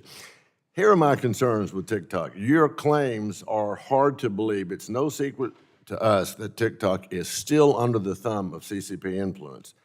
And let's be honest, TikTok is indoctrinating our children with divisive, woke, and pro-CCP propaganda, all while threatening our national security with Chinese spyware. In fact, let me look at my notes here. You had an exchange with Anna Eshoo. In your exchange with Congresswoman Eshoo, you said that, quote, extreme fitness videos shouldn't be viewed too much. You remember that exchange here today? What extremist videos? With Anna issue out of California. Any content that is has extremist content is not allowed on our platform, and we identify them. And Was that also true about the gun video that you saw today? Was that extreme content that should have been taken down? I would need to look at the specifics of the whole video. There was a bit of lag just now. We couldn't see the whole video. Okay, you know it threatened our committee chair here. That is unacceptable. Okay. And, you know, So you're aware of that extreme video. And why did it take 40 plus days to get it down? Does it take literally an act of Congress? Should we plan to have a committee hearing every time, every day, every time there's something brought up so that we can limit the content on TikTok? Should Congress plan to do that, Mr. Hsu? Congressman, we work very hard to remove violative content on our platform. Okay, well, let me move on. With Congressman Huston, he asked you about your wages and your stocks, and you said you prefer to keep that information private. Now you know how we feel about American public's information. We prefer to keep it private as well. We don't think TikTok does that. So, Madam Chair, my time is up. And if this committee gets its way, TikTok's time is up. Madam Chair, if I may, in my response to an earlier question. Gentlemen, I'm sorry, gentleman's time has expired, or, yeah. Chair recognizes Mr. Ruiz from California for 5 minutes. Thank you, Chair Rodgers. I echo my colleagues' concerns about TikTok's impacts on the health and well-being of the American public. As a doctor and the ranking member of the Select Subcommittee on the Coronavirus Pandemic, I am troubled that TikTok is rife with medically inaccurate information, including dangerous misinformation and the intentional disinformation about COVID-19 and vaccines. TikTok's community guidelines state that the company will remove content or accounts that involve, quote, misleading information that causes significant harm, unquote. However, since the early stages of the pandemic, TikTok has been used as a platform for people pushing misinformation, disinformation, including by those casting doubt on the safety and efficacy of life-saving vaccines. And despite TikTok's pledge to address harmful misinformation, these videos are being viewed millions of times. For example, the Institute for Strategic Dialogue found that a sample of 124 TikTok videos containing vaccine misinformation were viewed 20 million times. And Media Matters found that a sample of 18 videos with COVID-19 misinformation were viewed over 57 million times. Here's another shocking study. The Journal of American Medical Informatics Association found that when searching hashtag, quote, coronavirus on TikTok, almost 30% of the videos that came up contained misinformation. Videos in that sample containing a high level of misinformation were viewed a median of 9.4 million times. Mr. Hsu, why are these dangerous videos falling through the cracks of your company's efforts to enforce its own community guidelines and remove harmful misinformation? Before I answer that, in my response to an earlier question from Representative Dunn, Mr. Hsu, you're in my time. Answer my question. I understand, but if I would like to clarify something. I'm clarified. I have 5 minutes. Okay. In my time. You're in my time now. Answer my question. Yes, any dangerous misinformation we partner with third-party experts to be able to identify and help us with subject domain expertise. And with the expertise that we recognize, we rely on those to develop policies to recognize and remove content that could be. Your efforts have failed, and they're dangerous, okay? It's public health risks that you're putting millions of people's lives at risk for not being able to do a better job. And I'm concerned that TikTok's features make it users uniquely vulnerable to the spread of this misinformation. For example, TikTok makes it extremely easy to reuse audio and videos to create content, which allows misinformation to quickly spread through the platform. And TikTok's algorithm to recommend videos means that a user viewing one video containing misinformation can easily result in their quote-unquote For You page becoming filled with videos containing similar misinformation. This is a dangerous feedback loop. So is TikTok taking any action to modify these features so that they no longer facilitate the spread of this misinformation or this misinformation feedback loop? Congressman, again, like I said, any dangerous mis or disinformation, we work with third parties to recognize that, and it's proactively removed from our platform. Okay, So it doesn't need to get into those loops at all. So I can go back and read you the data and the Journal of American Medical Informatics. 30% of videos after searching for hashtag coronavirus had misinformation. Almost 1 out of 3, your third party and your company are missing almost 1 out of 3 misinformed videos. So you're telling me what you're doing. I'm telling you the data shows that you are grossly failing at that effort. The other question I have for you is that TikTok is also in Spanish, and Spanish-speaking populations have been specifically targeted to misinformation when it comes to many aspects, especially medical misinformation. And as chair of the Congressional Hispanic Caucus, we reached out to you last Congress on this issue. So what is your intent, or how does your team look like to address Spanish versus English? How many staff do you have focusing on Spanish versus how many staff do you have focusing on English misinformation? Congressman, I was, like I explained just now, the Spanish-speaking population is very important to our platform. We do have a lot of Spanish-speaking moderators, and we will continue to. So how many Spanish-speaking staff versus English-speaking staff for misinformation do you have? I can get back to you on the specifics, but dangerous misinformation is moderated regardless of language. Not to the degree that it needs to be. We can continue to work hard. And when there's misinformation, people base their decisions that oftentimes put them at risk in exposures and their families at risk. And with the coronavirus, especially prior to the vaccines, the risk was their life. Thank you. Yield back. Madam Chair, I would like to clarify something. In the follow-up question to Representative Dunn's question just now, I misunderstood the follow-up about ByteDance spying on behalf of the Chinese government. My answer to that question should be a no, because it came very rapidly. I just want to clarify that. Gentleman's time has expired. Gentleman, or the chair recognizes the gentleman from Idaho, Mr. Fulcher, for 5 minutes. Thank you, Madam Chairman.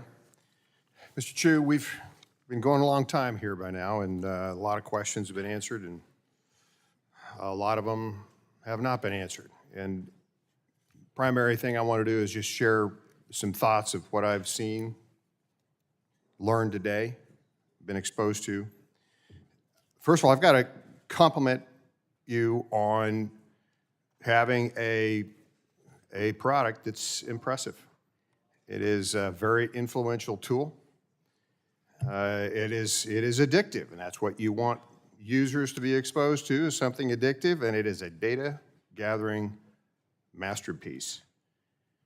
So clearly, it's got the potential to sell products, connected like-minded people with that artificial intelligence capability in a viral fashion, and perhaps spread information quicker, better than anything else that's been developed out there.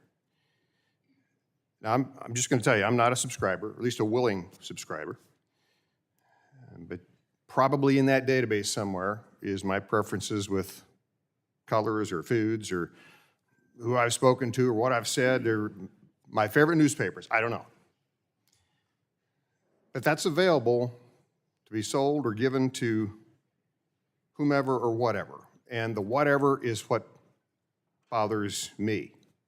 And I'll use myself as an example again. If, for whatever reason, I became a target in this, I became somebody you didn't like, and I know that'd be hard to believe because you gotta like me. But let's say you didn't, or your company didn't, or for whatever reason I became an app target. That artificial intelligence algorithm could be shared or spread selectively to a targeted audience that, with negative information that maybe has been paired up with that knowledge and that app to make me look really, really bad. Or to the converse. Same thing could be done to make me look really, really good. Here's the problem. It's someone else or some artificial intelligence algorithm that has inordinate power to subjectively combine strategic data with strategic audiences to shape whatever thoughts and news they want. And I've equipped it, not even knowing it.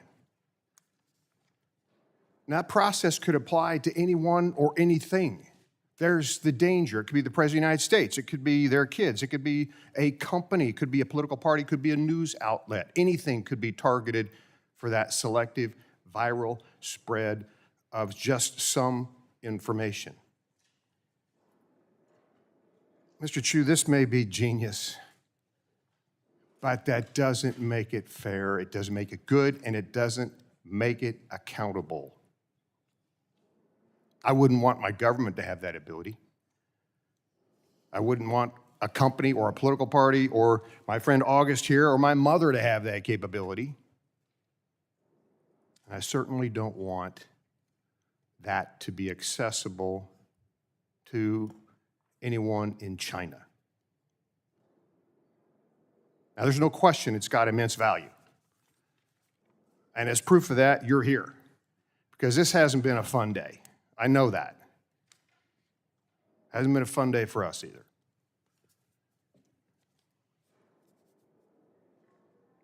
Artificial intelligence is difficult to manage once it's on auto cruise control, and it's, as we've talked about, nearly impossible to wall off data. I know the idea, I know a little bit about databases, I know a little bit about corruption of those databases. It's very difficult to wall things off. And unfortunately, there's this thing called human nature where there's some dark components from time to time. There's always a temptation to monetize things or perhaps use some of these tools for nefarious purposes, and they can have absolutely devastating consequences. So, Mr. Chu, I'm going to wrap up my comments and just say that this is so attractive. TikTok poses as a Mr. Rogers neighborhood, but it acts like Big Brother. And that's got to stop. Madam Chair, I yield Will the back. gentleman yield? Gentleman yields back. The gentleman yield?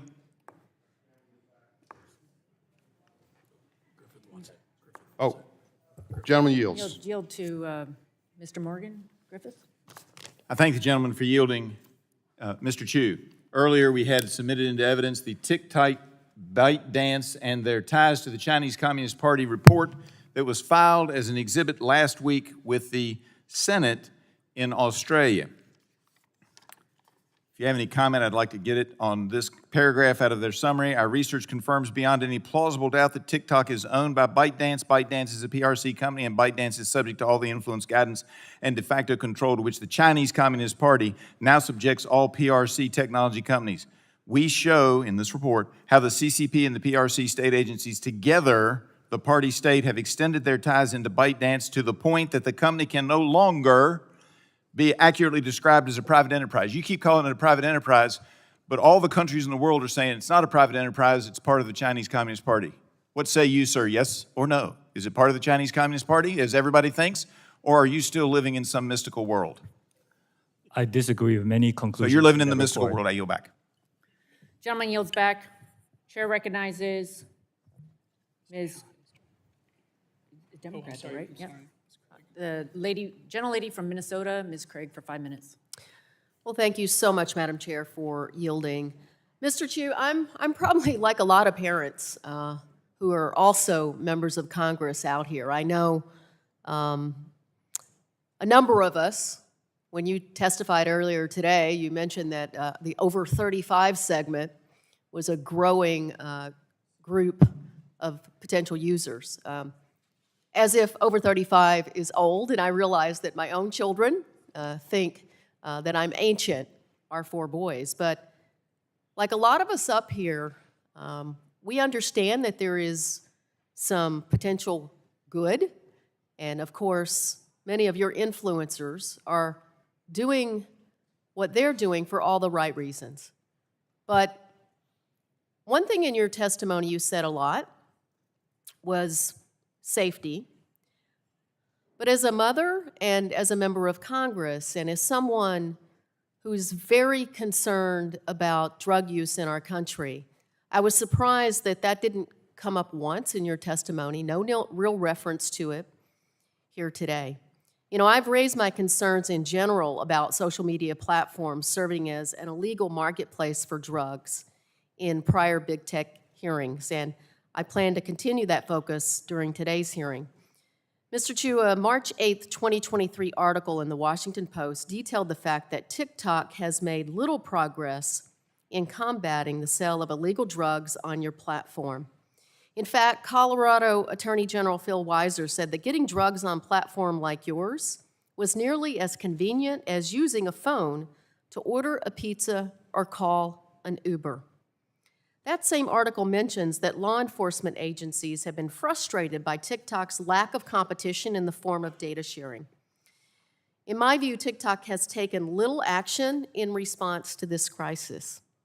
According to a May 2022 blog post from TikTok, you donated $125,000, or 0.001% of your 22 revenue, to an anti-drug effort on your platform in the form of ad credits. You also redirected hashtag drugs, hashtag fentanyl, and other obvious hashtags away from posts selling drugs to a community resources page, as if a teenager looking for drugs is going to look for them at hashtag drugs. Drug dealers have easily worked their way around this, using emojis and slang to communicate that they have drugs for sale. To this day, it is possible for anyone to log into your platform and acquire drugs, and the consequences of that can be fatal. What are you doing to move past these token efforts to prevent teenagers from accessing drugs on your platform? Look, as parents up here today, we may not understand everything about your platform. I'm not a tech guru. Many of us up here may not use exactly the right language, but we know when our kids are at risk, and our kids are at risk on your platform. So what are you going to do to move past these previous token efforts? Congresswoman, we do take illegal drugs content on our platform very seriously. It violates our guidelines to proactively identify and remove them. And as you pointed out, if anybody searches for any drugs on our platform, we do point them to resources to help them with that. At the same time, we have also taken product changes. Like, for example, we don't allow our under 16 users to use direct messaging. And the reason is because, we wanted to, there was a trade-off here. And we believe that, it will protect these younger users better from getting contacts from people trying to push illegal activity. So we will continue to work on it. Again, no company can be perfect at this. We're not saying we are. Mr. Chu, I, with all due respect, the no company can be perfect line has been used way too much today. I'm going to reclaim my time. Clearly in the 3+ hours you've been before us today, what you're saying about Project Texas just doesn't pass the smell test. My constituents are concerned that TikTok and the Chinese Communist Party are controlling their data and seeing our own vulnerabilities. If you were an American company, we could look at your 10K, we could see who your shareholders are. The answer you provided earlier today, you'd rather not tell us what your compensation is or how it's derived. Well, no American CEO would like to tell us that, but they have to because they're an American company. So what you're doing down in Texas is all well and good, but it is not enough for us to be convinced that our privacy is not at risk. So how can you say that you're protecting American users' privacy with the CCP being so heavily involved with ByteDance? It's not possible. China won't even carry your product. How is it that you can convince us that our privacy is not at risk? And more than that, our kids' privacy is not at risk in this country. In my opening statement,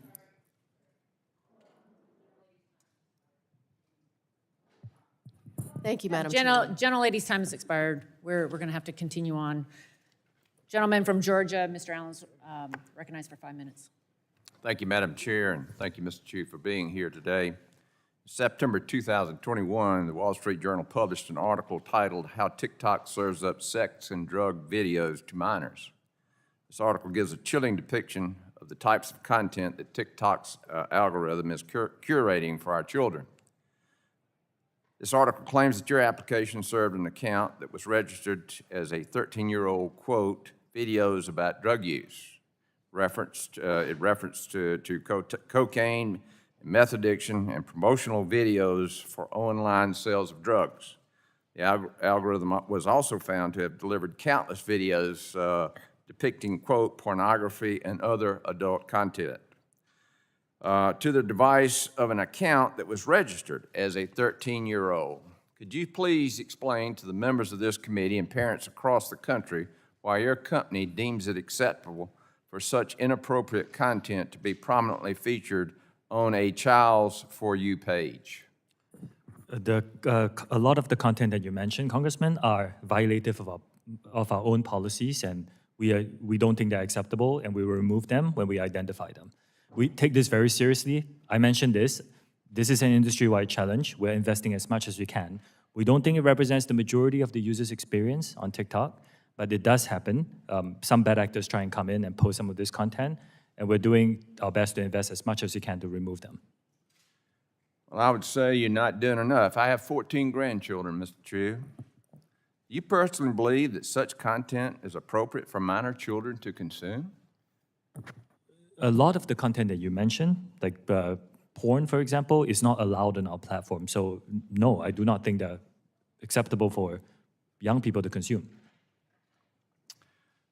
Earlier this week, the Wall Street Journal published an article titled, quote, TikTok's Chinese partner has another wildly popular app in the U.S. This app is called CapCut.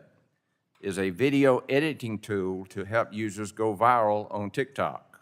While for obvious reasons, most of our attention is focused on TikTok and ByteDance, other companies and their applications are also continuing to exploit the privacy of Americans. TikTok, CapCut, Lark, FaceU, all of these apps are also controlled by ByteDance and pose serious privacy concerns. In 2022, it was reported that TopBuzz, an international version of ByteDance's censored Chinese news app, was used to spread pro-China messages to Americans. When it comes to the data privacy of Americans, we must have a clear set of guidelines to ensure Americans' data is protected and not passed along to unknown third-party actors who could pose a threat to our security. I urge my colleagues to continue to work together to pass a national data privacy bill, not just one out of the House Energy and Commerce Committee, but also through the House of this Congress. It is the only systematic way we can address privacy concerns. Unfortunately, I've been given no reason to believe that TikTok does not pose a threat and cannot be trusted to follow our laws when they conflict with the desires of the Chinese Communist Party. Your firewall that you're talking about, if you had a bad actor in your what you call your Texas initiative, could get through that firewall and send any information that they wanted to send anywhere directly to the Chinese Communist Party. Would you deny that? Congressman, this risk that you talk about exists for every company, bad actors. I'm talking about TikTok, sir. In fact, the risk is lower for us because these... It is a risk, correct? The personnel will be vetted. So the risk is actually lower than most companies in the industry. Well, that is why we have to deal with your company. And with that, Madam Chair, I yield back. Gentleman yields back. Chair recognizes the gentleman from California, Mr. Peters, for five minutes.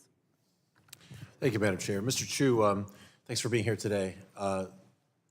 Your testimony discusses an effort your company has named Project Texas and the investments your company has made in creating a firewall between the United States user data and entities in China susceptible to influence by China's government. And with your company's recent announcement by CFIUS that CFIUS has instructed TikTok to separate itself from ByteDance or face a ban, TikTok's commitment to retaining this firewall is at a crossroads. So I want to ask you some questions about your company's long-term plans to ensure the safety and security of American data. And this, for me, is the crux of the concern for me about TikTok. First of all, does the Chinese government need to approve Project Texas for TikTok to agree to it? Congressman, we have designed Project Texas to move forward in the United States. This is something that we have described at length in the written testimony and in my opening statement. The firewall of American data stored on American soil by an American company overseen by American personnel. This is designed to move forward in the United States. But does the Chinese government need to approve Project Texas for you to agree to it? We do not believe so. How is TikTok considering the future of Project Texas in the event of a sale or other ownership changes? Are there elements of the Project Texas that TikTok would change prior to, or? I cannot speak on this hypothetical or on, on potential, owners who I cannot represent. Okay, you don't know. I don't know, yes. Despite Project Texas's planned positive changes, it does include several broad exceptions that would allow large amounts of U.S. user data to routinely leave the country. I want to know a little bit more about these exceptions so I can understand whether Project Texas can live up to its promise of protecting Americans' user data. I understand that under Project Texas, business data and public data will be permitted to regularly leave the United States. Is that correct? Almost all the data is under the that's not public, is under the definition of protected data. This accepted data that you mentioned, I can get back to your team on this, is really for interoperability purposes, to make sure that the business can still operate and American users are still getting the benefit Can you tell us of a global what data, platform. where the data goes and how it's used by the company? It will travel outside of the United States, but I can get back to you on the specifics. It's data that it cannot be used to identify users, so it really is data that ensures the interoperability of the platform. And I understand that. I think we would want to have some understanding of how we would distinguish that by definition, and then also how it would be enforced. I can get back to you on those specifics. How is the U.S. data used to promote certain content back in the United States market, for instance? I'm sorry? So, what you'll have U.S. data feed the. All right. How can you discuss when you discuss where the data goes and how it's used by the company? How and at what points of data transfer does the U.S. data feed the PRC developed algorithm used by TikTok? How would the data that you're talking about? TikTok is not available in mainland China. The PRC developed algorithm used by TikTok, how does U.S. data get fed by that?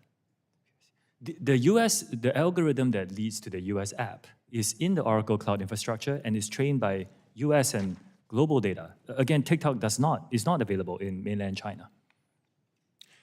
How can we trust that these exceptions for Project Texas won't be abused by China's government or by foreign adversaries?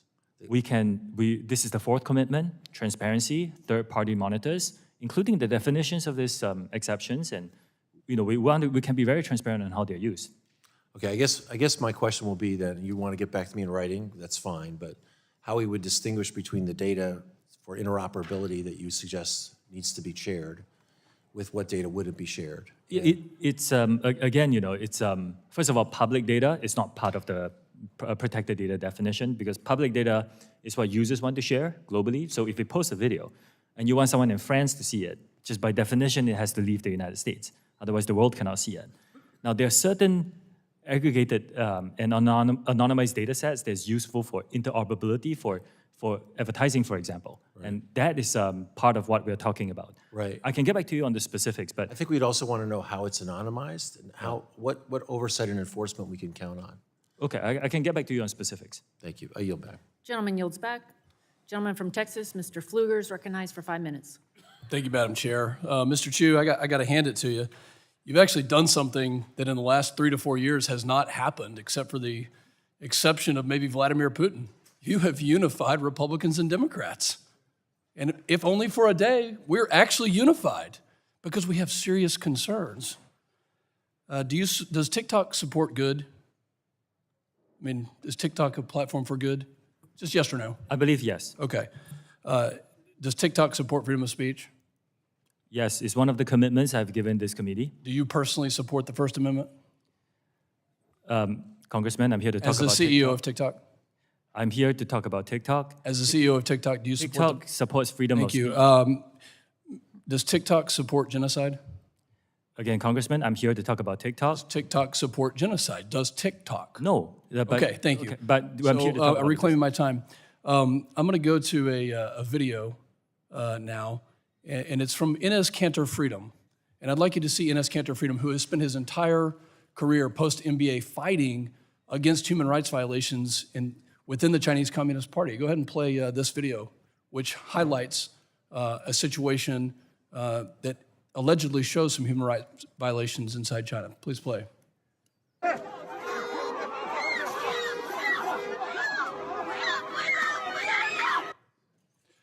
Mr. Chu, this was a video that was posted on TikTok by Enes Kanter Freedom. Are you familiar with this basketball player?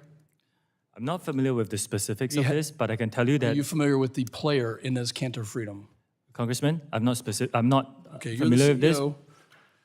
You just have to open TikTok and just search for this kind of content. It really exists. I've read the moderation policy. Let me just quote what you've talked about: content moderation. TikTok has a moderation policy, yes? We do have community guidelines. That One of the guidelines says material that in the sole judgment of TikTok is objectionable. Is this an example, banning Enes Kanter Freedom? Is that an example of objectionable material inside the Chinese Communist Party in mainland China? We do not take down content simply because it's critical of He China. was banned We do not do 1 that. week after this video. We do not do that. And I can check on the specifics. If you need a note, go ahead. The note says he's not banned. His account was taken off 1 well, week after. We can check on the specifics. We can check. Yeah. So let's get to some other questions. Thank you for the slide. Your privacy policy states that you collect a great array of data: keystroke patterns, app file names and types, sometimes approximate location, GPS location. Are keystroke patterns and rhythms part of TikTok gathering, the data that is gathered by TikTok? If you're talking, Congressman, specifically about keystrokes, keystrokes, we do not engage in keystroke logging to monitor what the users say. Is to identify bots. Okay. It's for security purposes, and this is a standard industry practice. You gather a lot of data, it's safe to say. We don't believe we gather more than any other social media company. TikTok gathers a lot of data because your value proposition, as you sat in my office and told me, was to connect people to each other around the world. You told me this in my office. So you gather data on what they like and what they don't like, and then you show them things that they don't know they like, but eventually they may. You told me this. I think I don't think that's what I said.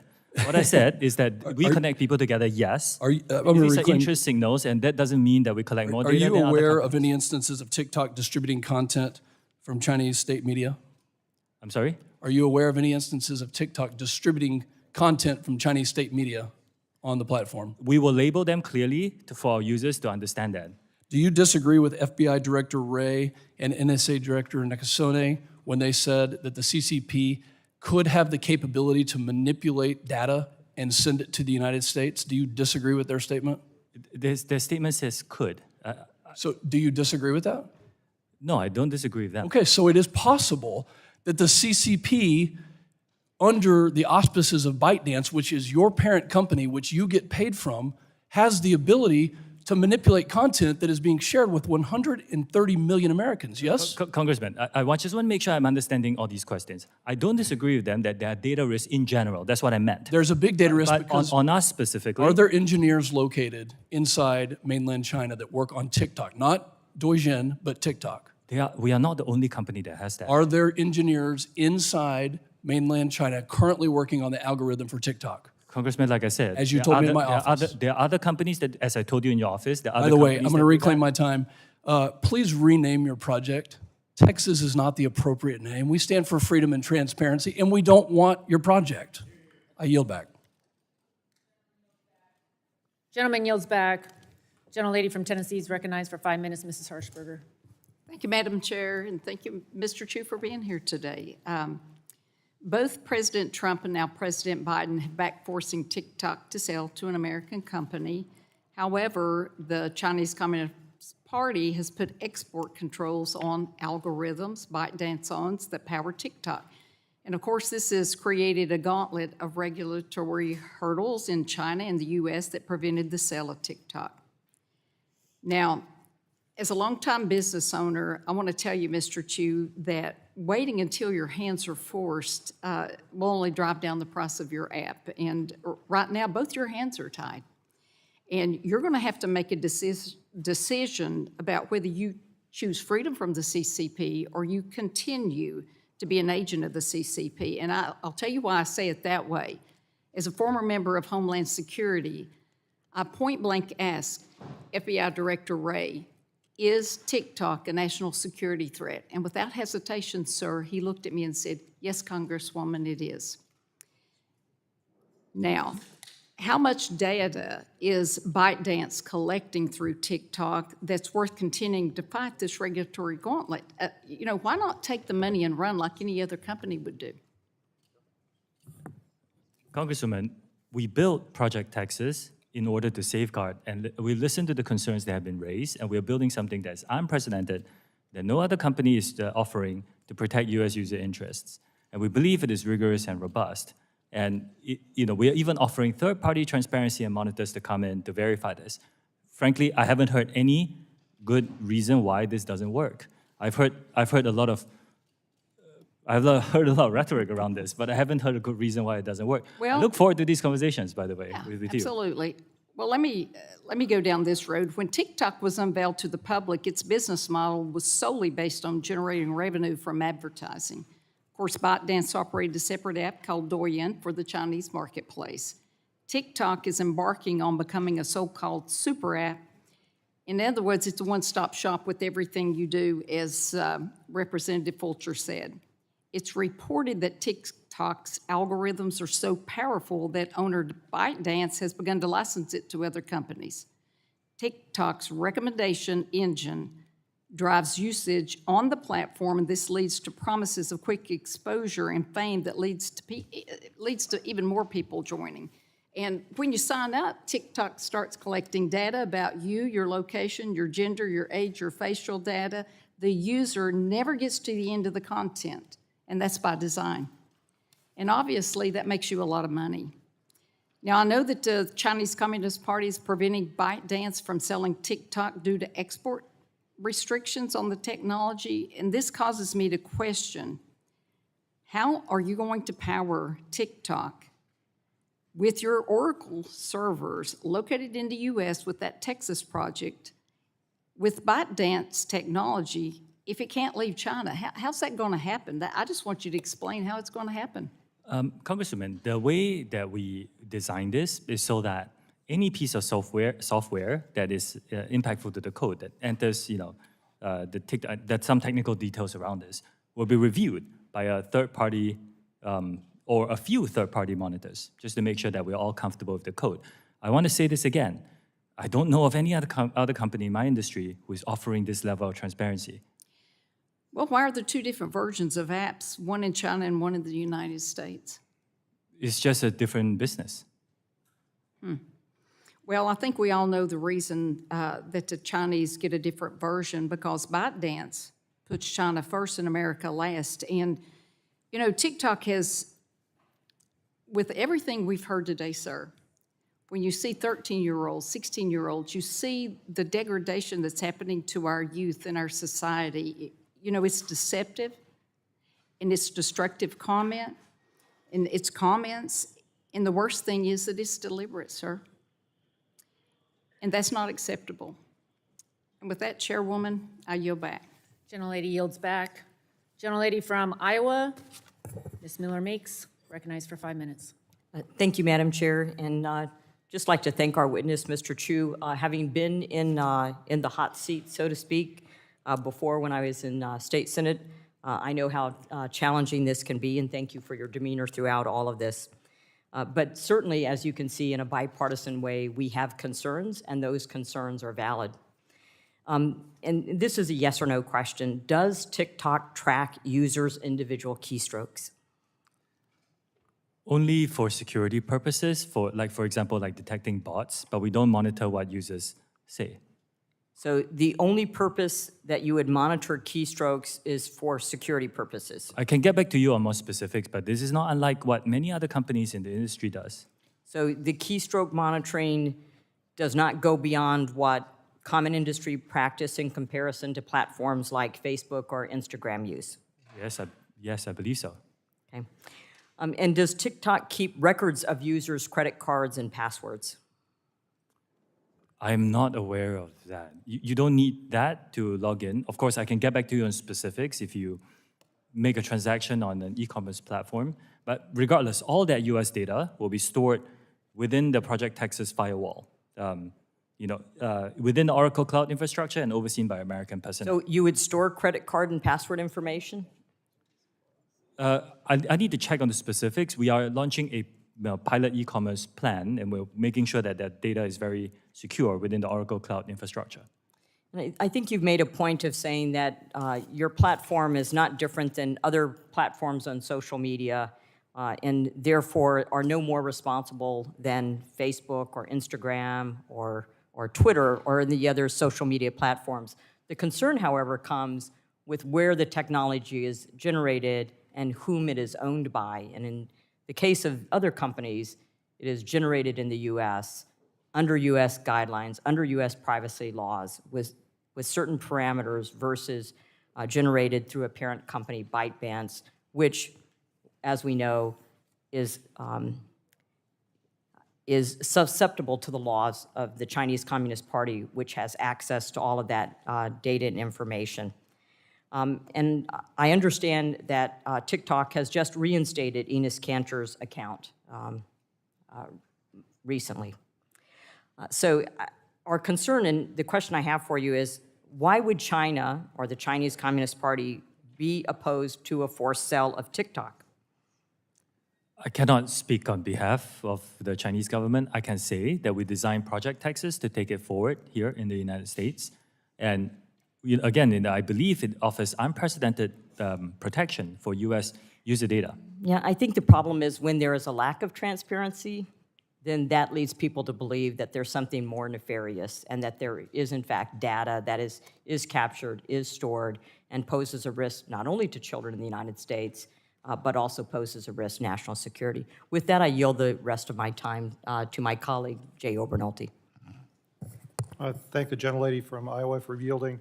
Mr. Chu, I'd like to continue our discussion about Project Texas and the technical details about what you're proposing to do. So you are migrating all storage of US user data to the Oracle Cloud infrastructure, and you think that that'll be done by the end of the year, was that right? Again, I can get back to you on the technical parts of it. The migration today, by default, all new US data is stored by default already. Sir, I'm just using what you said in your testimony in your opening here. It is stored there by default. What I said in my testimony is I'm deleting legacy data that sits in Virginia and Singapore. That's the difference. When this migration is complete, who will have access to that data?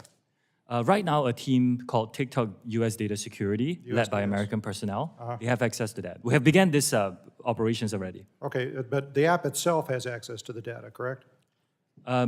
Only through them. Any employees that have the data are through no, what them. I mean is, like, if I lose my iPhone and I reinstall the app and I put in my username and password, my app will reconnect to the mothership and download some of that data, my settings. That's not the way it works. No, that's not the way it works. It will go through the Oracle Cloud infrastructure and that team that looks after this. Yes, I realize that. So let me ask you this. What would prevent, then, someone with detailed technical knowledge of the way the app is constructed from creating an almost identical version of the app that could also access that data? That's what we are giving you third-party monitors and transparency. Yeah, but they're monitoring the source code for your app. I mean, ByteDance, these engineers have been working on this app for years. What would prevent them from making an app that could also access that data? Congressman, I think we're going into the area where, what if there's a hacker? What if there is this? This is a common industry problem, as you know. Well, I mean, it's just, I see my time's expired. It illustrates the point. Okay. I'm just skeptical that you're technically Gentleman's time able has to do expired. what you Gentlelady's time promised. has expired. Mr. Chu, I recognize that we have run over.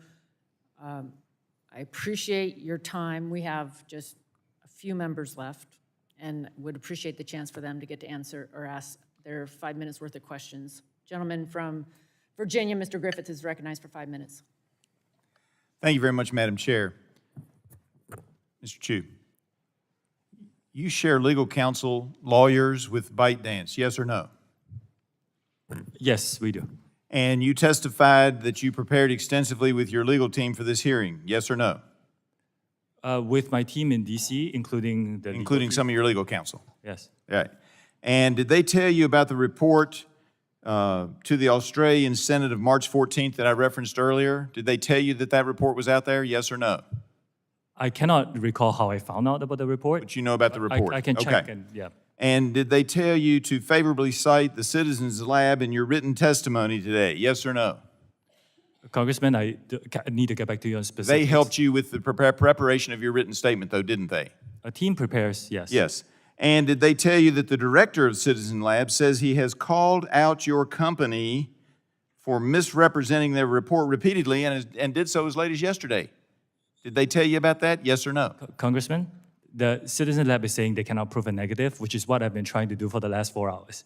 All right. But you cited it favorably as saying that it did positive things for you. That being said, let me ask you this. You keep talking about transparency,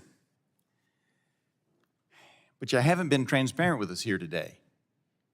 You were asked earlier by Mr. Hudson if you owned stock in ByteDance. You said you didn't want to reveal that. Well, we're trying to figure out what the ties are between ByteDance and TikTok. I'm not going to ask you how many shares you own, but do you own shares in ByteDance, sir? Yes, I do. All right, there you go. How about in TikTok? Right now, all employees own shares in one entity. I expected that. I just don't understand why you didn't tell Mr. Hudson that and were transparent earlier. Instead, you made us drag it out of you. All right. Now, let's talk about the kids. You told several of our folks that there was a 60-minute deadline. You also told us that if you were under the age of 18, you couldn't access the live section, the live option. So I texted my 17-year-old and my 15-year-old, and I basically got scoffs back, when I said, "Are you all limited to 60 minutes?" My older son said, "Well, there is a notice I get from time to time that says I shouldn't be on more than 60 minutes, but it never has kicked me off." And my younger son said, "Oh, I'm on as long as I want to be."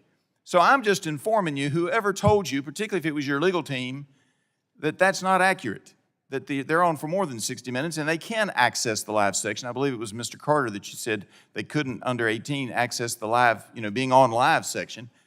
He's done it. So whatever it is you think you're doing, it ain't getting done.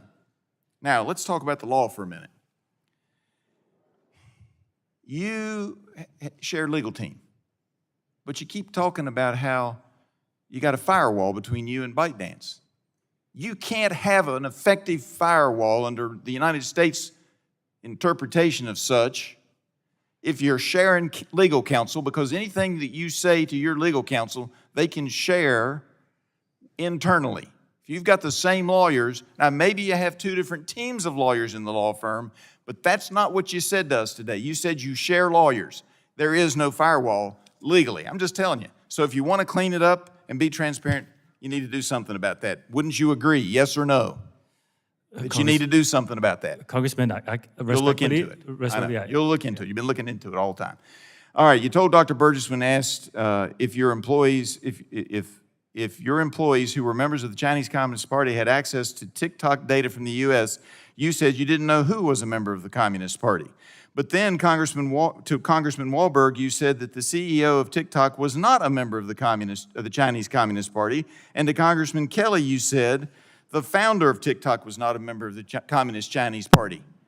Sir, either you know who is and isn't a member of the Chinese Communist Party or you don't. Which one is it? I submit that you know, and you just aren't giving us the straight story. Clearly, you know, but you denied that to Dr. Burgess. I can ask one or two people, but we have no policy to ask all the employees. I can ask one or two people, but who are in. But it's reasonable to assume that with a significant number of members of the country of China being members of the Chinese Communist Party, logic would tell us, you're a logical man, I assume, logic would tell us that there are a fair number of your employees who are members of the Chinese Communist Party, at least a dozen or so, who have access to this data. Isn't that so? Again, like I said, I can ask one or two people. Right. We don't have a So, policy to ask I everybody. said earlier, you're living in some kind of a cloud world, because either you know or you don't know. I yield back. Thank you, ma'am.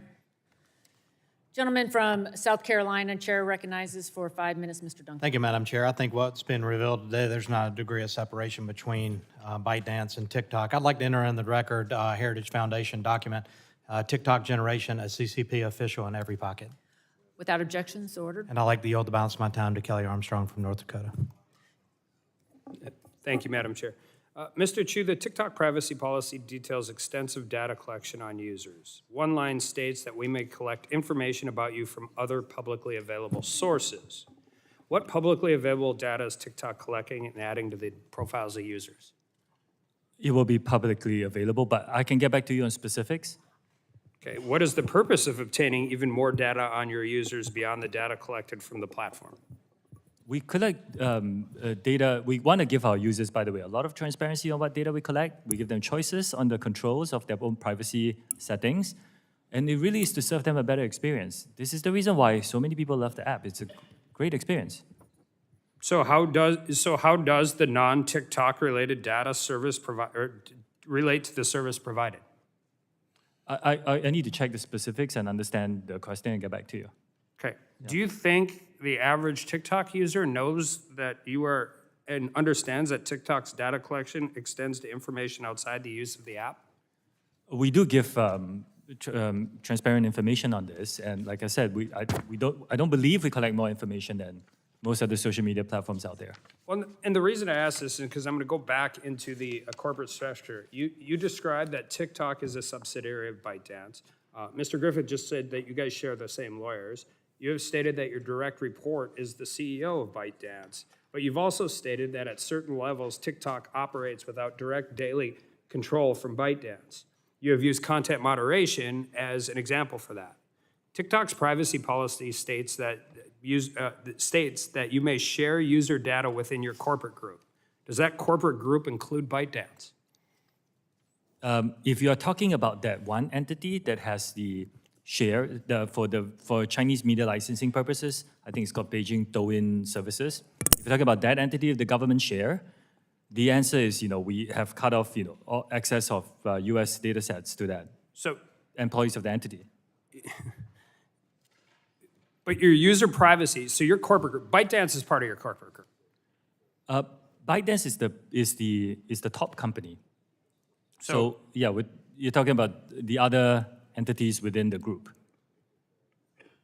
So you just testified that you firewalled this. Does that statement, so you're saying the TikTok's executives that operate independently of ByteDance, but does that statement not hold for sharing of access to data? Well, I was talking about that one entity that has, many of you have raised some concerns, that's the entity that I'm talking about. The entity with the Chinese government's investment that is for the purpose of Chinese internet licensing for the Chinese business. Let me ask it a different way. What other entities have access to TikTok user data? Well, after Project Texas, we're going to move it so that only TikTok user data security has controlled the access of that data. Okay, so, and we could bring you back either after Project Texas is done, but right now, what other entities have access to TikTok's user data today? Only by requirement. It's really only by requirement. Certain employees may require some access of data to help build the product. But for US, we have moved it for Project Texas, and by the end of this year, it will be firewalled away. But this is your privacy policy today. Like, I understand what you're telling us, what's potentially going to happen in the future. I have concerns, again, about CFIUS and government involvement, private organization, all of that. I'm just saying, this is your user agreement today. So your user agreement says that you share access with your corporate group. You're telling me what's going to happen whenever Project Texas gets done. I'm asking you today, who has access to TikTok's user data? In our user agreement, Congressman, in our privacy policy, we also added a link so that our users in the US can be informed about Project Texas. The link is there. So the link is there to private, but I understand what you're trying to do moving forward. I have my own concerns about that, but we're sitting here today in a hearing, and your privacy policy is different than your testimony. Your privacy policy specifically says that you can share user data within your corporate group. So are you saying even though your privacy policy says that, you're not doing it? Like I said, I don't think there's any contradiction here. Like I said, Project Texas, when it's done, we firewall off that data. We still have some legacy data in Virginia and Singapore that we started deleting, and will be done by the end of this year. So at the end of this year, then you won't share it. Does that mean you're sharing it today? I don't believe so, but there is some data. Then why there. haven't you changed your privacy policy? Why haven't you updated it? We did update it, and we gave our users more information on Project Texas. We did update it.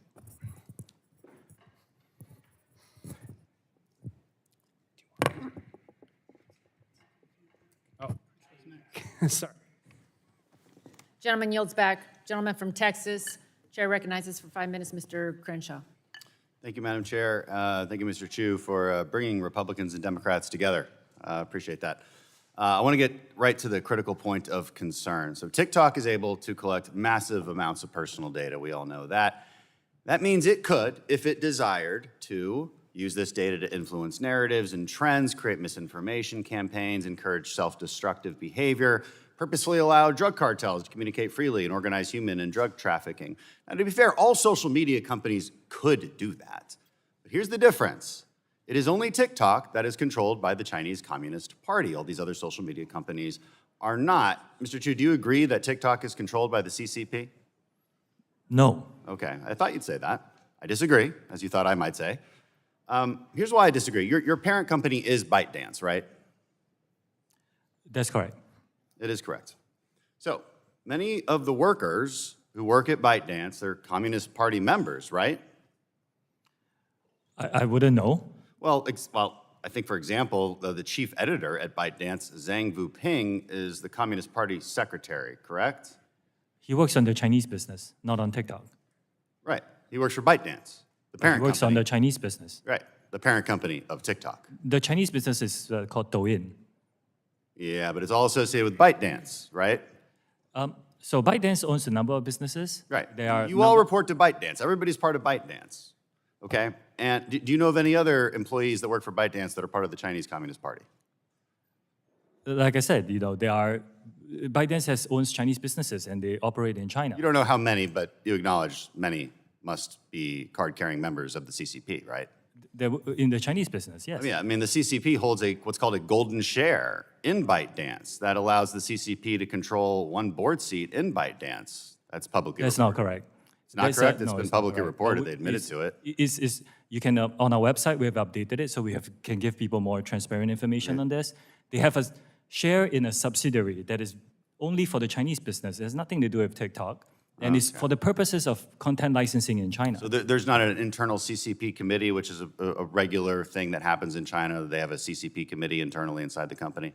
I run TikTok. I cannot represent the Chinese ByteDance. business. Talking about ByteDance. No arrangement in ByteDance? So Again, here's the main point of concern. China's 2017 national intelligence law states very clearly that, quote, any organization or citizen shall support, assist, and cooperate with state intelligence work in accordance with the law and maintain the secrecy of all knowledge of state intelligence work. In other words, ByteDance, and also your TikTok employees that live in China, they must cooperate with Chinese intelligence whenever they are called upon. And if they are called upon, they're bound to secrecy. That would include you. So, Mr. Chu, if the CCP tells ByteDance to turn over all data that TikTok has collected inside the U.S., even within Project Texas, do they have to do so, according to Chinese law? Congressman, first, I'm Singaporean. That's fine, but there are employees of yours and ByteDance is in China. We understand this concern. In my opening statement, we said, we hear these concerns, we didn't try to avoid them or trivialize them. We built something where we take that data and put it out of reach. This is what we did. We put it out of reach. Out of reach, but they own you. No, we put it out of reach by storing them. ByteDance owns TikTok. If ByteDance is and the CCP owns ByteDance because the CCP owns everybody in China. And so by law, they can make them do whatever they want, and they say that by law, you can't tell anyone about it. So they can make you hand over that data. Is that correct? The data is stored here in American soil by an American Well, company, you say that. overseen by American We thought that, but leaked audio from 80 internal TikTok meetings shows that U.S. user data has been repeatedly accessed from China when you said it hasn't been. And here's the other thing, following back on my colleague's line of questioning, in your own privacy policy, it says that you may share information within your so-called corporate group. Is ByteDance part of that corporate group? If you're talking about the share of the entity with the share, Like I shared with the previous. Is ByteDance part of the corporate group? ByteDance as a holding company is part of the corporate group, yes. It's part of the corporate group. Yeah. Okay, so your own privacy policy says you have to share data with ByteDance. And if the CCP says, hey, ByteDance, you're going to do what we say, and you can't tell anyone about it because by law, according to that 2017 National Intelligence Law, they have to do it. That's our concern. Maybe you haven't done it yet, but my point is that you might have to. And that's where our concerns come from. I mean, over 300 TikTok employees have worked for China's state-run propaganda media. That's just from looking at their LinkedIn profiles. Okay, so and my last point is this. I want to say this to all the teenagers out there and TikTok influencers who think we're just old and out of touch and don't know what we're talking about, trying to take away your favorite app. You may not care that your data is being accessed now, but it will be one day when you do care about it. And here's the real problem. With data comes power. They can choose what you see and how you see it. They can make you believe things that are not true. They can encourage you to engage in behavior that will destroy your life. Even if it is not happening yet, it could in the future. The long-term goal of the Chinese Communist Party is the demise of the American power, and that starts with our youth. At any moment, they could demand that all of TikTok's data be used to design an AI algorithm with the sole purpose of promoting Chinese interests and destroying our society from within. You want to know why Democrats and Republicans have come together on this? That's why we are so concerned. Thank you, and I yield back. Gentleman yields back. I remind the members they have 10 business days to submit questions for the record, and I ask our witness to respond to the questions promptly. Pursuant to committee rules, I ask unanimous consent to enter the documents from the staff list into the record without objection. So ordered. Members should submit their questions by the close of business on April 6th. Without objection, the committee is adjourned.